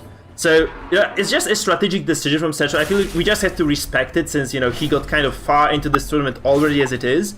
And he might just know what he's doing. I'm not really sure, like, I would have probably also gone aggressive there. So I have to agree with you in this regard. Like, he probably could have played this a bit more forward. But I do understand the rationale behind this decision to perhaps just allow this Able to keep going for a singleton longer. I mean, really, the Helion, the point of the Helion is that she is one of these few characters that has so many different abilities that really modify Death Blow, modify the mortality. Rather than taking a Jester with a finisher, or maybe something like a Bounty Hunter, you take that Helion there. There's more bleed damage, more DOT damage, but really has such a potent variety of abilities that can actively affect the mortality rate and that death door resistance of everyone in Cetra's team. Yeah, so do you go for a push here if you are Spartan as well? Or do you just try to kind of stabilize it? I don't think you can stabilize against the Mangle comp. There's only way, and the way is forward, seriously. If you are playing against Mangle comp, you just have to overwhelm it or just kind of at least match it somehow. And I don't think Spartan is going to be capable of doing so right now. Maybe because this A-bomb still takes a single turn longer to be taken down. And I don't know how much bleed the A-bomb has, by the way. He might just be able to drop the rejuvenating vapors and perhaps allow this A-bomb to live a single turn longer too. I mean, that's part of Cetra's Abomination there. Really is when that dodges, oh, that's a waste. And really giving Spartan a fantastic chance here to take it home. If I was to say who has got the advantage after those two very, very unfortunate kind of RNG occurrences, I'd say it's 50-50 here. Going for a fall across the board here, whilst it does push the vessel on the Handmaster out of Death Store, those are DOTs more than likely going to push them right back down, both afflicted as well. Yeah. If you have ever seen Mangle play his composition, you would know that he would have never gone for those darts on the Helm Master, because he's already resolved broken. And what Mangle does, he just spreads the DOT, so he would have either gone for the MAA here, or he would have gone for the Hellion. Absolutely. Because this would have allowed him to spread this DOT, just make sure everybody dies. And right now, this is just a wasted 10, which would have potentially been a guaranteed hit on the Hellion or on the MAA. So it's kind of unfortunate, honestly. Right? I mean, Cetra here, targeting the characters who both don't have riposte on, and who can't clear bleed and blight. If he was to focus down the Hellion as the third, then you could simply adrenaline rush. Oh, man! Yeah. We saw this coming, though. That's what the Hellion was for. That is what the Hellion is for. Yeah. That heavy death-dealing character. Really kind of an analog to Bounty Hunter that I think right now, maybe even in this tournament, Mike, we are seeing start to take precedent here. And it might be crit there, right back with the And that's all Cetra has. Like, he really needs this Antiquarian to stay alive. I mean, he can heal, potentially, with the Flagellant, but this can be just blocked right now by Spartan, which he doesn't do. So the Flagellant can bring this Hellion, this Antiquarian potentially to full HP back again. That's still on the cards. I'm not sure whether this works or not, but this is still a possibility nonetheless. He probably will. The Flagellant now, one of the most powerful healing characters in the game, really. Yeah. He's so aggressive, but when he's live, you say that he's got the Crown of Thorns on him, Crown of Thorns rather. That really, really means the more he attacks, the more he is able to heal. Pushes him slightly down with that bleed every single time, paying off for him now, able to get the beam up. Oh, wow! Yeah. That's pushing right back down to Deathstorm, like. Yeah, there's another thing, though, that we have seen consistently from Cetra in this tournament already. He has been always using this Flagellant to pressure the backline, but he didn't spread the pressure on time onto the front line ever. This is that Handmaster, though, 100% dead. That crit, 0 HP, darts, a dead HM from the get-go. I knew it! Oh. He's gone, Mike. Yeah, I think Ruth Barton right now still got a very good chance of taking it home. What do you think? Oh, this Flagellant, though, like, the thing is, both the Hellion and the Flagellant are dazed. And it is going to be Cetra, I think, who gets to activate the Flagellant first. So if he survives up until that moment, he's going to be fine. But if he doesn't, though, oh god, that's going to be very painful for Cetra, because losing the Flagellant right now so soon into the game might indeed prove to be detrimental. That's a very smart move by Shepard, though. You have to appreciate that, because he does move the Flagellant to third, which means there's not that much that can target that. And a miss there, Mike. Yeah. 10% chance. Really ball-busting for Spartan there. Wanted to kill that Flagellant, really getting down. Right now, he can heal back.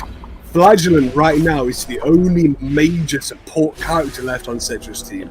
So does Spartan. From Antiquarian. He goes for the stun. It's a death blow, though. Oh, he gets it. He was debuffed by the Hellion from before, so it's kind of natural that it happened. But oh god, you hate to see it if you're Cetra, like losing this Flagellant like this.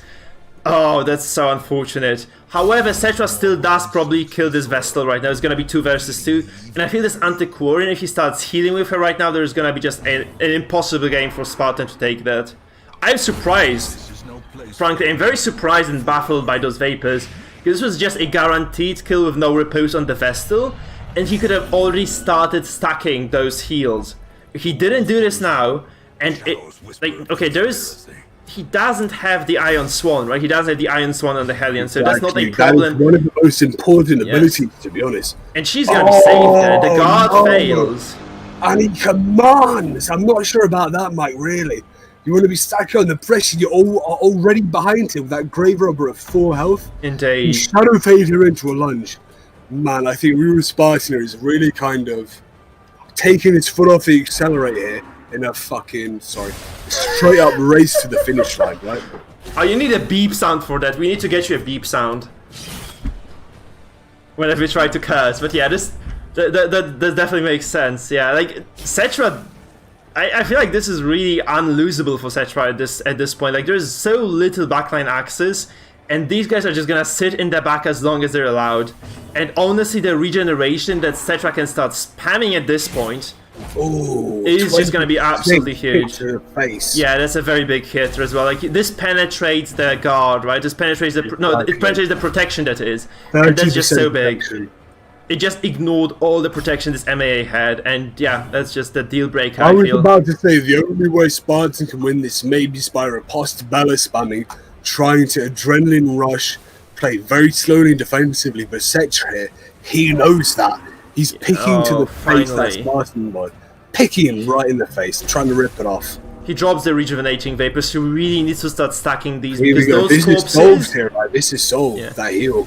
Yeah, those corpses, they will not last forever. And he wants to be... See, this already both of them dissipate. This was the last possible moment for Cetra to drop that regen.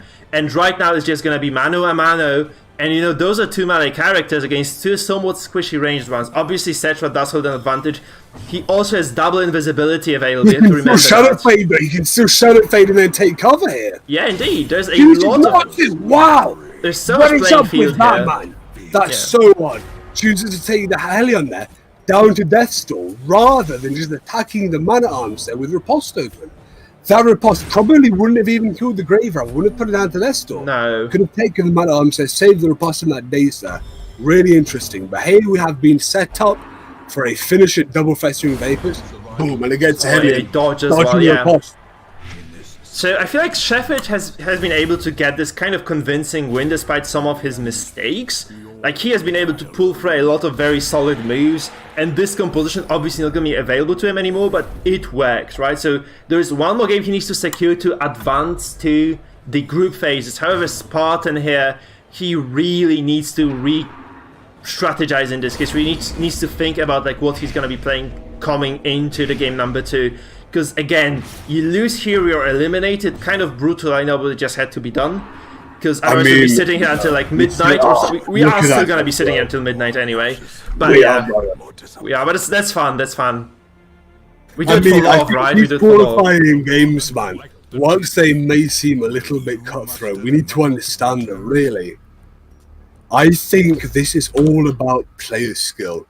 RNG only plays so much of a role, but when you have the option to build 4 teams, ban 1, and even on top of that, you can change not only 1, boom, your character placements, 2, boom, you can change your skills, 3, TikTok, your heck dang trinkets, my friend.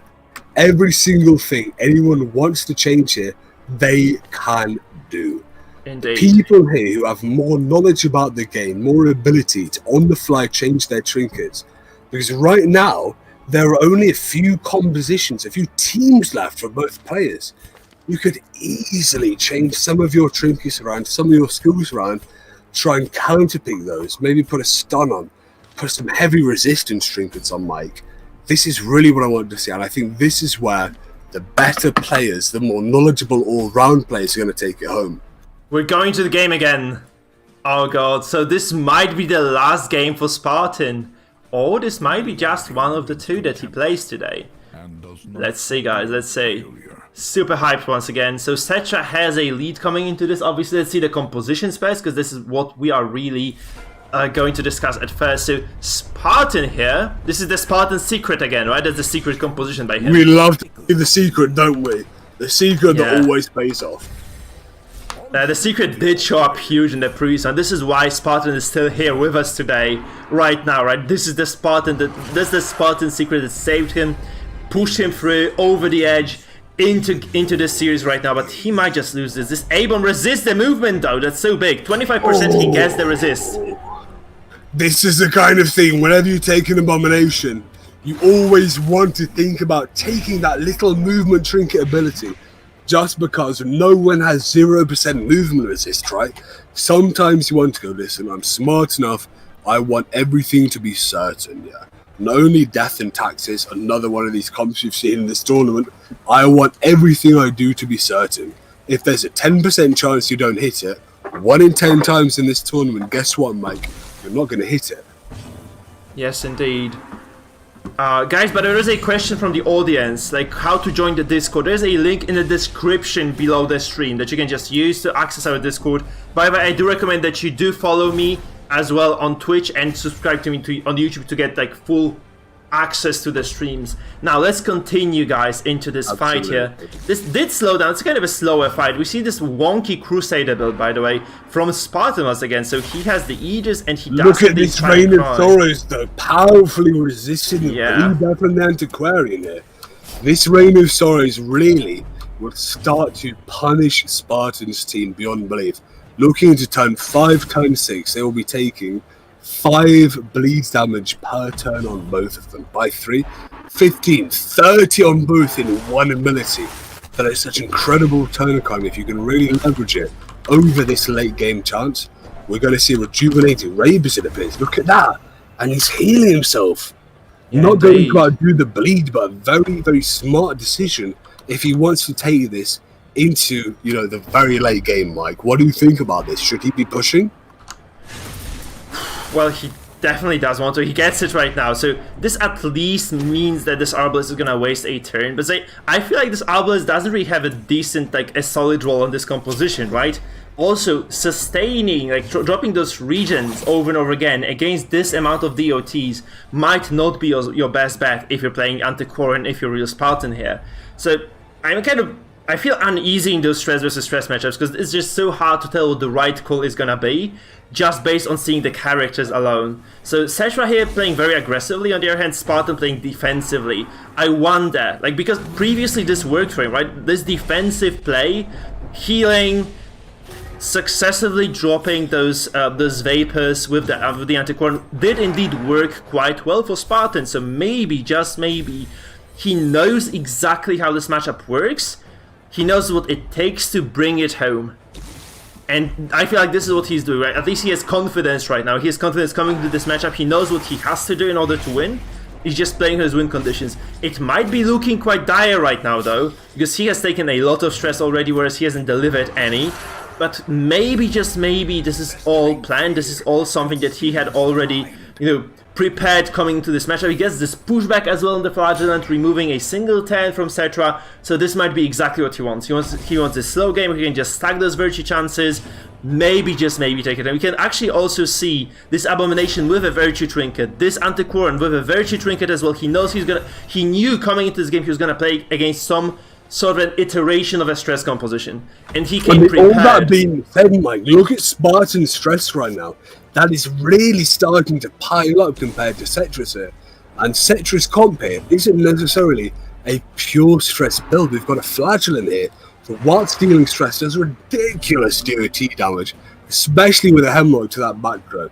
We see it doesn't have Hemlock here, but still, regardless, 5x3 every time. Call that a crit, 5x4. Yeah. 20 plus 15, that is an absurd amount of damage for one turn. Indeed, yeah. If Cetra here can take it longer, he might still take. Oh, these stress heals here, I think, are simply. I believe they call it pissing in the wind, don't they? Pissing in the wind. Yeah, it is. I mean, that's also stacking the virtue chance, though, right? So maybe there's like a secret plan behind this. As I said, a lot of those virtue chances stacked on this lineup of Sparta. We just might see the first virtue. That's not a virtue. He's abusive, though. And this indeed means this Crusader is the first Resolve Broken character. Like, let's see if other follows. We're stacking this Resolve. If others follow. You can only stack the dice so much, right? You're never. Oh! Stolen! That is one of the best. That is one of the best. That I believe will give anti-stress kind of York's shells. And everybody else in his team. So powerful there. Again, pushing that Flagellant out here. He can only redeem. No offensive capability there. No chance to put stress on that backline. Really, really incredible. Putting the Flagellant in one of his weakest positions. The only position, really, where he is almost useless, right? Because right now for Spartan, you are in the second position here. You're looking at Cetra. He's driving home. You need to put your foot on the accelerator. Boom, clutch, change. Boom, boom, fifth gear. Boom, boom. You keep pushing forward. You take this game home right now. That reclaim defensive play, you push forward. You make it so he can't use a reclaim the gun on someone else. He's used up all of his healing. Take that 50% healing reduction up to 100%, yeah? You push. You've got an Arbalest there. I think you should have pushed him, Mike. You should have pushed. What do you think? He should have. Yeah, I agree. Like, I feel like Sparta, like, we're into something that's an uncharted territory, really. as far as Spartan's comp and Spartan's playstyle comes into this tournament, right? I have never seen a player do these things, and I really can't be the judge of this yet. I feel like though Cetra has a very pronounced advantage in this game, and he's making all the right moves, and I just feel like Spartan is going too slow. Like, he just needs to be eking out those big hits right now. He needs to be hitting perhaps the Abomination, perhaps the Houndmaster, but he's not doing anything. He hasn't accomplished any sort of... He hasn't had a single turn where he came up with an advantage, right? He has a lot of very heavily stressed characters. His Abomination almost dead. It's just so much pressure on him. He hasn't done anything to pressure Cetra. He's been just healing and waiting. And I'm not sure if this is the healing waiting game. You are playing against a hybrid comp with a lot of stress on the line as well. This might just not do it. I mean, every single game of Darkest Dungeon is a game where you can't really wait, right? Very, very, very few teams can really wait, especially against such a stress-heavy team. Boom, smack. It's a stun as well. It's a stun. Right, that is Crusader's Affliction act out there. Yeah. That's worse than a pass. Yeah, that's what I was to say. Yeah, it's just way worse than a pass because you also do damage. Oh no. Done. He's stunned, Mike. This is ridiculous. I mean, what can Spartan do to win here? Cetra, it's only turn 4, and Cetra has just completely dominated the whole game. He's not even running a very heavy stress build. He's got a Flagellant here to do damage, and he has still taken them all to this extreme level of stress, even with a virtuous Abomination, Mike. This is ridiculous. That's true. It's like, we see this alternate playstyle from Spartan just not reworking here. It did work before. Rhino in this matchup is just probably not gonna cut it. Seriously, he had made 0 advance in this game. Like, this is basically Cetra, who is very healthy, 0 resolve broken, characters at 10-5. It's outrageous. Nobody on Cetra's team is resolve broken. We are 5 turns into the match right now. This should have been way more stress coming from this composition of Spartan, though. You have to admit that this is like kind of a DOT damage comp, not more than a stress comp, though. So that's why this is happening, I suppose. But still, you probably want to have at least a resolve broken character by now or 2, and this is just not the case. Obviously, a lot of map manipulation working in Spartan's favor, right? So every single turn, he has been able to do something with his own A-bomb, like pushing the characters off Cetra, and just displacing the composition that Cetra has. However, this just doesn't seem to have been enough, right? This just has not been enough at all. Seamless absolution here from Cetra, obviously deciding that, you know what, I want that pass here. Yeah, but also Cetra got lucky because this was an afflicted move by the Abomination, right? He couldn't have moved and healed, so he must have moved from affliction. So this is very fortunate, honestly. Well, it's very fortunate simply to dodge the Crusader stun, but really didn't quite act out that way anyway. We need to factor in what he would have done. He's putting out a jealous accusation, trying to match the stress. Not going to work, is it? You can't match the stress at this point. We're coming to turn 5, turn 6 here, and your entire team is dead. You don't have that one clear art Antiquarian like we had in these previous matches to kind of carry you home. I think for Spartan here, you need to try and just kill someone. I mean, what do you do, Mike? I think you start shooting one character, stunning, raging, just attacking one single character. It's so late in the game now. You aren't healing for sure, though. You can't heal this, can you? Can you really heal through this? Not at all, not at all. I have this sensation that this healing is just not accomplishing anything for Spartan. It's just kind of pushing him down the cliff, like deeper and deeper into the darkness. And this heal is a shovel right now. Yeah. He's heart attack bingo. And that rejuvenation isn't enough to push him outside of that bleed range. He doesn't even have Hemlock on his Flagellant here. And it's still enough to take him down. Yeah, it is. Like, you have a 4 resolve broken characters, 180, 190 on average, except for this Antiquarian who has been able to dodge some of those attacks.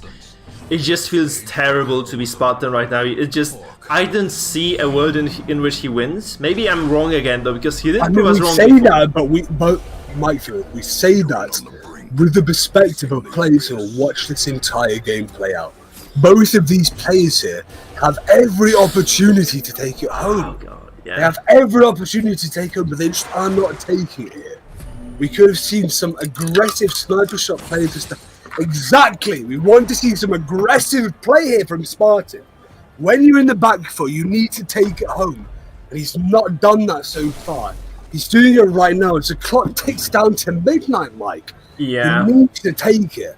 Maybe he can take it home now. I don't know. This is Cetra's game to lose, and I don't think he will. We have seen Cetra throw a game away before, so it might just happen again, but honestly, if he just plays this slow and safe from here, I just don't see him losing this. Though I did say this today already and I was wrong, so perhaps we should kind of, keep our judgments at bay for a while, but it just feels unlosable for Cetra, honestly, it just feels unlosable. There are like 100, 980 characters. In terms of stress, obviously, there's just so much pressure. Obviously, we have 2 resolve broken characters for Cetra right now, but this is 10-6, man. This is 10-6, and Luke's just like, this is too late. This is a remarkable kind of game state for turn 7. That's a dead Crusader, though, isn't it? No, it's not actually, no. No, not quite this yet. Was gonna be, I thought this was gonna be 2 damage. Oh, Abel down, though. Man. We've seen both of these. Oh, again, another one. These dominoes falling like dominoes. Exactly. Spartan here. He had every opportunity, didn't he? He had lots of opportunities to play aggressively, and he just quite didn't. Even now, playing defensively, choosing to deal just the Crusader. What good is that going to do, Mike?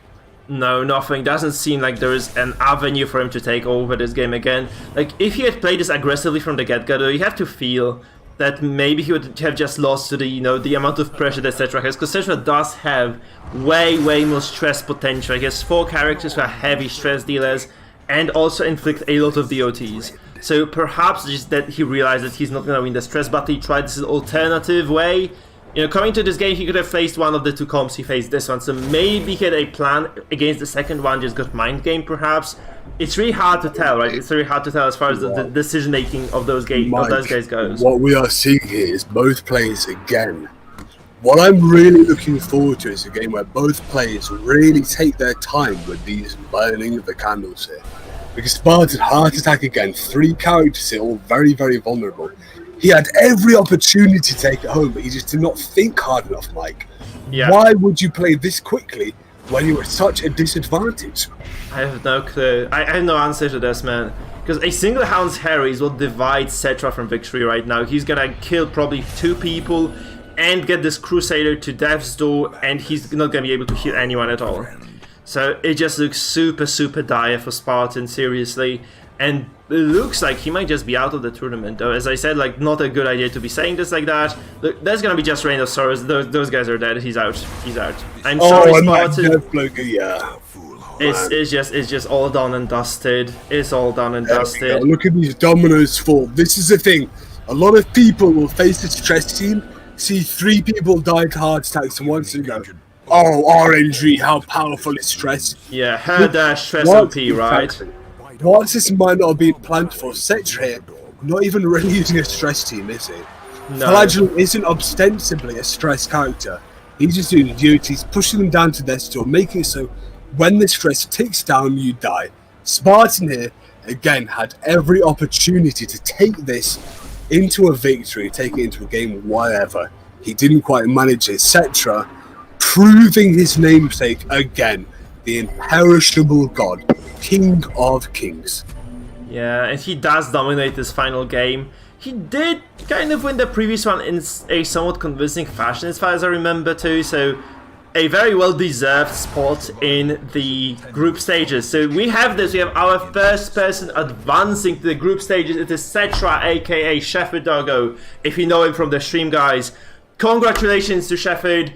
I'm sorry, Spartan, but you are unfortunately out of the tournament and out of contention. But good job to you. So fantastic, Mike. Thank you for the wonderful games, guys. But let's be real, both of these guys, all of the games we've seen so far, have been chock full of character. We've seen Field versus the Spanish Misukun dedication. We've seen Misukun push forward, really just take it home for us here. It's going to see a Misukun game right now, I believe, after this soon enough. Oh, indeed. I'm very much looking forward to that as well. Not only as a cast, as a viewer, as a player, I'm terrified. Seeing these people play right now, the level of play that has been achieved coming into Season 2 of the Butcher Circus really is just, it's inspiring, Mike, right? Especially as someone like you. We had so many excellent games today already. I just can't emphasize how happy I am with those matchups, because every single one of them was just so ridiculously close. It's just such a magnificent thing to be here right now with you, man, commentating those games, talking about the players, seeing how they progress with the tournament, how they improve, and how they change, and how they evolve those compositions, how they make those choices. It has been a wild ride, man. It has been an absolutely wild ride. And now we're going to see Mizukin and Bagheera, I believe. So those guys have to decide on the band still. I just am going to wait for their messages. And I feel like Silentia is not going to be able to cast with us anymore, so it's just going to be the two of us for the final match of the day. Oh, I'm so, to be honest with you, Mikefield, I'm so happy about that. These games have been... Well, dude, don't you like Silentia's casting? Like, I know, I adore it, but to cast these games, the most exciting games I've ever seen, to sit down and watch them is one thing, but to be able to look at everything and shout alongside, try and get everyone along... Silentia by far would do a much better job than me, but boy oh boy am I a selfish guy. These games, Mike, let's say you had the opportunity to cast these, you would take it, wouldn't you? These have been ridiculous. Yeah, they've been absolutely monstrous games, man. Oh, okay, perfect. We have Bagheera versus Mizukin preparing right now to come into this matchup, man. We have to look at those compositions once again. If you have the stream on, you will see like what they have, and I'm just gonna wait for their messages as far as the bands go. I am ready and set, so once the guys are ready, we can indeed initiate another series. So Mizukin is gonna be streaming for us, I think. That's Mizukin again, Mikefield. I'm a little bit starstruck, I'll be honest. And we have the bands, by the way. Ridiculous. We've got the bands coming through now, do we? Yeah, we do. So oh my lord!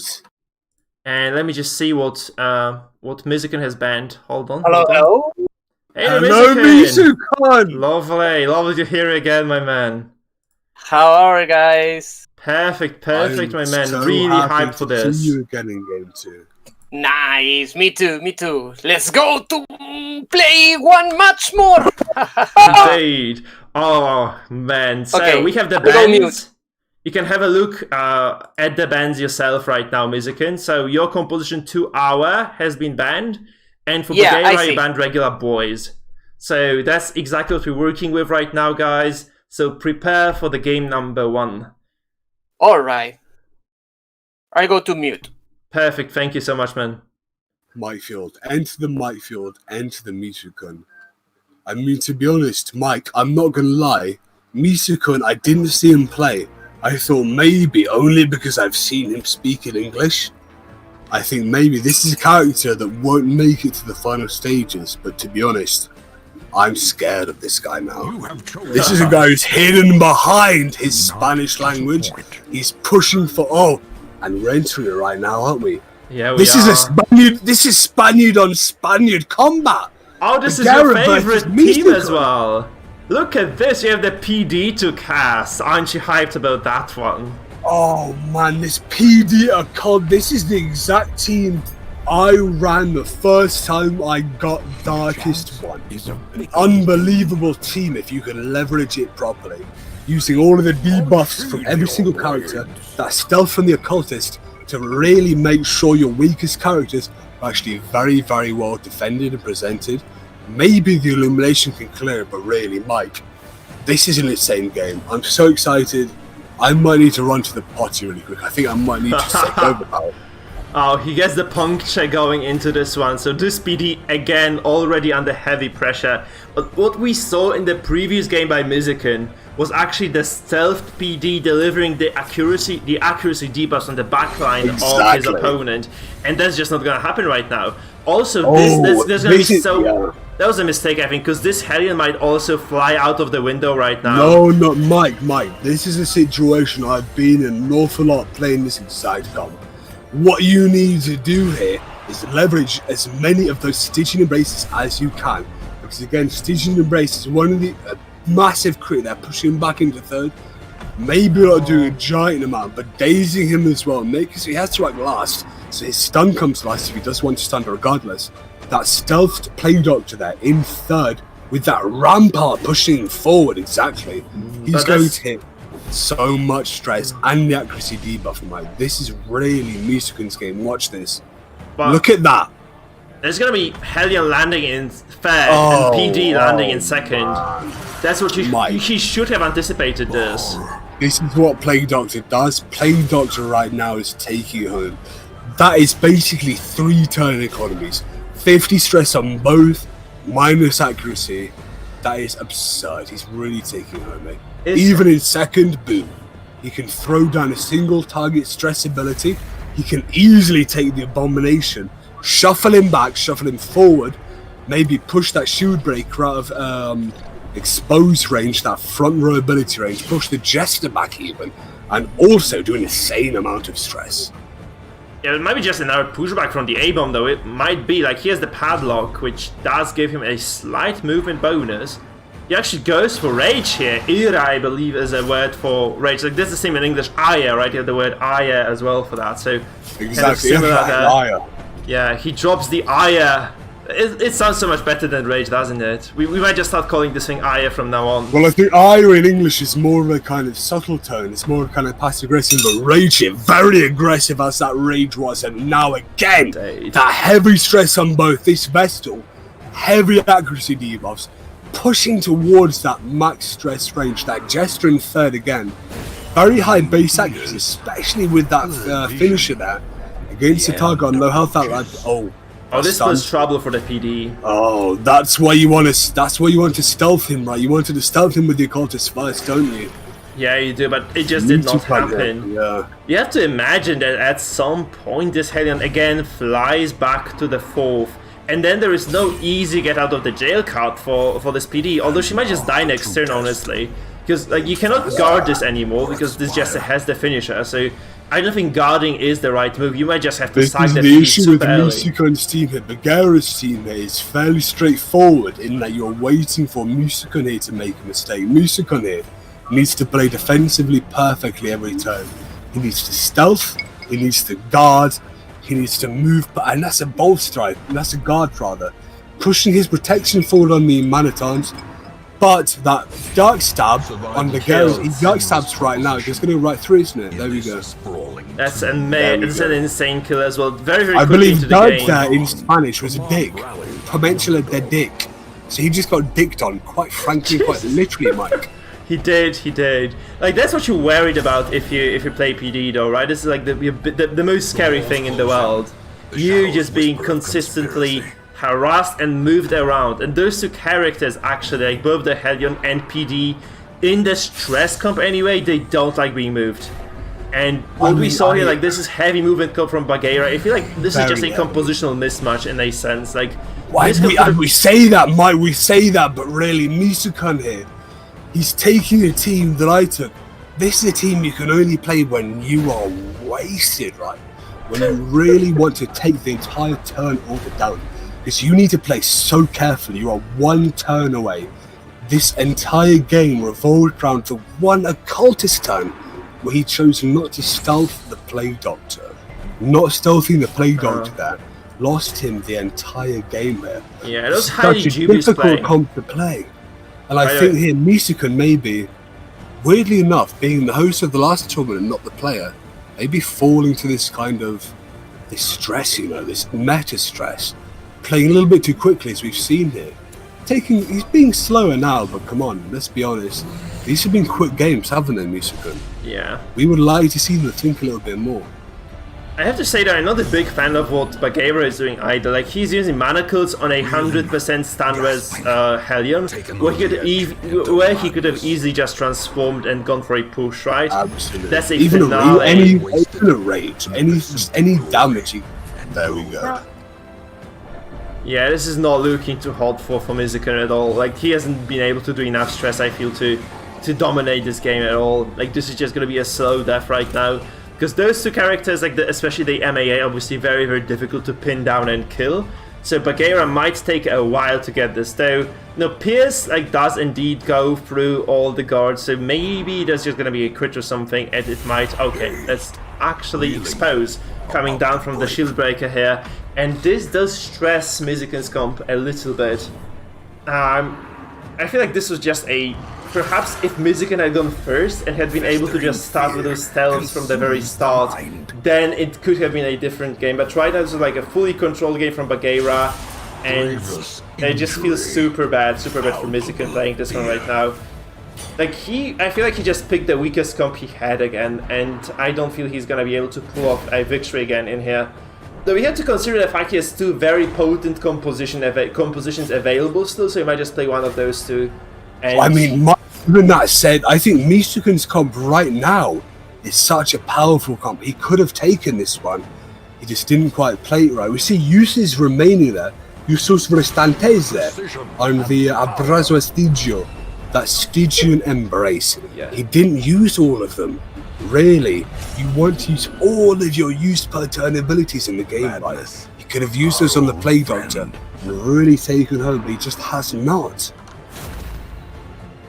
Yeah, that's true, but there's just so much more. As you said, like a single small mistake that Mizuken makes is a game over. I feel like this is just exactly what happened. Maybe he had stealthed a different character, perhaps. It's just so hard to tell. Like he just needed a little bit more of accuracy debuffs actually to come through, right? That's what actually broke the back of his previous opponent. Those heavy accuracy debuffs were what really made Mizuken win his game. It was a very close match as well, by the way. It was like, even though it looked like Mizuken was in full control, he still barely scraped by. I mean, we see this man at arms here. I believe he does have the no, he does not have the command here. He's got Rampart, Bellow, Defender, and Bolster. When you have, I mean, let's be real. If your occultist is here simply to use your stealth, you want to use your stealth. He's not used it here. You've got a Plague Doctor has 85 base accuracy. Hellion, very low base accuracy. Even if you take that ribbon there on the man arms to get the accuracy, it still won't do it on the other two characters here. You want to take command, really. That's not paid off. The stealth hasn't paid off here. I think if I was Mizuken right now, I would close my eyes. I would listen to Fallout Boy, listen to some good music, things that will calm me down. I'll change some skills, and I'll think, you know what? I don't need to match Bagheera's speed of play.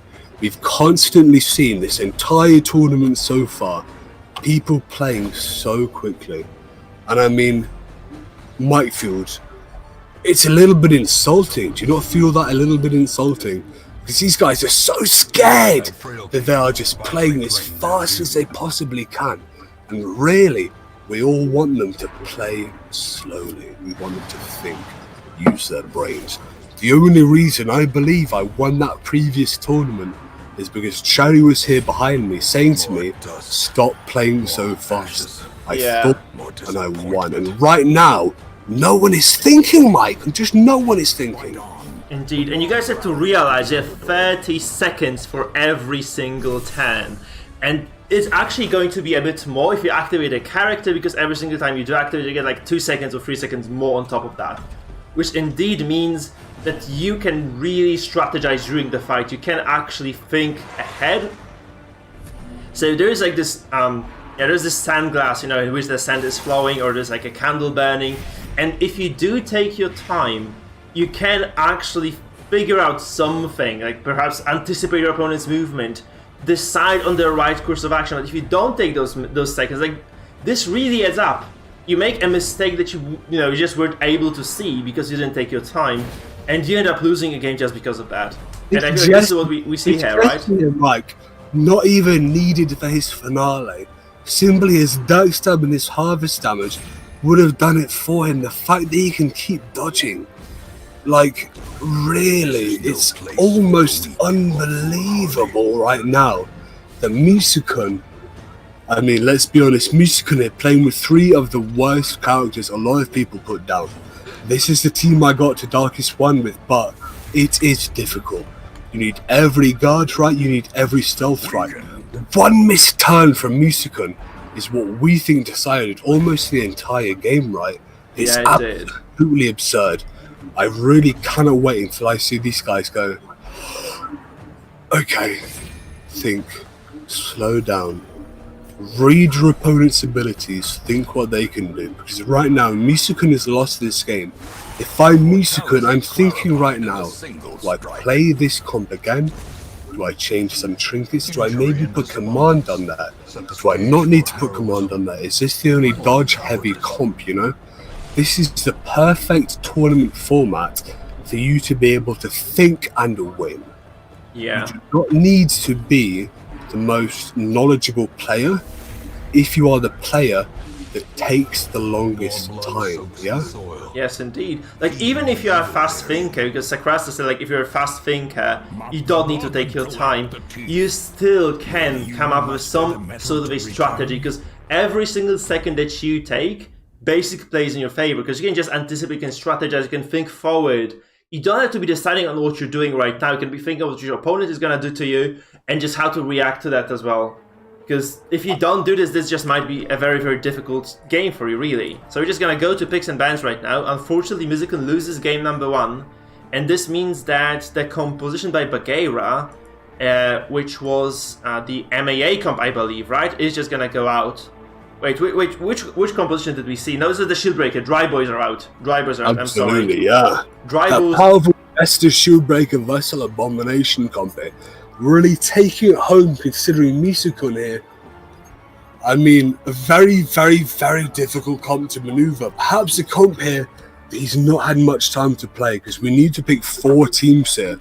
A lot of players in Darkest Dungeon. Maybe only stick to one composition all of their gameplay here. This is where I think this tournament format really pushes it home, and 23 people agree with 23-0 likes to dislikes Mike, which I just think is perfect, you know? Yeah. But regardless, I'm very happy about into game 2 right now. This is Musukun's game. He needs to take it. Oh, he definitely does. There we go. Look at this. The coin here, though, is in favor of Bagheera. Really unfortunate if he's going to take control of the stun here. If he's transforming, so he's not going to get that massive advantage here. Oh, that's a very strange move. Yeah, I think Musukun has got the... Oh, no. Oh! Maybe not so good, though. If he was in third, he could be Spile, Mike. Yeah, that's true. So that's what I was thinking as well. Like, going to the fair, like, actually, do you really want to be Spile, though? Only if the Occultist can pull the Antiquarian forward. That's the real question here, right? However, like, he is gonna sit here comfortably. He's where he wanted to be with this Abomination anyway, so pretty much safe and sound. He transforms. I feel like they're just trying to play this heavy stress game. Both of those compositions extremely heavy on stress. And obviously we have some damage because Abomination does have substantial amount of damage in every single matchup it's played in. So we can see this face-to-face werewolf match, my friend. Absolutely remarkable. Right here, I think we want to see slight amounts of movement leverage. We got a rage pushback, maybe a rampart, can really set back one of these people. We've got an occultist here with an eldritch pull. I think these movement abilities with incidental stress on, incidental damage could really take it home, Mike. But right now we're seeing both of these players too quick, too fast, not quite doing it right. We see a bolster here as well, just a reflex bolster. The third ability of turn 1, why not do it first? Your hand master is already at almost 5 to 10% death store.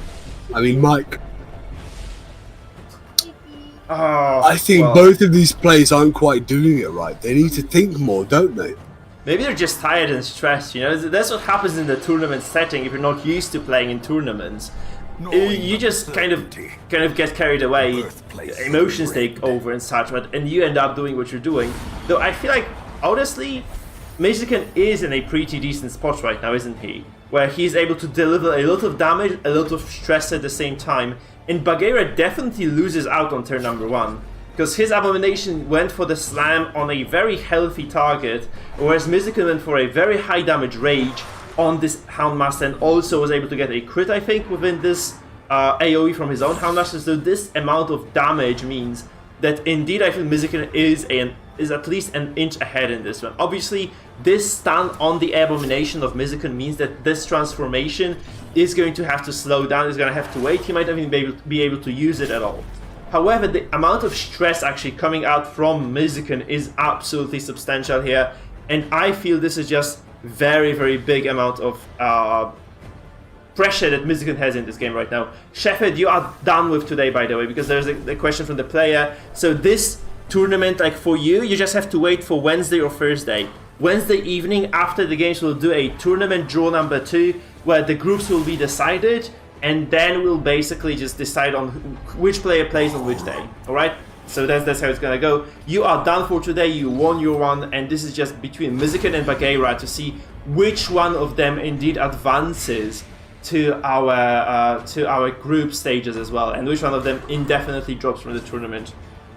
So how do you feel, Sis? In this particular matchup right now, who has an edge? I mean, to be honest, I keep wanting to say Mizukun has an edge here. We've seen him play these ridiculous comps. He's taken the advantage when he started, but as the game's gone on, he started to lose himself, started to get a little bit kind of tilted under the pressure. A big bellow out here, hitting all 4. Slowly applying that stress pressure, putting more pressure on Bagheera than he has on himself. A little bit of bleeding blight on his Abomination. The Hound Master here from Bagheera is down on death's door. That Occultist as well, fully stressed out, heavily bleeding blighted. Got to take down soon in a couple of turns. So I think Mizukun, it's his game to lose. Yeah, what was that Hound's Rush, by the way? Was it just an act out from the Hound Master? It must have been, right? Because he had no reason not to use the Hound's Rush, or just to heal himself. The heal also very, very big Occultist heal comes through. You have to appreciate that for if you're Bagheera, right? This is just the perfect RNG that he really needed there. I feel he's just gonna respond in kind to Bagheera's Abomination, just stunning him as well, which will prevent that transformation from coming through, and it's a very, very solid stellar play, really. When you respond in kind, to accept yourself to be equalized in tempo. If you have the tempo advantage and you respond in kind, maybe you push forward, but right now is Mizukun. We saw him lose the last game. This game is his last game. So if he loses this game, he is done. And none of us want to see Mizukun gone this quickly. You know? No. Mizukun versus Bagheera, 2 Spanish titans knocking it out here. I believe Bagheera is one of Mizukun's fans here right now. So this is so important for these guys, right? Whoever wins here, somebody loses for their fans. So this is just such an incredible match here. All we want to see is both of them play their hearts out, really take this to a game 3, take it all the way home. So we want Mizukun to win this one, don't we? Indeed, full agree. I mean, I want to see game 3 between those two guys. So yes, indeed, I do want Mizukun to win this one, but you know, it's just crazy RNG and a lot of stress, so anything can really happen. And they are kind of evenly matched there. Like, Mizukun has taken... Oh, that's a quadruple evasion. Oh god, no. You hate to see that if you're Mizukun, because really, this game is so even. Every single bit of stress matters so much. And Mizukun's team, not the healthiest, right? Every single turn you take right now is so important, because we are so close, such at a knife's edge. Especially as Mizukun here, you have to admit, on the back foot here in terms of stress. You need to get heavy crits, you need to bam, really chomp on all of them there with that doggy there. He didn't quite manage it, but his Bella is always hitting all of them, hitting quite a lot of those debuffs here. No way to clear it from Bagheera. This means that Houndmaster's Harry, with enough DOTs on, enough of those debuffs rather, will not be able to do 1 damage and actually kill someone on death's door. But Bagheera here transforming, eyeing that stress here, that horror, raging, only doing 5 damage though because of that because of that bellow there. Yes, that's true. Really, heavy bellow debuffs. That is. Yeah, we have like everybody going Resolve broken right now. That's just such an insane situation for Mizukun as well, because he really wants to win this one, and it looks to be an absolutely even game. Obviously, this Houndmaster of Bagheera taking heavy damage. 180 stress right now on the character, so he's very close to dropping dead. He actually goes aggressive. He realizes probably that he has no way of sustaining this character, so he just ditches this Houndmaster as where he stands, and he goes for this Hound's Harry across the board for Mizukun, also inflicting quite heavy stress. So we have to see Mizukun has a somewhat decent stun advantage in this one. This Handmaster obviously almost dead. And you know, Irrational MAA also not really helping here for Bagheera, I suppose. So Mizukin does seem to have a small edge, and obviously the damage coming onto this Occultist as well. Oh, he actually suicides as well. This is a dead Handmaster too. This game has just turned itself on its head, and this is just Mizukin's game to lose right now. What a events! Madness! Thank God Mizukin has taken those 2 hits. I don't want to call it premeditated, but oh my lord, if that was lucky, by God, Mizukin, every single game here, Mike, has been perfect. Look at these points, Mike. This is ridiculous. Mizukin here really taking it back for his fans, pushing into a game 3. My God, Mike. Give me a sec. Clean my underwear. I pre-came a little bit. Yeah, that very unstable house of cards that Bagheera has been building this game just collapsed on his hands. And I feel there is nothing you can do. 2 versus 4.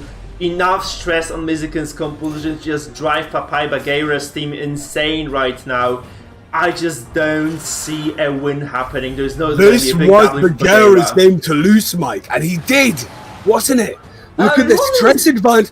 The stress advantage he had, though. You kept saying this was Mizukin's game to lose, and I was thinking, look at that stress. Look at the heal he's got. The Occultist with the stealth, that lick wound, self-healing, the absolution, that guard for the protection as well. Really, Bagheera had this game in the bag. I think, quite frankly, a mixture of RNG and, quite frankly, I think skill, a bit of tilt on both players' sides is really pushing this into a game 3. Hopefully, it's not over yet, though. But man, you would love to see a game 3. I would. I'm loving this, Mike. In stress versus stress, we have to remember those are the little things you do, right? Because those games are usually very evenly matched.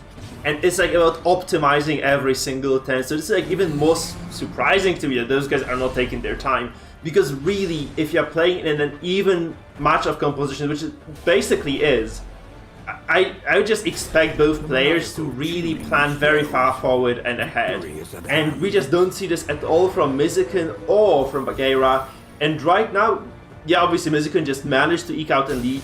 Maybe this was not that much of an RNG anyways. Bagheera just leaves the game, he taps out, and we are going to the final match of the day, guys. Game 3 is I think that surrender, that tap out Mike there, not only signifies he's resigning from this game, but that might also indicate he's had a little bit of tilt there.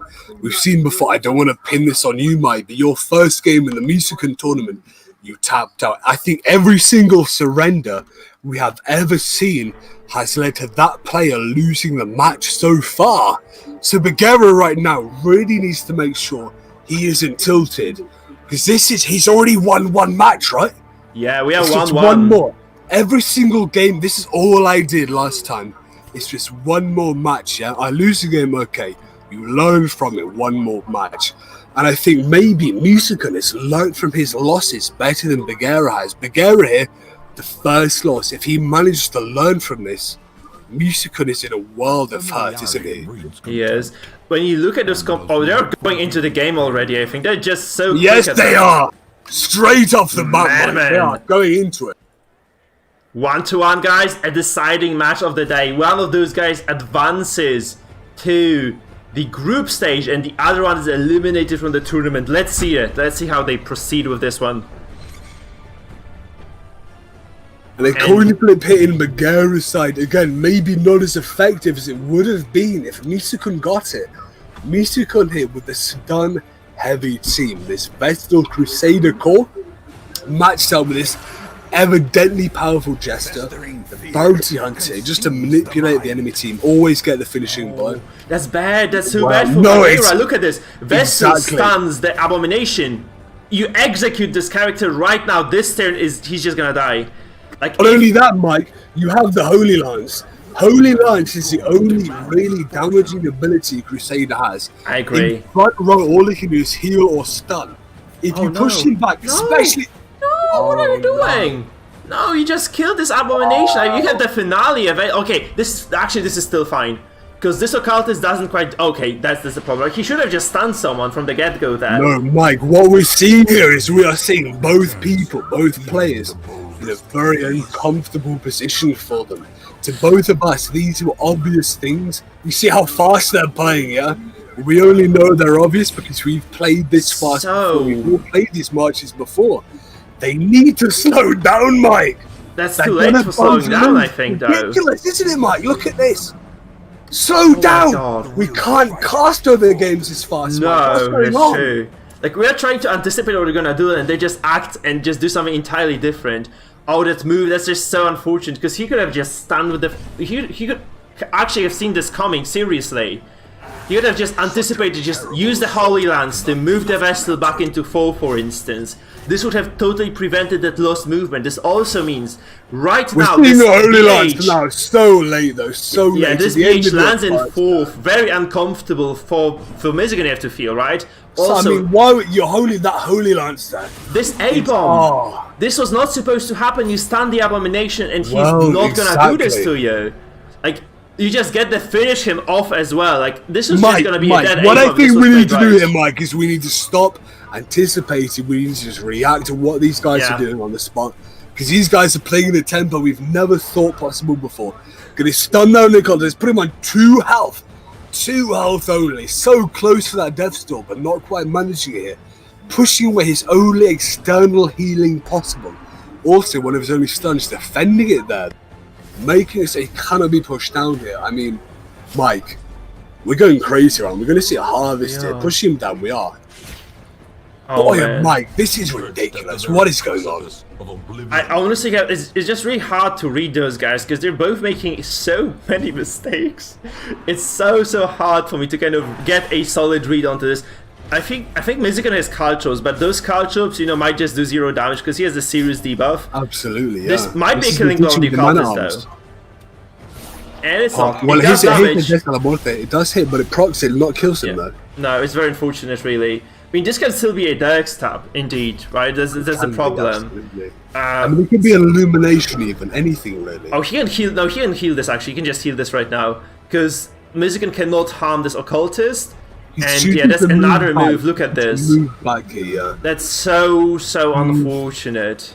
Although, if he slams this right now, this just lands in second. Okay, this is a huge heal as well. That's basically all over right now. Monstrous. Giving it almost a full heal.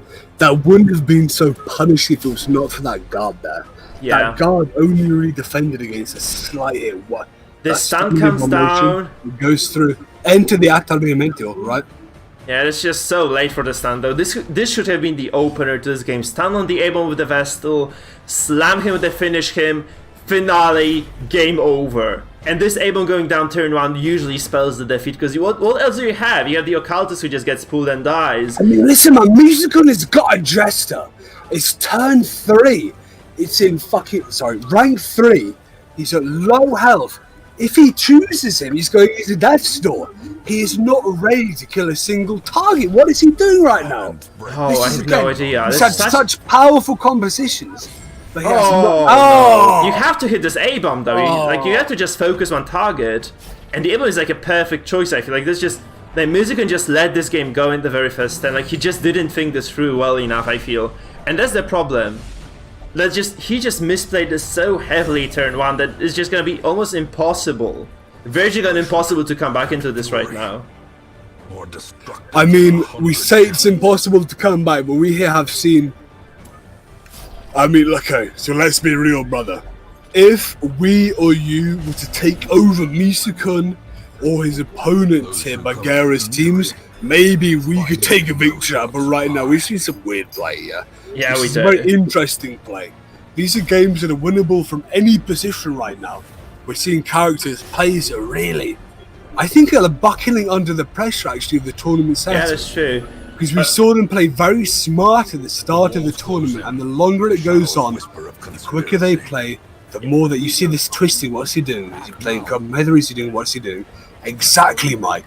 Everything here is an issue for these guys. There's no comfort here. There's no slow playing.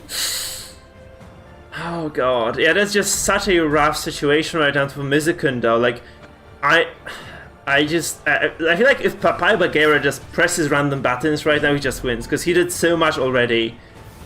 That's yeah, he just is gonna be able to take over this game. Whereas Well, I mean, you Mizik just say needs a that, but miracle now. doesn't it feel right now that both of the players have been just mashing random buttons? No? Yeah, it does, especially Exactly, right? If Yeah, it Musikin does. started playing properly, just think, just slow down.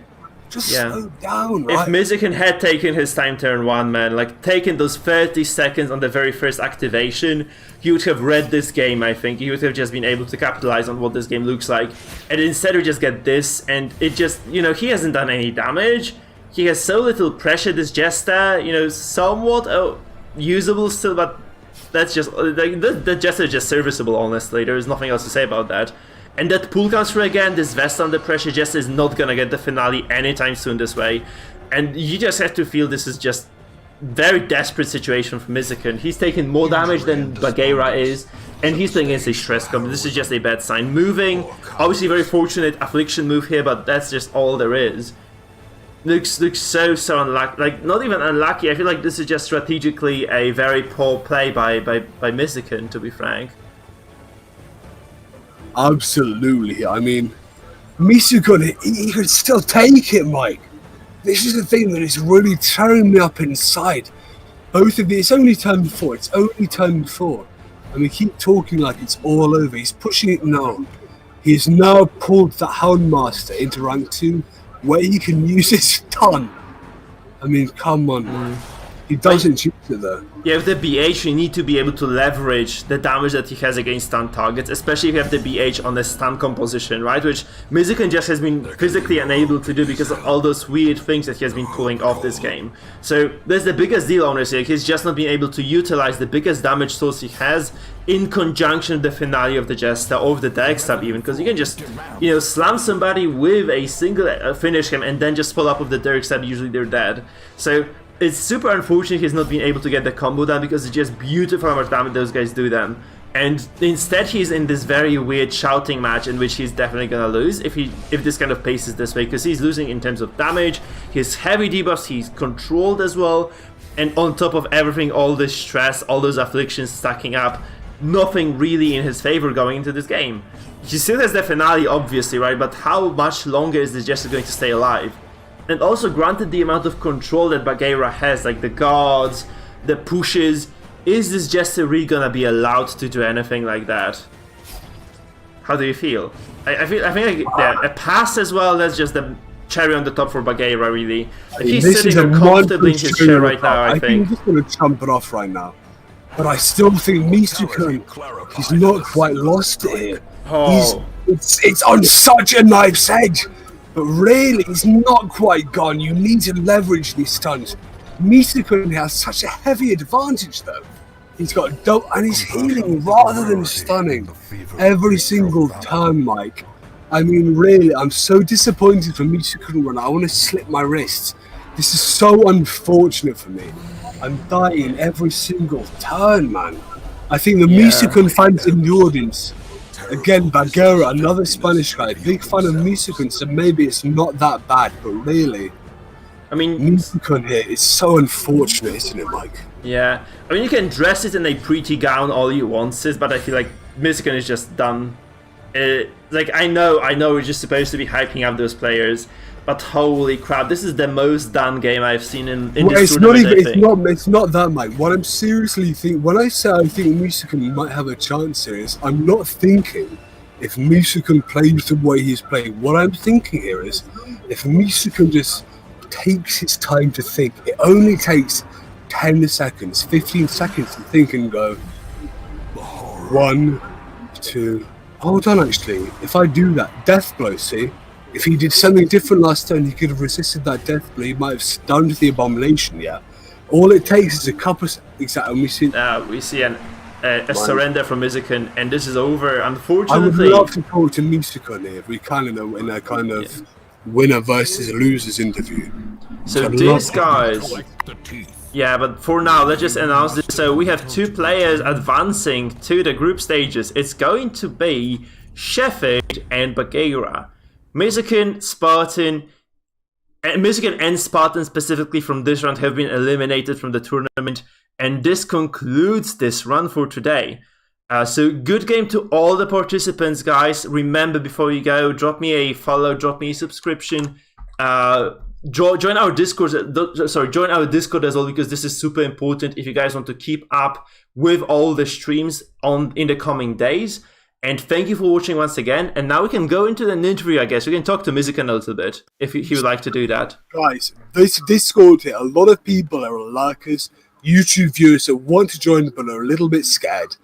Everything is going on in this channel right now, in these Discord channels. We've got pet pictures, cats, dogs. We have a channel where people are posting non-stop builds, paragraphs upon paragraphs. Every single time someone posts one, I think, wow, really? Because it is 2 A4 pages of in-depth knowledge. Anyone watching right now that is a little bit worried, wants to learn something, but is thinking, you know what? I'm a bit shy. I don't want to join. I don't want to talk. You do not need to talk.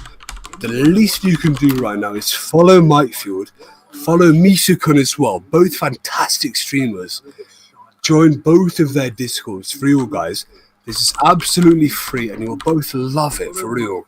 We have so many active users on both of the Discords. Okay, guys, thanks for all. Thanks a lot of. Very funny, that match. Thank you, Mizikan. It was really cool. Like, the final game was kind of unfortunate for you, I guess, but overall, like, such a great run, man. I loved all your games. GG's, man. Circus Dungeon. Yeah. Okay, thanks for all, guys. You're going to have to join us casting one time, Berno. I mean, Misukun, rather. I'm so sorry to see you out. I love you so much, pal. These were incredible games. Those teams you chose, so fantastic. I think if you had a little bit more time practicing, you would have taken it home, man. Honestly, though, you are the guy. Everyone listening, follow Misukun_DD at Twitch. This guy is a killer. All of the Spanish followers really follow this guy. He is a monster. Thank you, guys. So, see ya. See ya, Mizikan. Thank you so much, my man, for coming. Guys, and this basically closes the day. I think we've been around for like 5 hours now, so we get our deserved rest right now, so there is not going to be any continuation of this stream. Thank you so much, Sis. Thank you so much, Silencia, as well. Thank you to all the participants for showing up. And thank you to our glorious viewers. Without you, we wouldn't be here because there would be nobody to cast for. So thanks, guys, once again. I hope you enjoyed yourselves. We certainly did.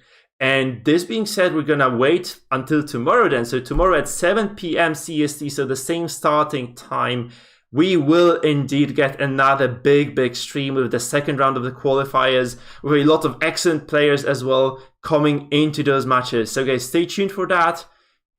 Since you have any closing remarks? Man, all I can say is that, quite frankly, these games we have seen have been, I think, in my opinion, the most nail-biting, scream-worthy games we've ever seen in Darkest Dungeon. I came into this saying to Cherry, saying to myself, I'm not going to shout, my microphone can't take it, but boy, oh boy, these have been absurd, man. I'm almost certain that Red Hook right now, watching these games, tinkering the death of below things. Yeah. Because these games, every single one of them have been beyond belief. Even in the composition picks here, Misukun, so talent. We are seeing so many different kind of characters, so many different teams. We've got, not only do we have a Mikefield going forward, we've got Cloaked Goliath boys in here. We've got Spanish speakers in here. Even though Misukun's out, we've got some of these Misukun boys pushing forward, trying to take it home for his kind of viewer base. So really, to be honest, Mike, this, in my opinion, and not even in my opinion, officially sanctioned with official rewards. I'm so glad I'm in it. I mean, I've already won one tournament before, so everyone listening, I want you all to know you've already fucking lost. I have got the win. Love you, everybody. Oh, we shall see about this. We shall see about this.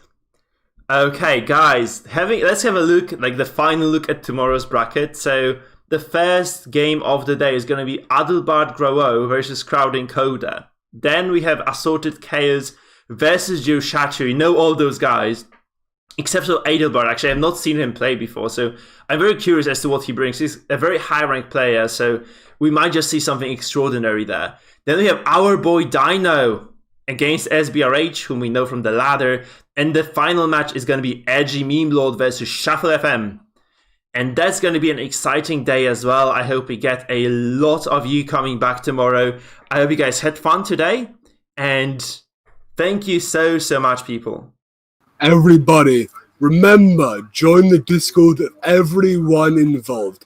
Goliath, Cloak Goliath, Mikefield, Musukan_DD, everybody involved.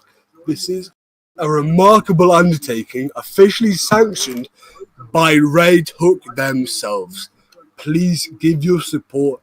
Anything you can do, even a simple like or a follow, everything is appreciated, yeah? Mike here is too humble to say it, but I'm not. This guy has been killing it, yeah?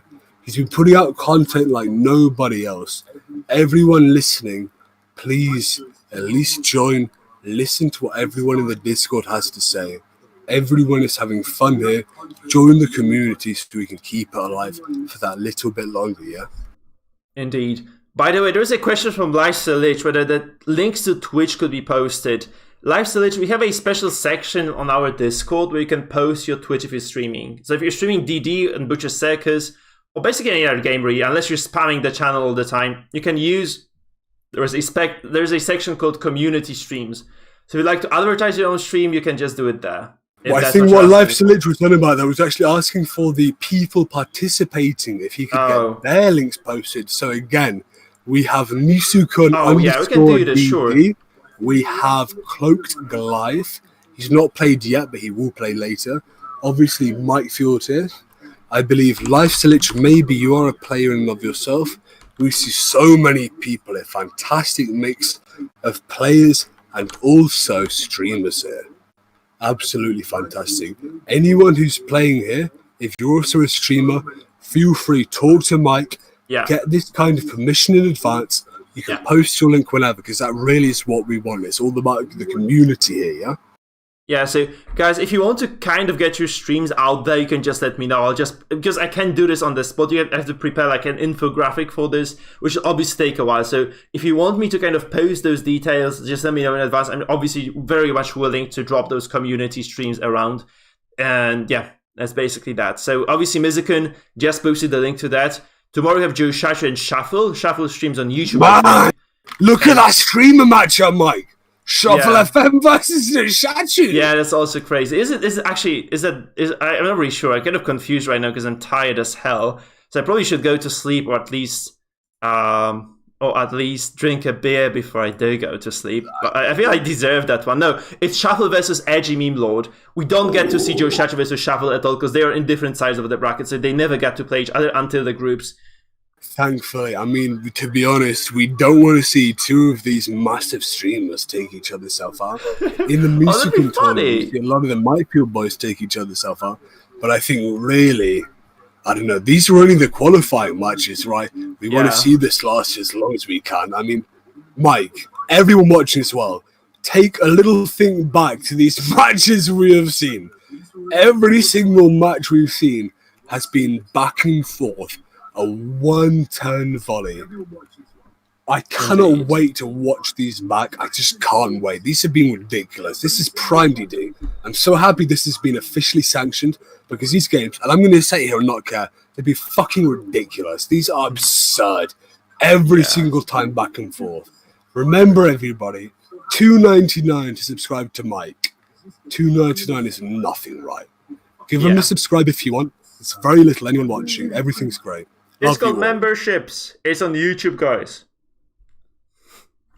Thank you, sis. By the way, I think I have to go because I'm so tired. I'm literally just, my eyes are closing themselves. So thank you so much, sis, once again. Thank you for your energy and for the casting, for the beautiful, beautiful cast we had today.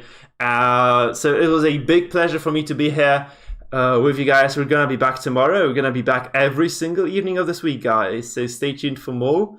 And I think this is just going to be it. So thanks, guys. I'm just going to host somebody, by the way. So, guys, if you go to my Twitch right now, which is twitch.tv/Mikefield, we are going to get someone a really big raid today, if you guys are still up for this, by the way. So just go to my Twitch. I'm gonna post the link to my Twitch right now, and you can just go and raid somebody else. Maybe get a big raid once in a while. So pretty hyped about that. I'm just gonna choose someone who is playing the Butcher's Circus, or at least the Darkest Dungeon. And you guys can just go there and enjoy yourselves a little bit at the very least.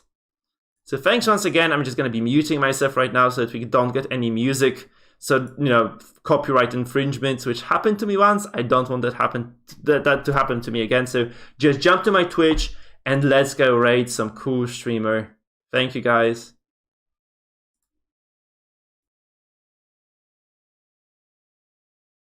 Remarkable games we've seen today.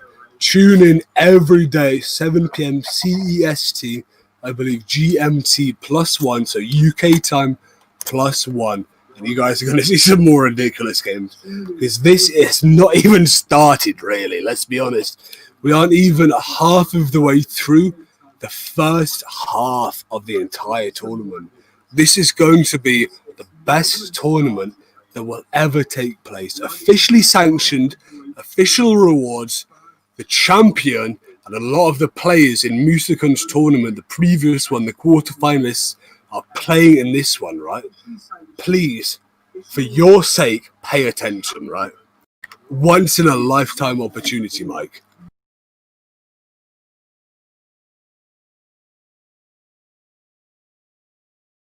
We will be raiding Zurich's Plays. I think that's reasonable. He has a decent stream out there. So just join the raid, guys. Let's go. Let's show people what Mike boys are capable of. Let's do it. Thanks once again, people. See ya. It was a big, big pleasure.